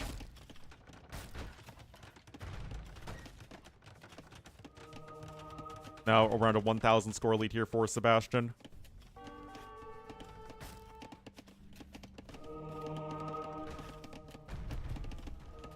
And now you're gonna go after the stables. Okay, TaToH obviously needs to like kill all the monks right here to even have a chance in this game. I don't really see that happening. Sebastian spreading out all the conversions. I mean, it's like gonna be technically efficient for the light cav. Wait, is Sebastian screwing this up? What? Sebastian's losing everything. What? Okay, the conversions were not enough.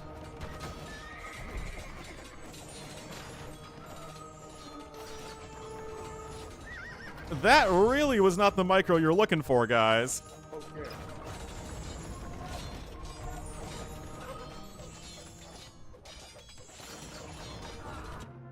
But yeah, TaToH realizes he still has no chance. And Sebastian's up 2-0, guys. And that, honestly, is a really tough loss for TaToH. 44 conversions. And obviously, TaToH is never going to be getting to the Imperial Age. And yeah, it's still not enough. Honestly, like I said, I think that was almost a must-win game for TaToH. Way higher draft priority. Number 1 map pick, number 2 civ pick against your opponent's last pick. That is rough. And TaToH can still do it, right? TaToH absolutely has the ability to come back, but yeah, this is a rough one. And Sebastian's still overall playing very well, for sure.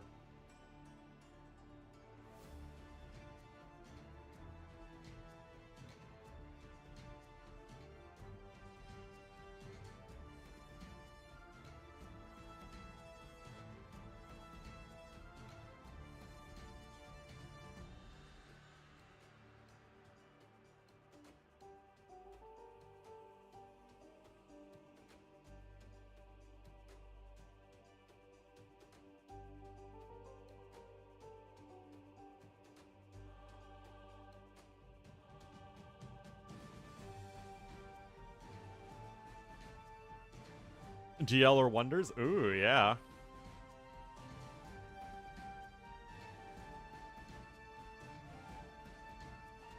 Again, last time TaToH wasn't at an S-tier LAN event was the Maldives, before he became a top player. And that was, I think, 2016.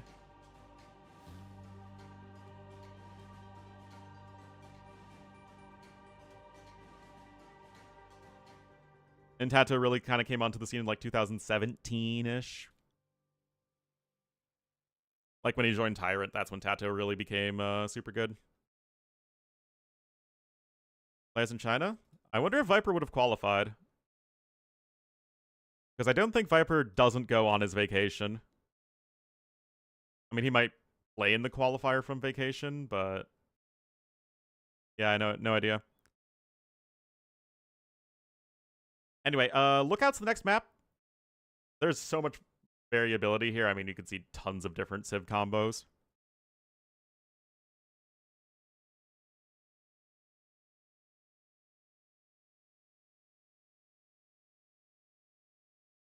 Outdated of meta style? Outdated of, what is that? I mean, again, it's a best of 7, so TaToH's not even at match point yet, but that's a rough one to lose for sure. Off meta? I mean, yeah, TaToH played off meta both games so far, and Sebastian... I mean, the thing is, Sebastian didn't play a pure meta game, because if you play off meta, you're against someone who's playing very far off meta, you can't just play a meta game, you have to adapt to it. But Sebastian's gotten really good at adapting.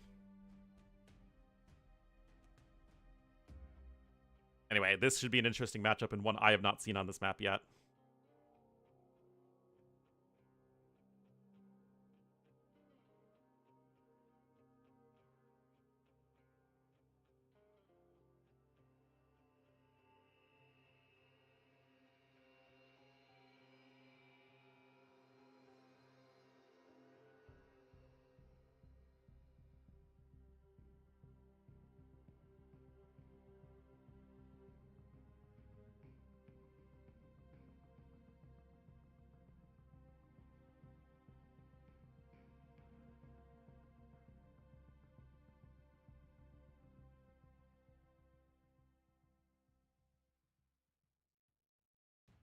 That TaToH style? I don't know. It feels like these days, execution is more important than strategy. At least that's kind of what it feels like.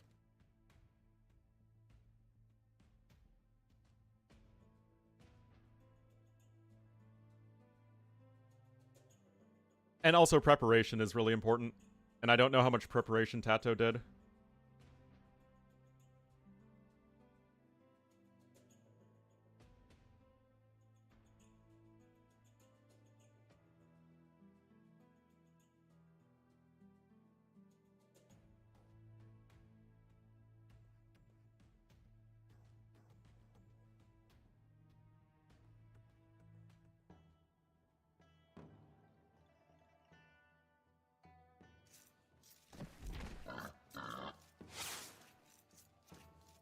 And it's basically always a bad play.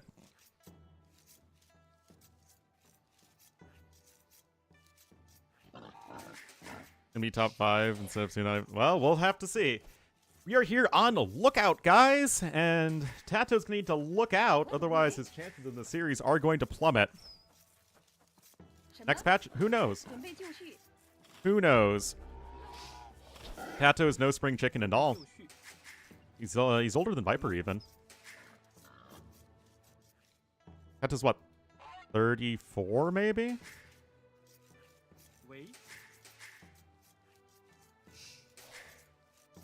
Like odd. And TaToH could even do like slight adaptations of meta play that he's really, really good at doing. He doesn't need to go completely weird stuff.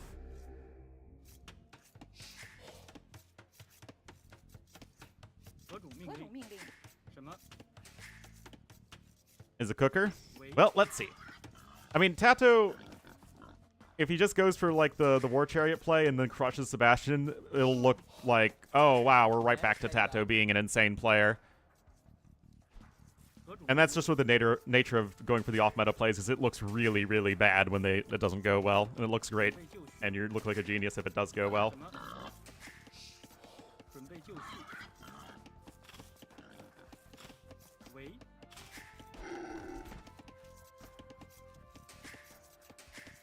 The K?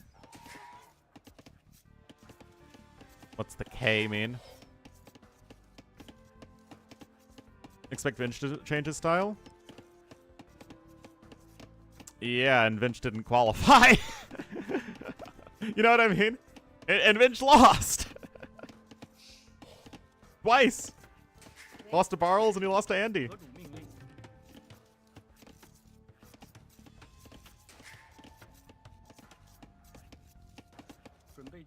Yeah, I'm...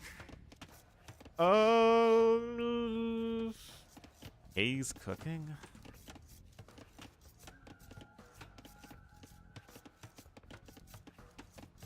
Wait, it's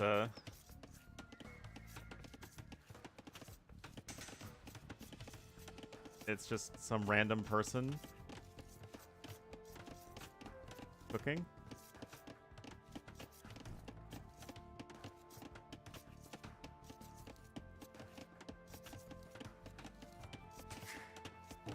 I don't get it.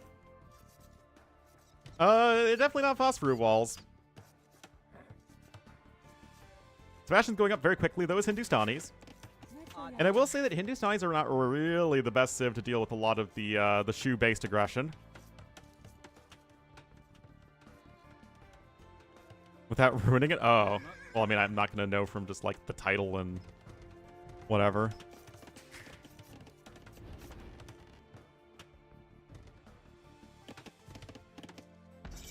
Well, Feudal Age in here for Sebastian.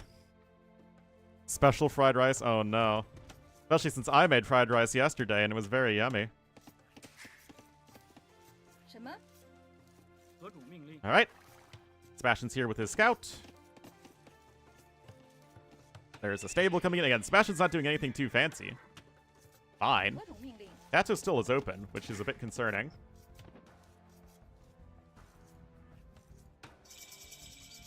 And there's the archery range, though. Better than hers. Oh, no.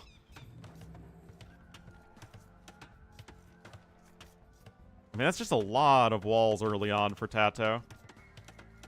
I mean, Shu still have a decent eco. But Hindustanis with the discount still should be better off overall.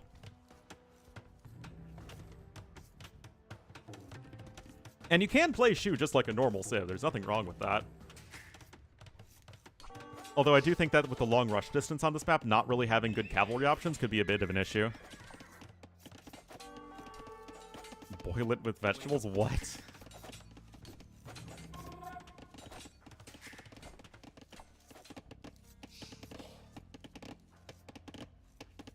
Okay, big wall's coming in here for Sebastian, but he who walls later will have a bit of a better eco.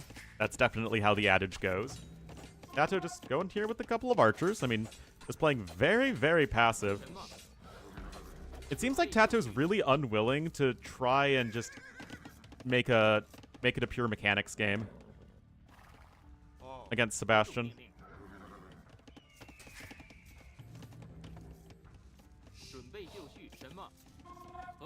And I wonder if TaToH isn't confident right now in his actual mechanics. Anyway, no horse collar here for Sebastian. Again, he's doing absolutely nothing unpredictable. He's like Bilbo before his unexpected journey.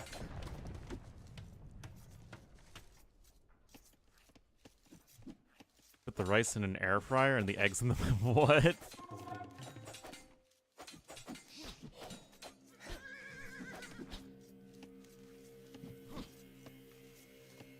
They fire TaToH? I hope not. AoE 2 is better when TaToH's playing in it.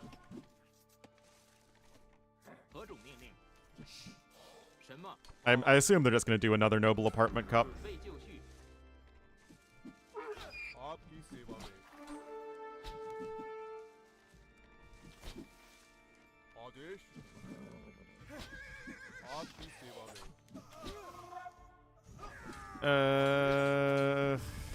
Yeah.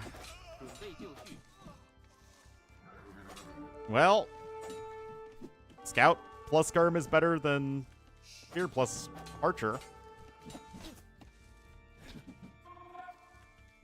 The shoe didn't fit. Is the shoe on the other foot now for TaToH and trying to hold on?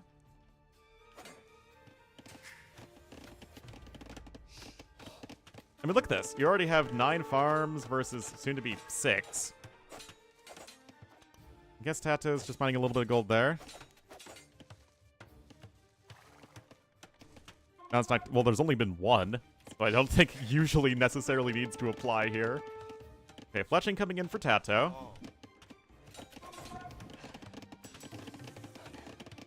I hope they actually invite T-West this time.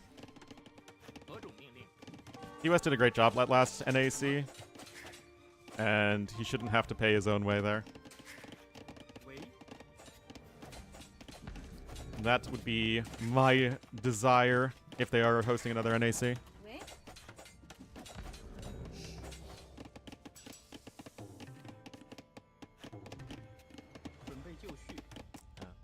added more houses. Oh, wait. You were actually referring to... I thought you just misspelled Noble. But yes, Nobel. Nobel prizes.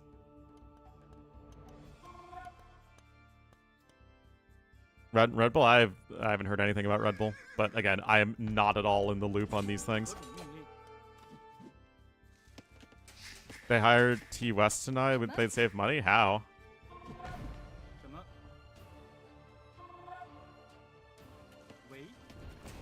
Not exactly cheap to fly out across the Atlantic.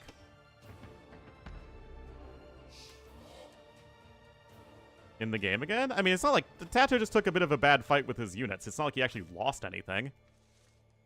Wheelbarrow's about to be in here, and TaToH also only has 5 seconds idle TC time. It's not like this game's over or anything. T90 and Dave cost a lot of money. Well, T90 costs a lot more than Dave does. But... I'm sure it's always a good business decision to invite T90 and Dave to cast your event.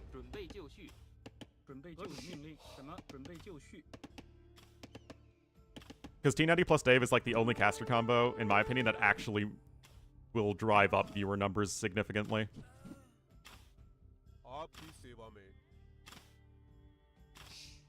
Yes, Sebastian will be up to Castle Age faster.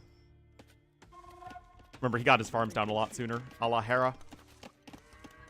And only 14 farms total is actually really nice, because now you're not, like, stuck with, like, 20 farms, and then you might necessarily need to go into a food unit, which you might not want to do, so now you still have a few more options. You can add in the extra farms if you want to, but you don't have to.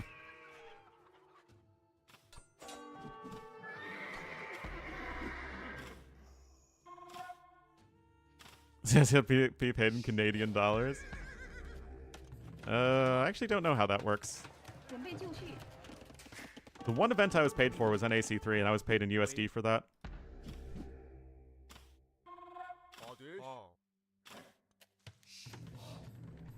Alright, second range coming in here for TaToH. Still gonna be up a lot slower. Again, I don't see how TaToH's dead. I think you're still, yeah, just on one range still.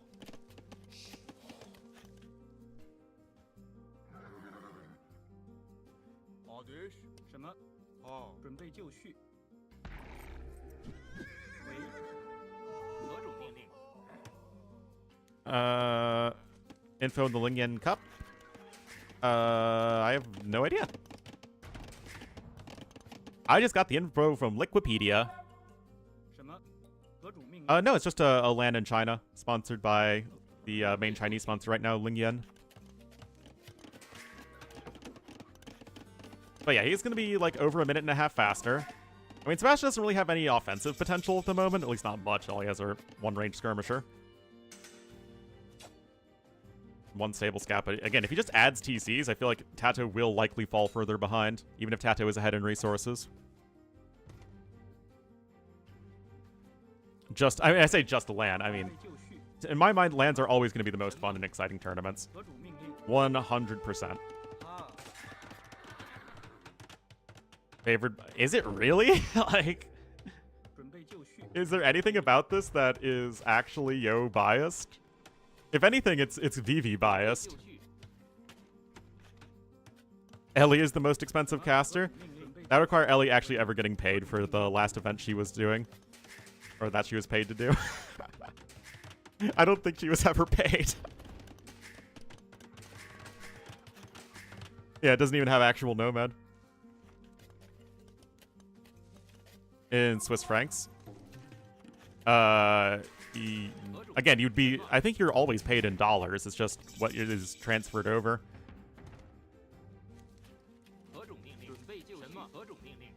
Anyway, relevant skirm upgrades for TaToH and a university, but Sebastian's just going to be booming up more, guys. No, the last Nobles Apartment Cup she just went to... She volunteered to go to. I think they might have comped some of her... like some of her travel or something, but no, she was just there for fun. And then a bunch of people hated on her, so then she left. And hasn't done anything in AoE since. Yeah, no Bodkin for Sebastian. Yes.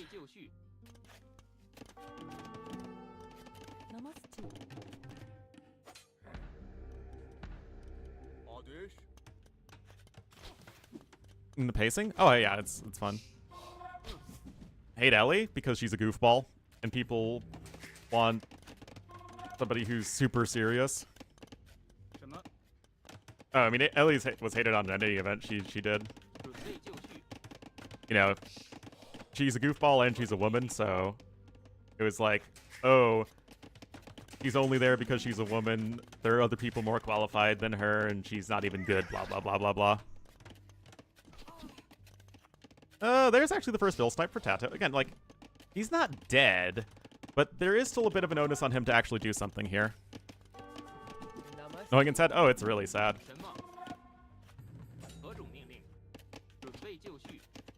Daniela? No, I was talking about Ellie.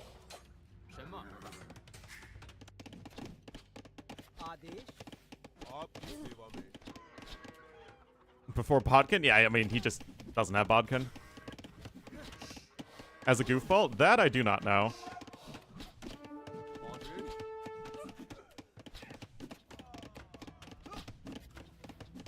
I think our goofballness definitely, it combines together. is paid for winnings is getting paid for his service by the organizer? What do you mean?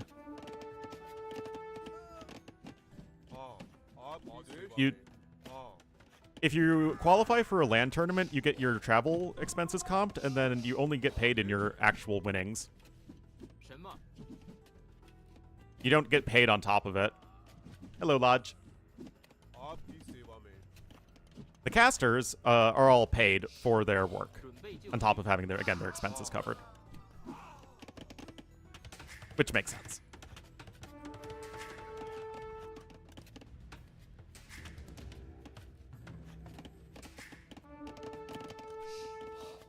Pay a tariff? I have no idea how that works. A siege workshop coming in here from TaToH, but he is behind by several villagers. The res collected are still quite close, though. But, of course, you have the cheaper villagers as Hindustani, so that's better for Sebastian. Look like... Yeah, I have no idea. Apparently, we'll get a clean feed. At least we know that Heavenly Chorus is an admin, and we know that he's at least quite active still in the English... You know, he's bilingual, right? So, he knows... I'm sure he'll communicate with all of us casters and try and get us set up with the main, you know, the main event clean feed at the very least, so we can see what's going on without having to do you stuff.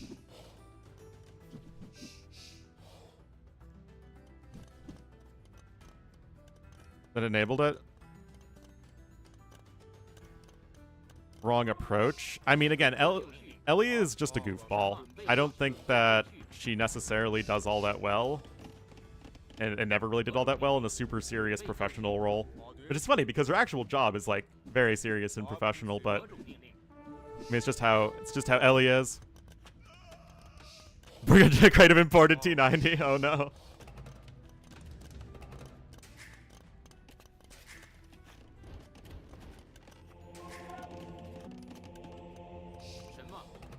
Anyway, the Shu do have the faster moving mangonels, which is actually a really nice bonus in the Mango War, the Mango Tango, as it's called.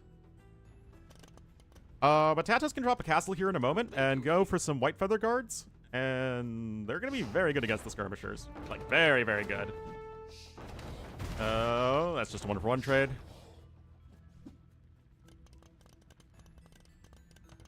NAC is supposed to be serious? I don't even know. I mean, I think that NAC was always supposed to be kind of, you know, just chill, hanging out, a bit goofy. Russian tanks in there. All right, TaToH. Castle isn't being built forward, and Sebastian's castle is going to be in the middle of the map, so I still like that aspect from him, and he is ahead in resources still. He has handcart.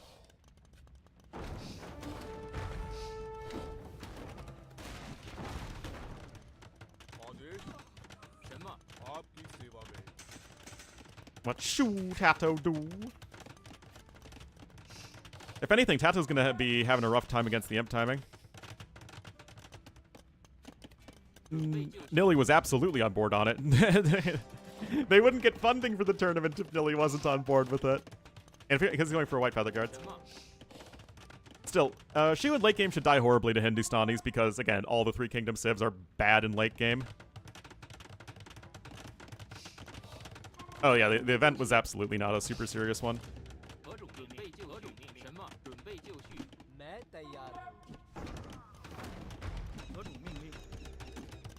With feathers. Why am I just not sold on this for TaToH?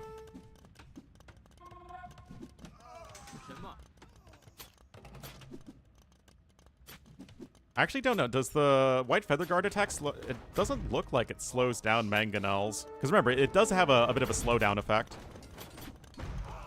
Normal Trebs? Well, they can't because they have heroes in the spot where Trebs are. So they have to completely rework where the heroes are and what hotkeys they have and all that stuff.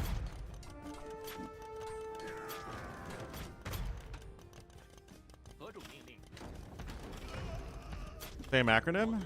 I mean... Again, literally, Nilly used the GL house for NAC. His own later NACs. The Nilly's Apartment Cup was only actually Nilly's Apartment Cup 1, 2, 3. Living objects? I mean, that would make sense.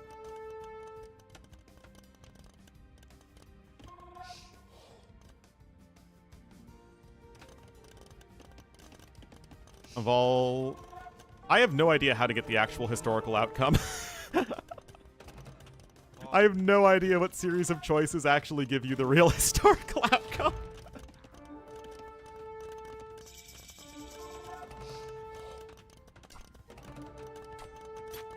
Anyway, some Ghulams are coming out. Now, as far as who wins between White Feather Guards and Ghulams, I have no idea. Uruguay, China, or Spain, China?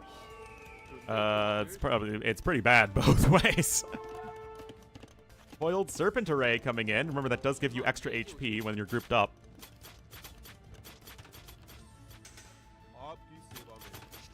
For the historical route. But that's what I did my first playthrough, and then you eliminate Cao Cao, and then you become the two kingdoms.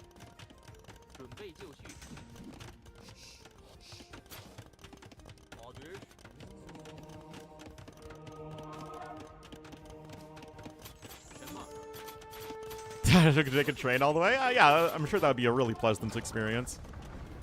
Was it Wu ending? I think it's the same with the Shu ending. Again, the White Feather Guards have like a gajillion HP.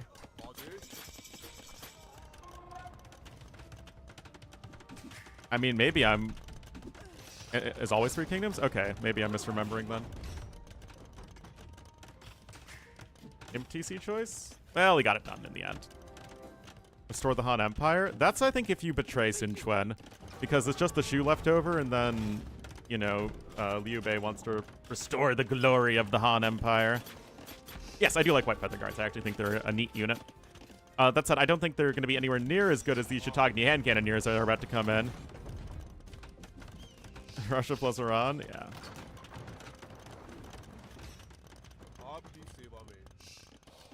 Guys, I seriously don't know how TaToH's going to win this game. He's got a way worse Imperial Age Civ. Like, way worse. Uruguay, China? Well, there we go.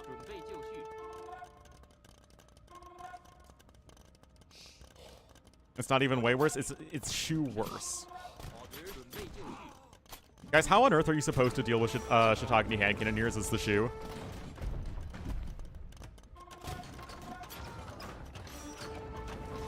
And Shiitagni about to be in here in,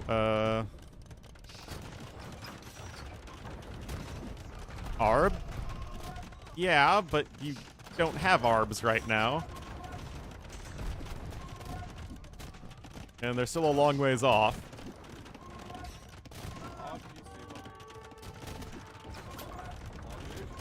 That's how? I meant realistically, not theoretically. The chin did all the work. Now, TaToH actually has a lot of gold banked up. The White Feather Guards are super cheap on the gold cost. They're like 15 gold, so you actually can go White Feather Guard plus Arb.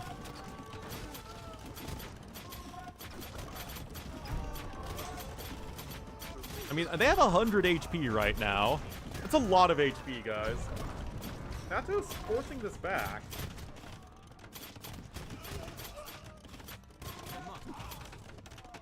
Never mind. Those hand cannoneers are doing work.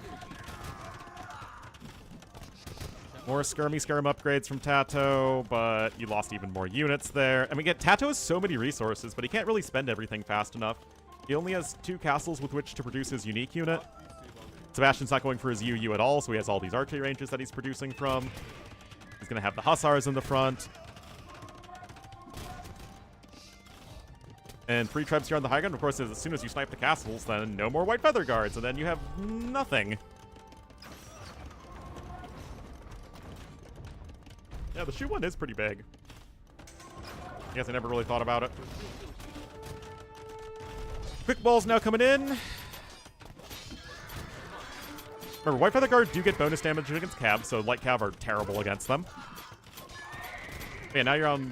Okay, now you have another castle over that way, so you still have at least some production. Handcart just now coming in so much later than his opponent.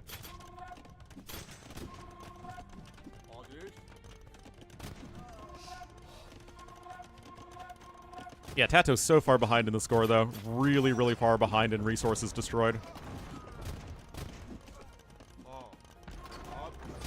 You have all the defense upgrades in now for the the Hindustanis.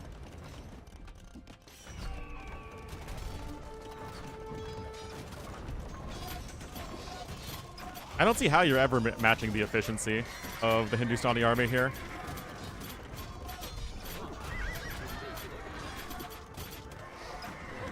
I feel like it's not properly registering the extra HP increase on Capture Age. It should be more than 100 right now. Remember, White Feather Guards only have 9 attack with full upgrades. It's really low attack. They're much more of a support unit. They're a tank, not a DPS unit. Hoarding is coming in now for Sebastian. Again, I feel like every time we see a Three Kingdoms civ, they just die in Imperial Age. If they haven't, like, immediately won the game, they just die. In-game? That's a good idea. Yeah, it's 107 in this group right now, in-game. It says 100 right here. That said, TaToH's starting, I guess, to push this back. Grand Trunk Road coming in. Sebastian has one more relic. Well, yeah, I mean, the traction trebs aren't very good. I mean, they're going to be better next patch, I guess, against monks, but that's not really going to be the issue here. Bombard cancel? I mean, he's been trebbing away at the castles consistently, but now TaToH has expanded over here to the southwest. I mean, they are fully upgraded skirmy bros, and TaToH's army is... Even if it's less efficient than Sebastian's army, I guess it's very gold efficient. But now you got Hussars coming in, Blast Furnace on the way. It's attraction trebs are beginning against monks. Majino line. And just like the real Majino line, it has a glaring weakness to the south. Just like the real Majino line had a glaring weakness to the north. Another very sad traction trebuchet.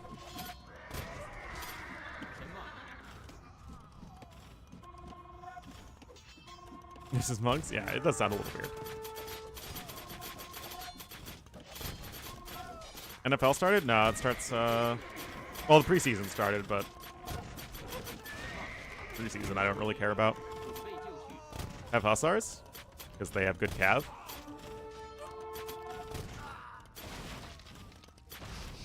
I mean, those are good snipes from TaToH. Again, there's just...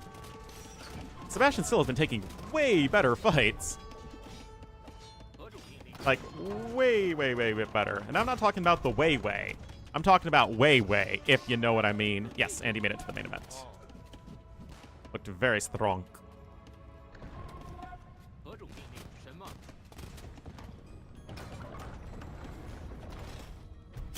That was a weakness of France defense, not the Majino line itself. Well, the Majino line didn't work because it didn't go through Belgium. The Majino line mostly existed in places that made no sense for the Germans to attack, which they didn't.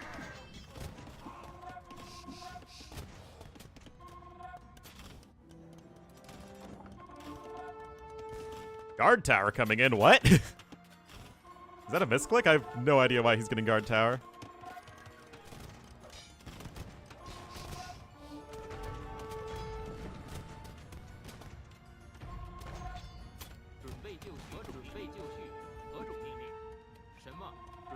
German vote the Majino line? I think they did, yeah. With actual trebs? Quite possibly. I'm still just... I guess in my mind, the Hindustani hand cannoneers are a known quantity. Like, we know that they're very good. I don't know if the Shu army is good enough here. For such, yes, I did see that video. That is a pretty darn good moment for him, even if it isn't a preseason game.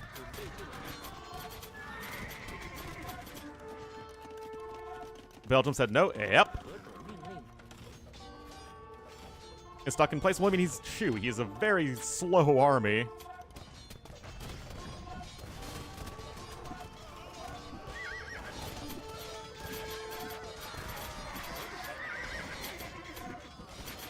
Like being a Bears fan? Yeah, but a Bears fan expects to be suffering.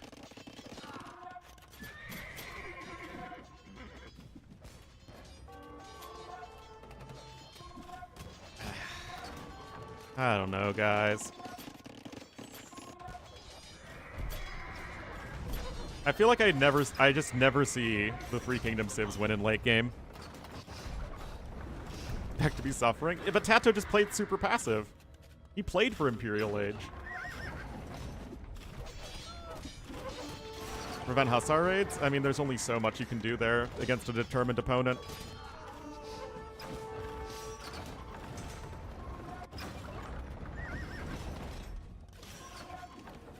Incapable of throwing.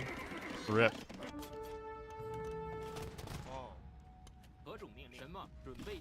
But yeah, I did not see the Ravens preseason game, or the Bears one for that matter. I just don't really have much interest in it.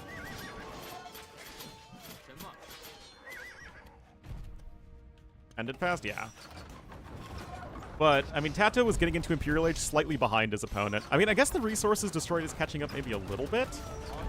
I mean, those hand cannons are going to get wrecked, but still. Your opponent has more relics and more map control.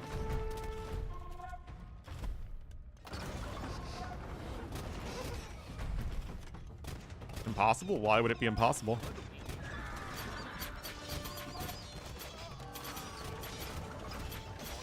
Yeah, traction trebs feel like you're paying slightly less than a regular treb for a unit that's half as good. You know? I mean, Sebastian just snipes all the traction trebs without too much issue. And you got the gold unit in the back, food unit in the front.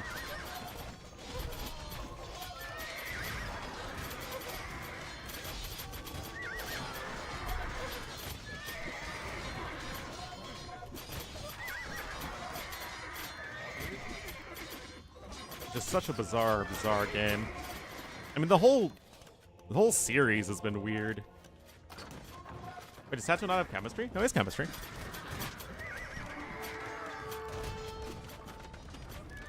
A treb, you're training a glorified bombard, but it's still not as good as a bombard cannon against buildings.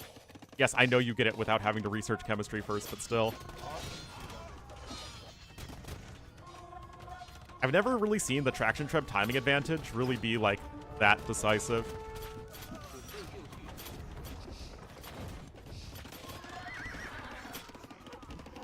Oh, okay. Yeah, I see what you mean. No, the Wu traction trebs are the best, but they're not that good.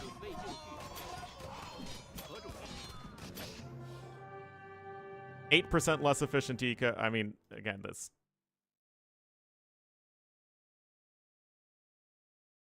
I don't get it, guys. I'm not too sure what TaToH was trying to do there.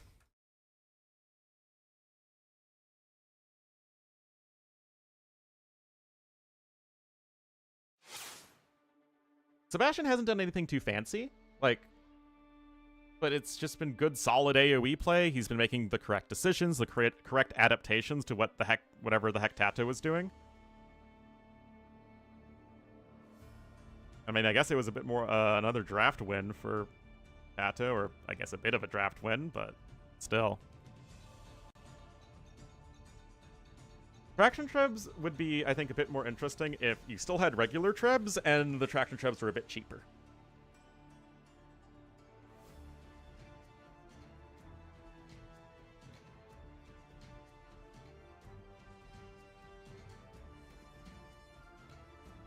Anyway, guys, I will be right back.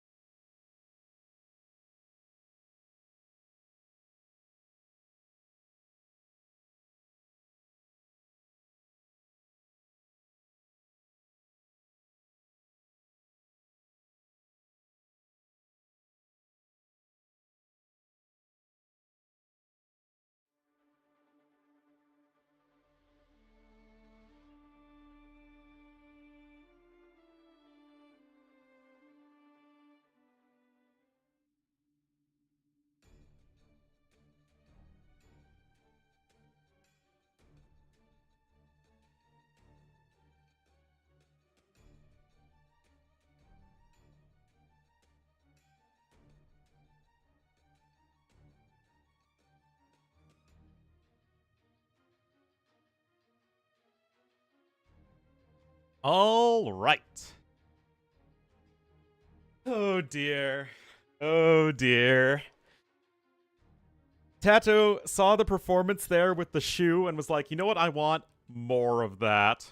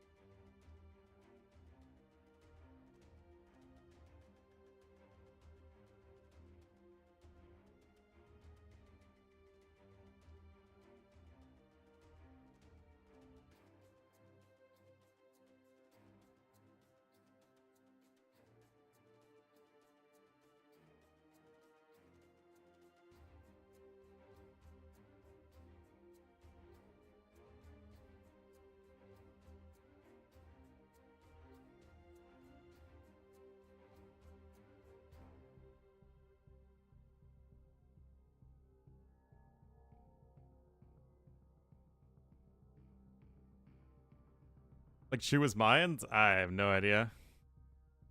Elves are still pretty good. Yeah, especially because they also get extra HP.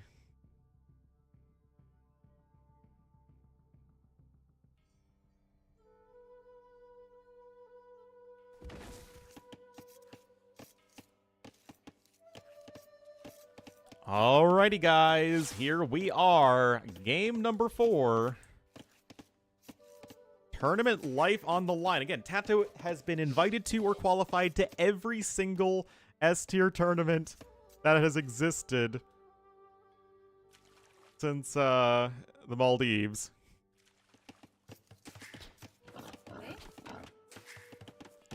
Let's see what he can do here. Sebastian's only been to one tournament, and I think it was the last Red Bull, I think. But yeah, TaToH the blue to the west, and to the east in the red as the Armenians, it is Sebastian. We are on Komir, of course. Both of these civs are very good. Don't think there's a big advantage there. Actually, I think it's the first pick civ for each player. Yeah, that's correct. Both, yeah, I mean, the Loach ones are very good. And the Wu ones are very good Loach ones. That's the question. Well, I mean, technically, TaToH could, like, win this game, and then Sebastian wins the next one, and then it's not a reverse sweep or a sweep.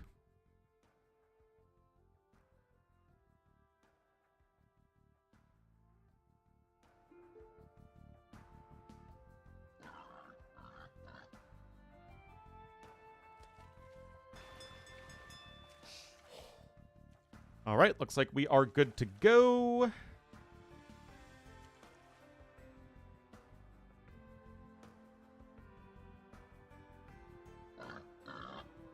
Well, we see ferrets. We have seen ferrets be very powerful. In TaToH's last series, even, he won with ferrets.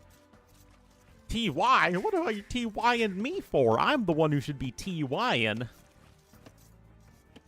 Thank you, thank you, thank you, Epically Duck, for the 19 months. Ferrets. Yes, of course, ferrets. The unique tech. Ferrets. Turns your champions into ferrets. With 100 HP.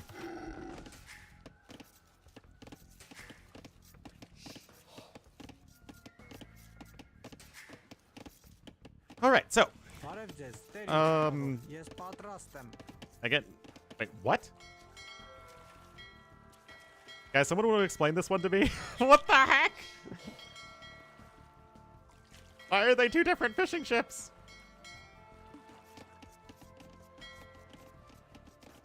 Well, ACCM was looking really, really well. Playing super well. Look, oysters? Oh, maybe the oyster fishing ships are different.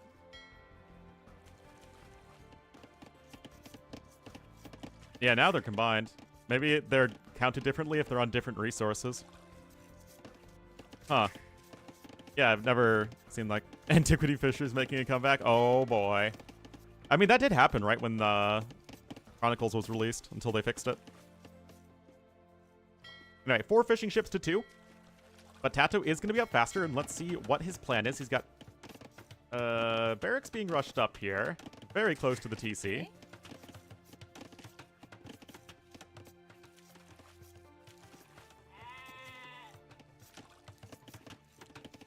Hmm.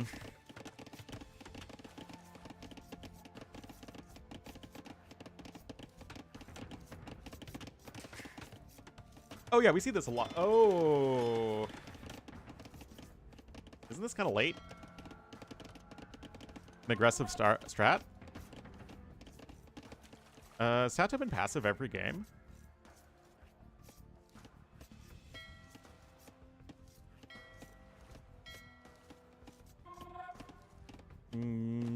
Yeah.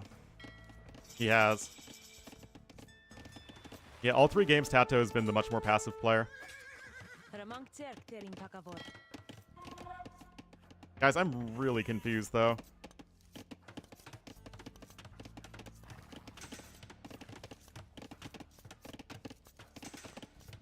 I mean, the dock is only slightly forward. But the men-at-arms... Does he think... I mean, Sebastian is going to be going for his own men-at-arm rush. And to be fair, TaToH did see the barracks.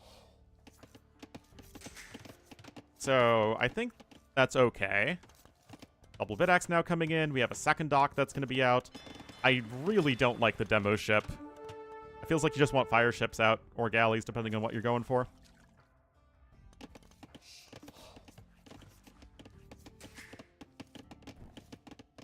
Anyway, Men-at-Arms upgrade now incoming for Sebastian, and he's going to be looking to aggressive, but TaToH, again, already has his own Men-at-Arms in position to defend against this.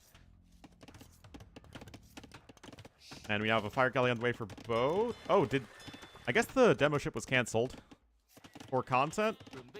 I don't think so. I think he thinks they're good. I mean, to be fair, Wu are actually very, very good on this map. That's a great start to the fight, though, for Sebastian. Oh, he's going to hop in and out of the transport ship, and TaToH doesn't have a scout over here. And obviously, the scout's a big help in the Men-at-Arm. War Tatty! I mean, I guess he's over here. TC doesn't do that much. I mean, yeah, perfect.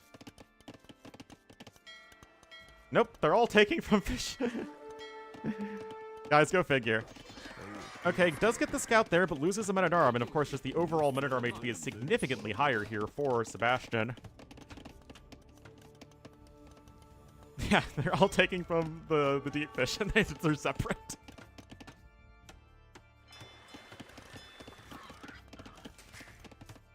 I mean, I feel really bad for TaToH. TaToH's such a nice guy, and like I said, he makes any tournament he's in better. And, I mean, obviously, it's great for Sebastian, and I love seeing Sebastian succeed as well, but, I mean, if TaToH does go down, you'd never want to see it be like this. Not for somebody who's been such a fixture of the AoE 2 competitive scene for a decade. Almost a decade, I guess.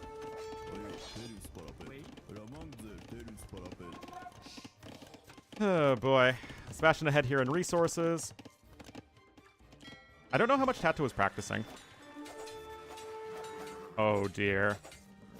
Oh, no. Gonna deserve it? Yeah, absolutely. That's how competition works. TaToH made the semis? I don't know, actually.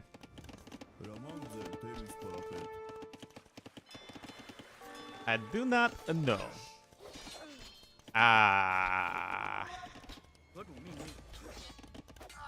To be fair, those Men-at-Arms were low HP before. Oh, I mean, I guess it doesn't really matter there all that much. For his standards? I mean, TaToH didn't play that poorly in the first qualifier in the finals. I mean, Nico played super, super well and was clearly much better prepared. This just doesn't feel like TaToH playing that well. It's not satisfactory. Yeah, apparently he's been playing a lot of Satisfactory recently, which is not good for tournament prep.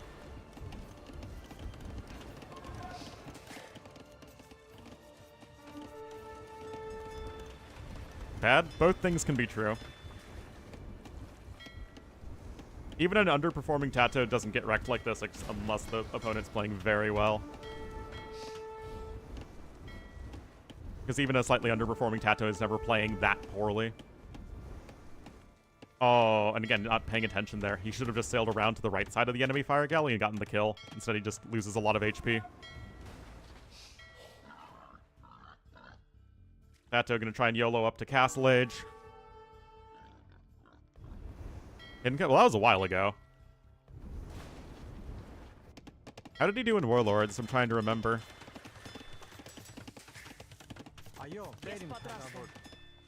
Because Warlords was the last big 1v1 S tier tournament.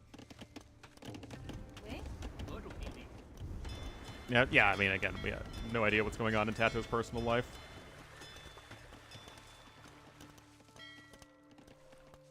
Yes, TaToH is a couple years older than Viper, so I think TaToH's like 34 or something. Anyway, I mean, the KD speaks for itself right now. There is the transport ship still alive, but the barracks is actually going to have to be on this island, which means that you can't just Chien Swordsman right into your opponent's base. Aging out.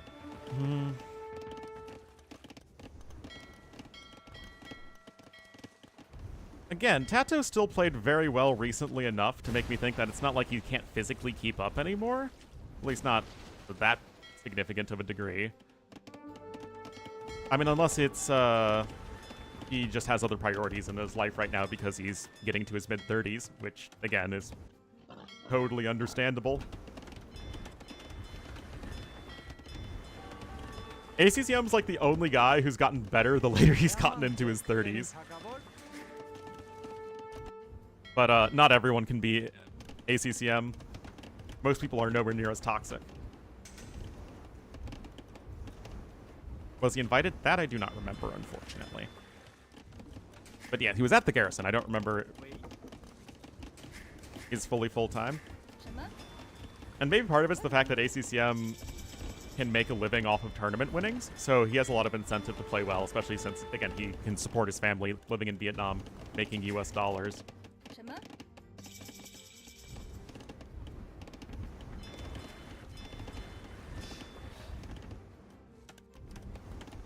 Something, when's the last time Doubts made it deep in a tournament, a major tournament? It feels like a while ago.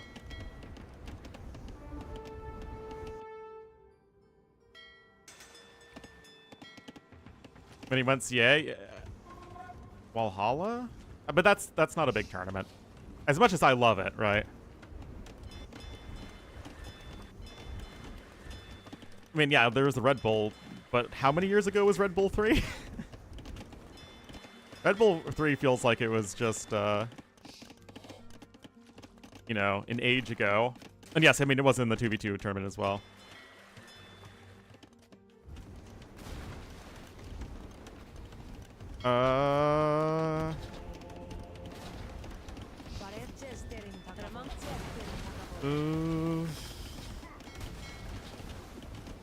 South, yes, he does.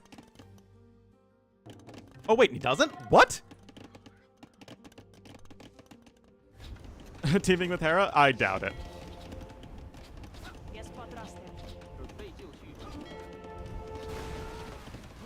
Decent demo hit there from TaToH, but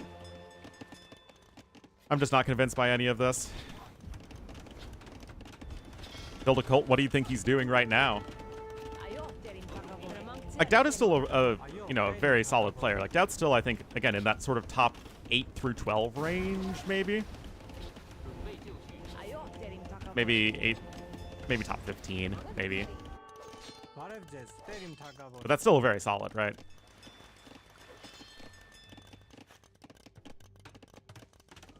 Nope, this is it. This could be the last game of the qualifier.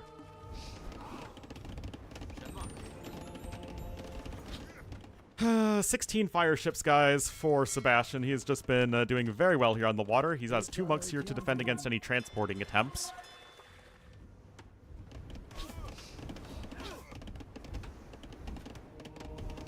Firing Relic. Yeah, that doesn't feel good. Support schools? I don't know if Doubt has the will to do that. The invited player? It's very possibly. Again, I wonder if Viper would qualify. I mean, a determined Viper could almost certainly qualify with 5 qualifier spots, but would a Viper who's on vacation and is only playing, you know, the occasional practice game? Oh no. Oh no, guys. Like, would he qualify? I don't know.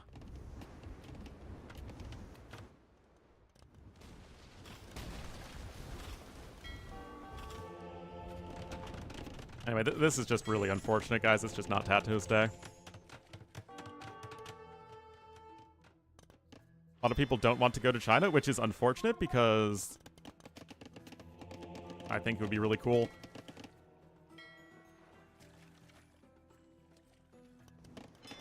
I mean, these qualifiers were legit, guys. It's unfortunate that, you know, it's been a very one-sided final series because there have been tons of very, very good series with a lot of players who were, you know, playing exceptionally well.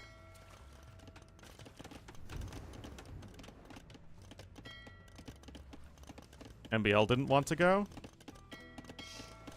I mean, I think that's on them, right?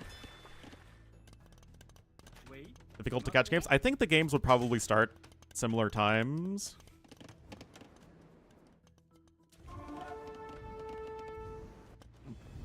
But yeah, I mean, like, I would love to go.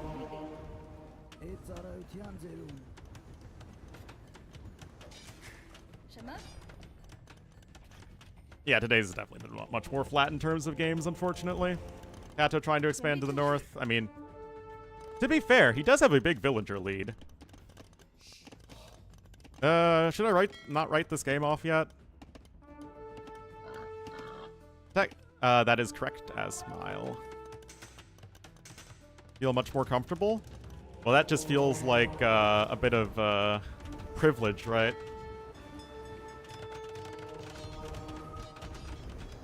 Yo and ACCM have to travel to Europe constantly for all the tournaments.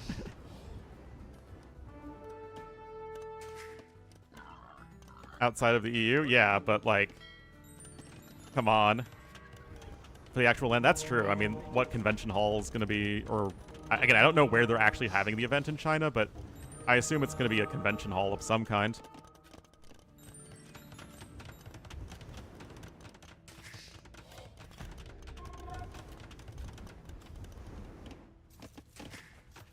So the stuff might, I don't know, I have no idea when they would actually start.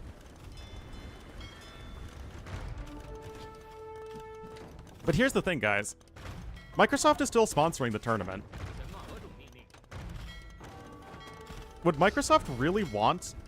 Because, like, I don't think T90 or Hera, or well, I guess Hera would still be streaming, right? I don't think T90's waking up at 2 in the morning to cast an event in China. Mem might be able to do so if it's, like, early morning for him. I don't think Dave wants to.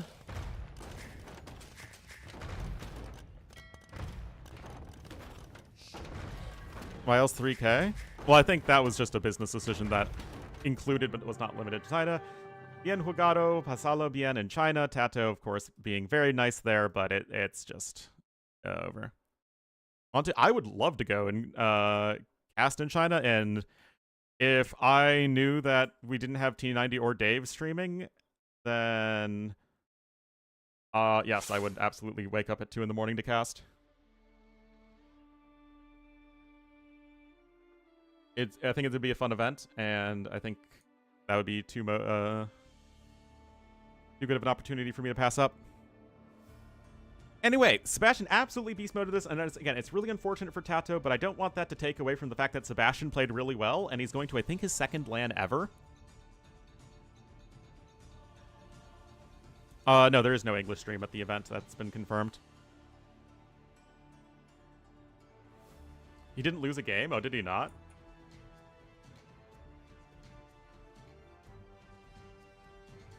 Yep, 3-0, yeah, 3-0 U Pudding, 3-0 Villasa, 3-0 Barrels, 4-0 TaToH. So he pulled an ACCM. ACCM in the last qualifier also didn't lose a game.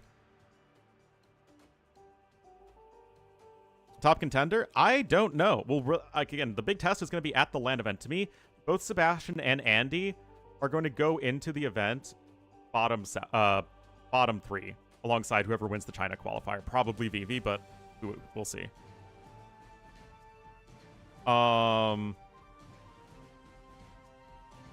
But yeah, I think that there's a big opportunity, right? I don't think anybody expects Sebastian or Andy or Vivi to make it deep in that tournament, not at a level that high. So I don't think there's really going to be a whole lot of pressure on them at all. Wake up at 2 a.m. or would I not go to sleep until after? I'd probably go to bed, wake up to cast, and then sleep a little bit again afterwards. But yeah, really, really impressive. It's been a fun qualifier overall, even if the last series was a bit of a clunker. But thank you guys all so much for watching. Hope you had fun. I don't know when the last qualifier starts. The China qualifier? I mean, maybe in theory it starts tomorrow. I have no idea. I mean, they could start it tomorrow. It's not like any of the Chinese players could exist in this one. Nope. August 11th. Okay, all of the matchups are already decided as well. Is there like a pre-qualifier qualifier?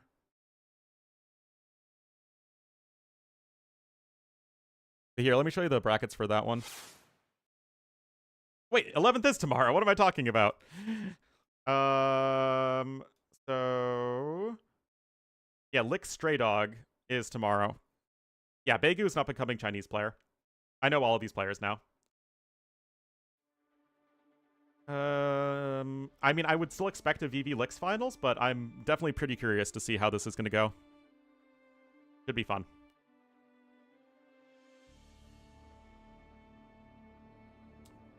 Anyway, guys, thank you all so much for watching. Hope you had fun. Really appreciate everyone for tuning in, and I will see you guys tomorrow morning.